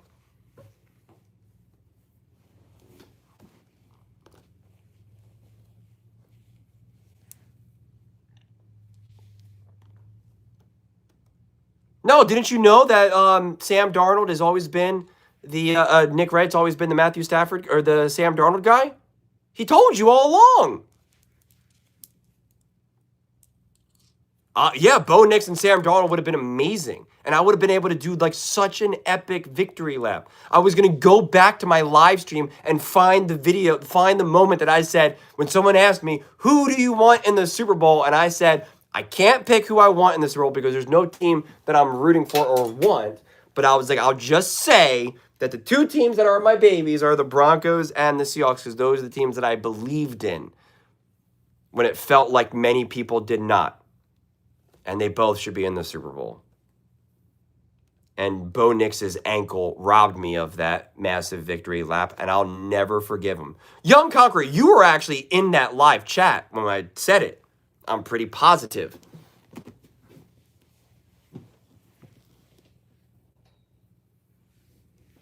I just wish I used a little bit better of a phrase than my babies, but that's just what came to me. The Rams are an awesome team. Listen, if they played that game again, I'm not so sure. If you said, okay, they're going to play again, who do you got? I'm not so sure I'd pick the Seahawks over the Rams, to be honest with you. They could not stop them on defense. They could not stop Matthew Stafford on defense at all. Truly unstoppable.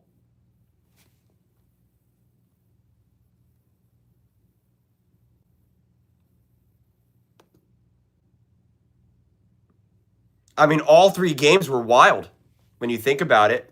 All 3 games were absolutely wild. Even the game where Sam threw a million interceptions. Like, it may have not felt it was as back and forth. It was a crazy game, though.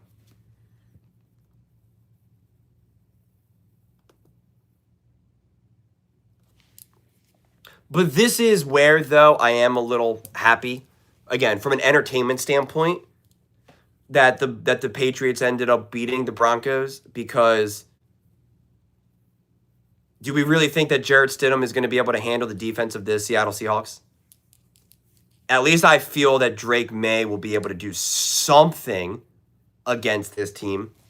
I'm sorry, I would just not have a lot of confidence that we're going to get a great Super Bowl with Jarrett Stidham, especially after watching that game.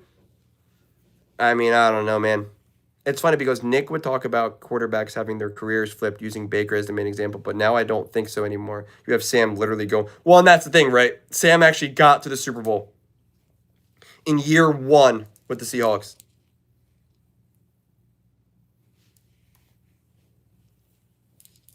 Now, a Bo Nix against the Seahawks. And listen, I don't know who would be better if it was Bo Nix and the Broncos, honestly. I think that would actually be really hard for me to try to figure out. I wouldn't know.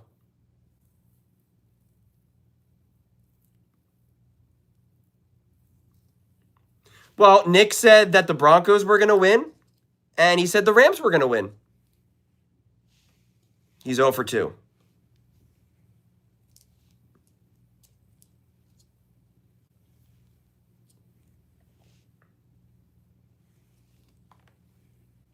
Yep.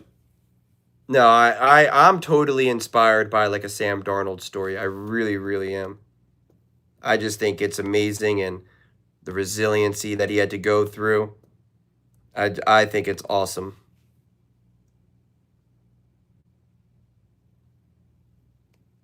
It's definitely been unbelievable quarterbacks. That's what I was trying to say before. Like, everyone keeps trying to become enemies of, like, I hate Lamar, I hate Josh Allen, I'm a big fan of whoever. And it's like, guys, everyone's arguing with everyone. We are so lucky that we get to see these unbelievable quarterbacks play. Like, it's an absolute show. And that's why I actually called out the game between Jaden Daniels and Caleb Williams when they played each other, and they both did not play great at all. And I was like, man, we really take for granted the show that like Josh Allen and Mahomes put on. Like, every single time those guys play each other, it's a show. And Caleb and Jaden are supposed to be that next evolution. Here's their matchup, year 2, let's go. And it was like, oh, this wasn't a good game at all. Caleb's missing throws, Jaden's turning, fumbling snaps, and you're just like, oh, that wasn't a really good game. And so you almost take for granted, you just automatically assume that like great quarterbacks are just going to do great things. Even in the playoffs. Again, you can say this quarterback choked, Lamar choked, Josh Allen choked, Jalen choked, like all this type of stuff. And it's like, guys, when you kind of look around and see sometimes how some of these games unfold, you're like, it is not a given that these quarterbacks are going to show out. And really, many did throughout these playoffs. Yeah, Caleb and Jaden played earlier on in the season before Jaden got injured. Jaden was already banged up and missed games and then came back. I think it was his first game. And they were already banged up. Debo was already banged up. Terry. So, like, I defended that game because, like, Jaden hadn't really played yet. But it was not a good game for either quarterbacks.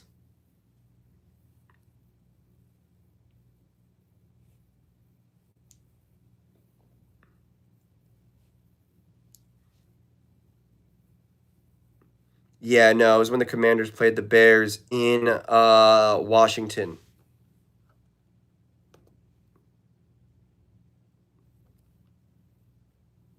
Mister said, happy for Darnold for shutting me up and proving me wrong. He turned out to be who he was, a great quarterback. Look at Misters.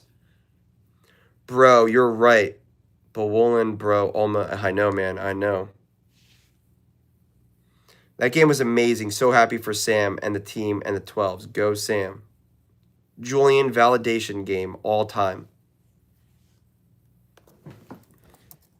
Validation for me? Or for the Seahawks? Or both? I think for both. I also feel like Stid played well. Yeah, listen, for all things considered, you can't bash Stidham. He's a backup quarterback that got thrown in a brutal situation.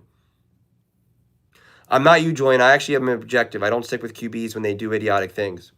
That's an interesting way to put it. Seems like I've been pretty accurate this season.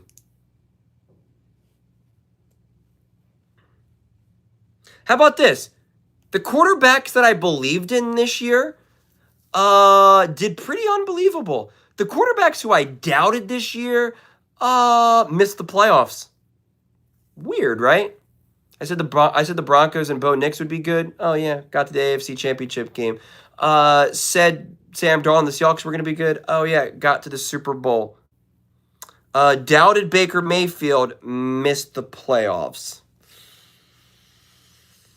Defended Caleb Williams all last year when he was failing and he was doing idiotic things.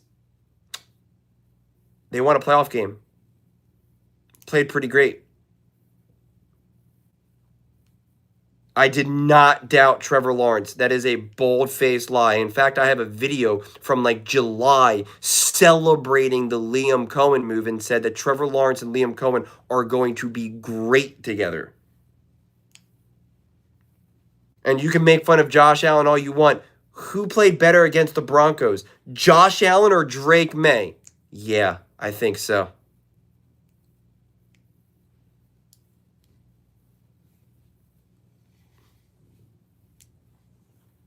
Drop some banners.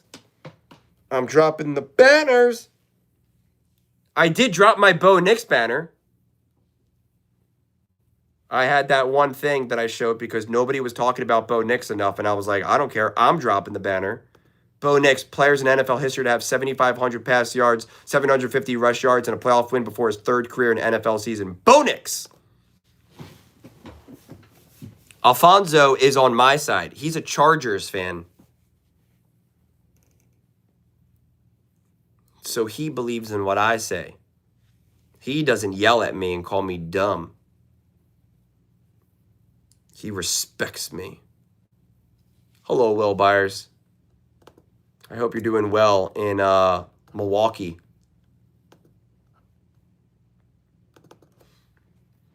Wow. That game was wild.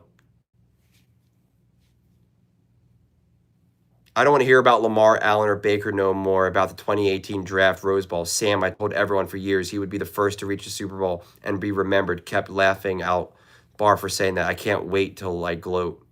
Well, I don't know if anyone can say that Sam Darnold is better than Josh Allen or Lamar necessarily. I can hear Nick now. Darnold the worst to do it. So this is a great lose-lose situation for Nick. If the Patriots win, he has to eat crow about the Patriots. If the Seahawks win, he's got to make. He literally did the whole. I have to find the video. It'll be way too hard to find. I made a video about it, but it was during the quarterback mountain. Oh, man, you're gonna make me want to try to find it now, but it's gonna take me so long. Can't one of you guys do it for me, please? Last year in a Minnesota Vikings video, he said, I can't see Sam Darnold winning a Super Bowl. He goes, I do the confetti test and I close my eyes. And he was making fun of the Minnesota Vikings and Sam Darnold. I'd have to go and hunt that clip. I just don't know when it was. It was probably week 5 onward, after the Minnesota Vikings had some momentum and were starting to win some games.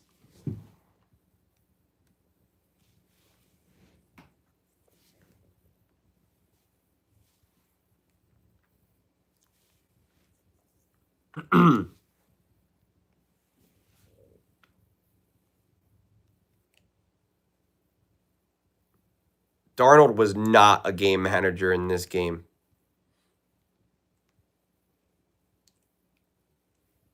Yeah, he just be making stuff up.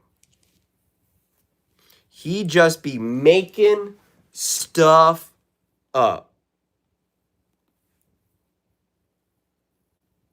Give me 1 second. I will be right back. I'll be right back. Don't go nowhere.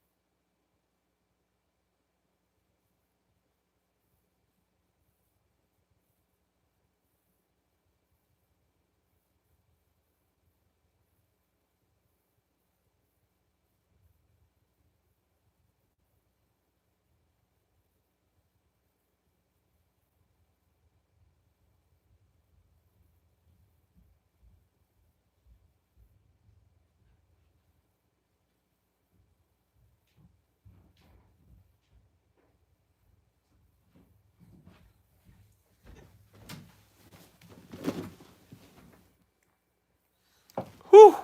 I might have to leave and then come back later and talk about this game for live.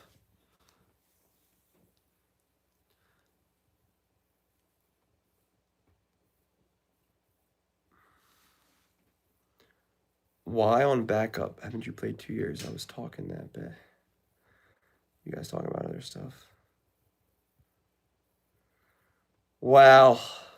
This has been a heck of a season, man. This has been a heck of a season.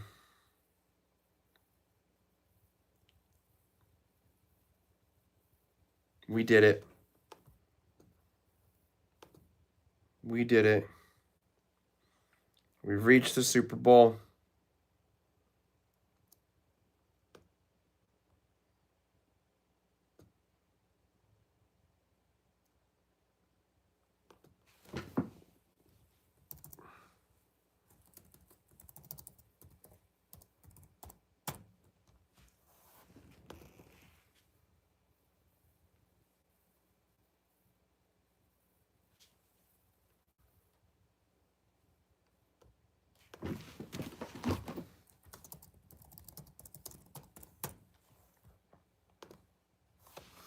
Hey, from North Carolina. Hello, Metal.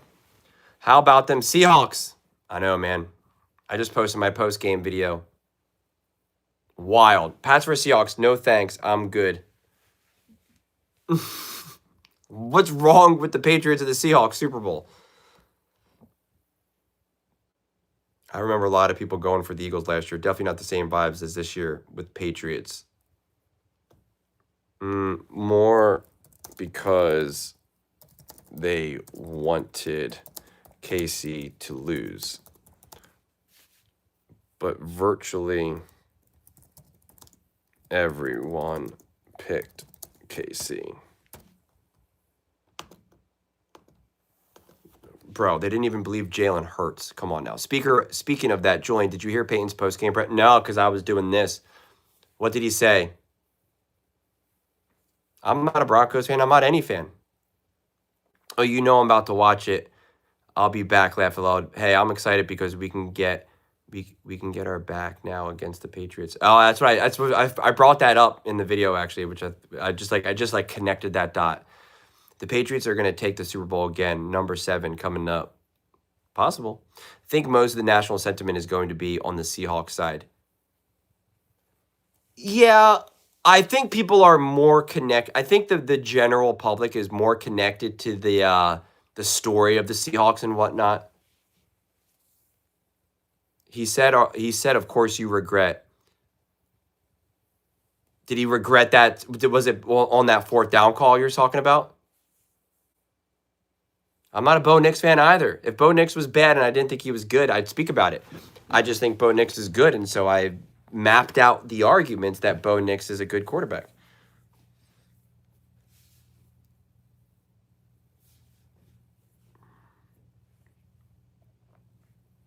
You'd think that after watching my video, you'd think I'm the biggest Seahawks fan.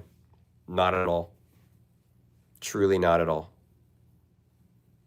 I wasn't out here making videos last year saying that the Seahawks were. I didn't believe in the Seahawks last year, and Seahawks fans were really mad at me about it. They're like, you don't know what you're talking about. Hello, Sebastian. I'm neutral. The reason why people think I'm a fan of certain teams is because I'm neutral, but I'm hyped. I get excited. I get pumped. I talk loud and energetic.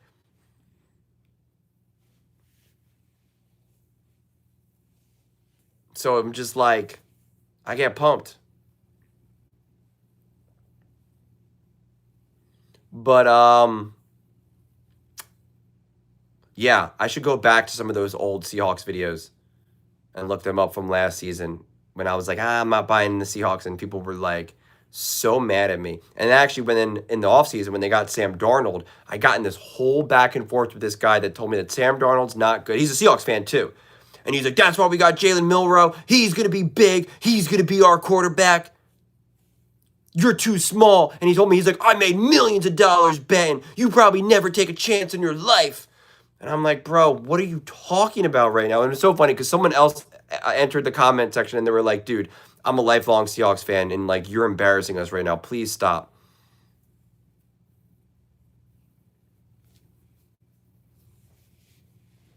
The Patriots have absolutely not been an underdog in 7 Super Bowls. Yeah, I don't know. There's no way.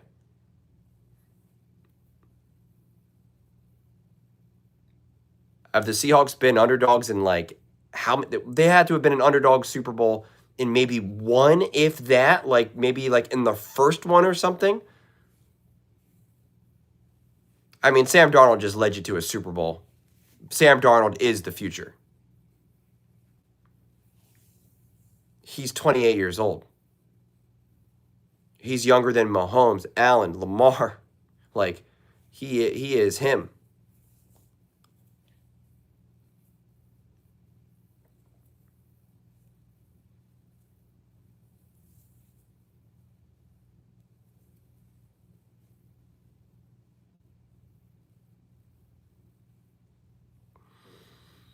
Hello, Ark. There is no way to be energetic about the Jets or Saints, even as a super fan.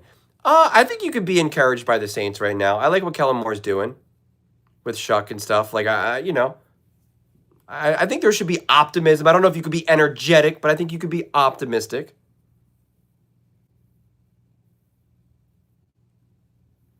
Sam's like 27, 28. We need a wide receiver one this offseason. Cortland Sutton has become a liability, dropping easy passes in crucial moments. I can no longer defend him at all. Well, you definitely didn't have any true go-to offensive weapon this year. There was never true gotta have a guy who you knew, defenses were like, man, we got to do everything we can to stop this guy. There was no that. And that's tough. When you think about it, what do all these teams have? Puka, Jackson Smith and Jigba.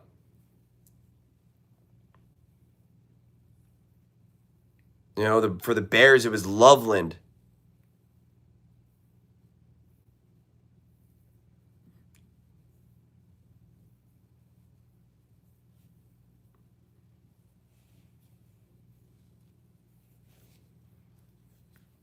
Yeah, I don't think AJ Brown can have a young quarterback like Bo. I think at this point he needs like an established veteran. He needs like a Matthew Stafford. No, the weather didn't really get bad until like the end of the third quarter going into the fourth quarter.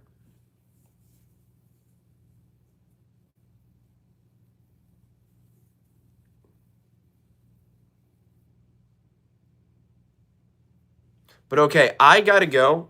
Unfortunately, I like to linger way longer. I might be able to log back on live, but I actually have to help out my family with some stuff. So this is going to be a late night for me. So I apologize for cutting it off short. Normally I linger for way longer, but I'm not going to be able to do that right this second. So I apologize. But I will see you guys in the comment section. And I will see you all tomorrow. And now we don't have live streams for the next 2 weeks. Good night, Sarah. Good night, Smoo. Thank you guys all for hanging out. I appreciate it. Adios.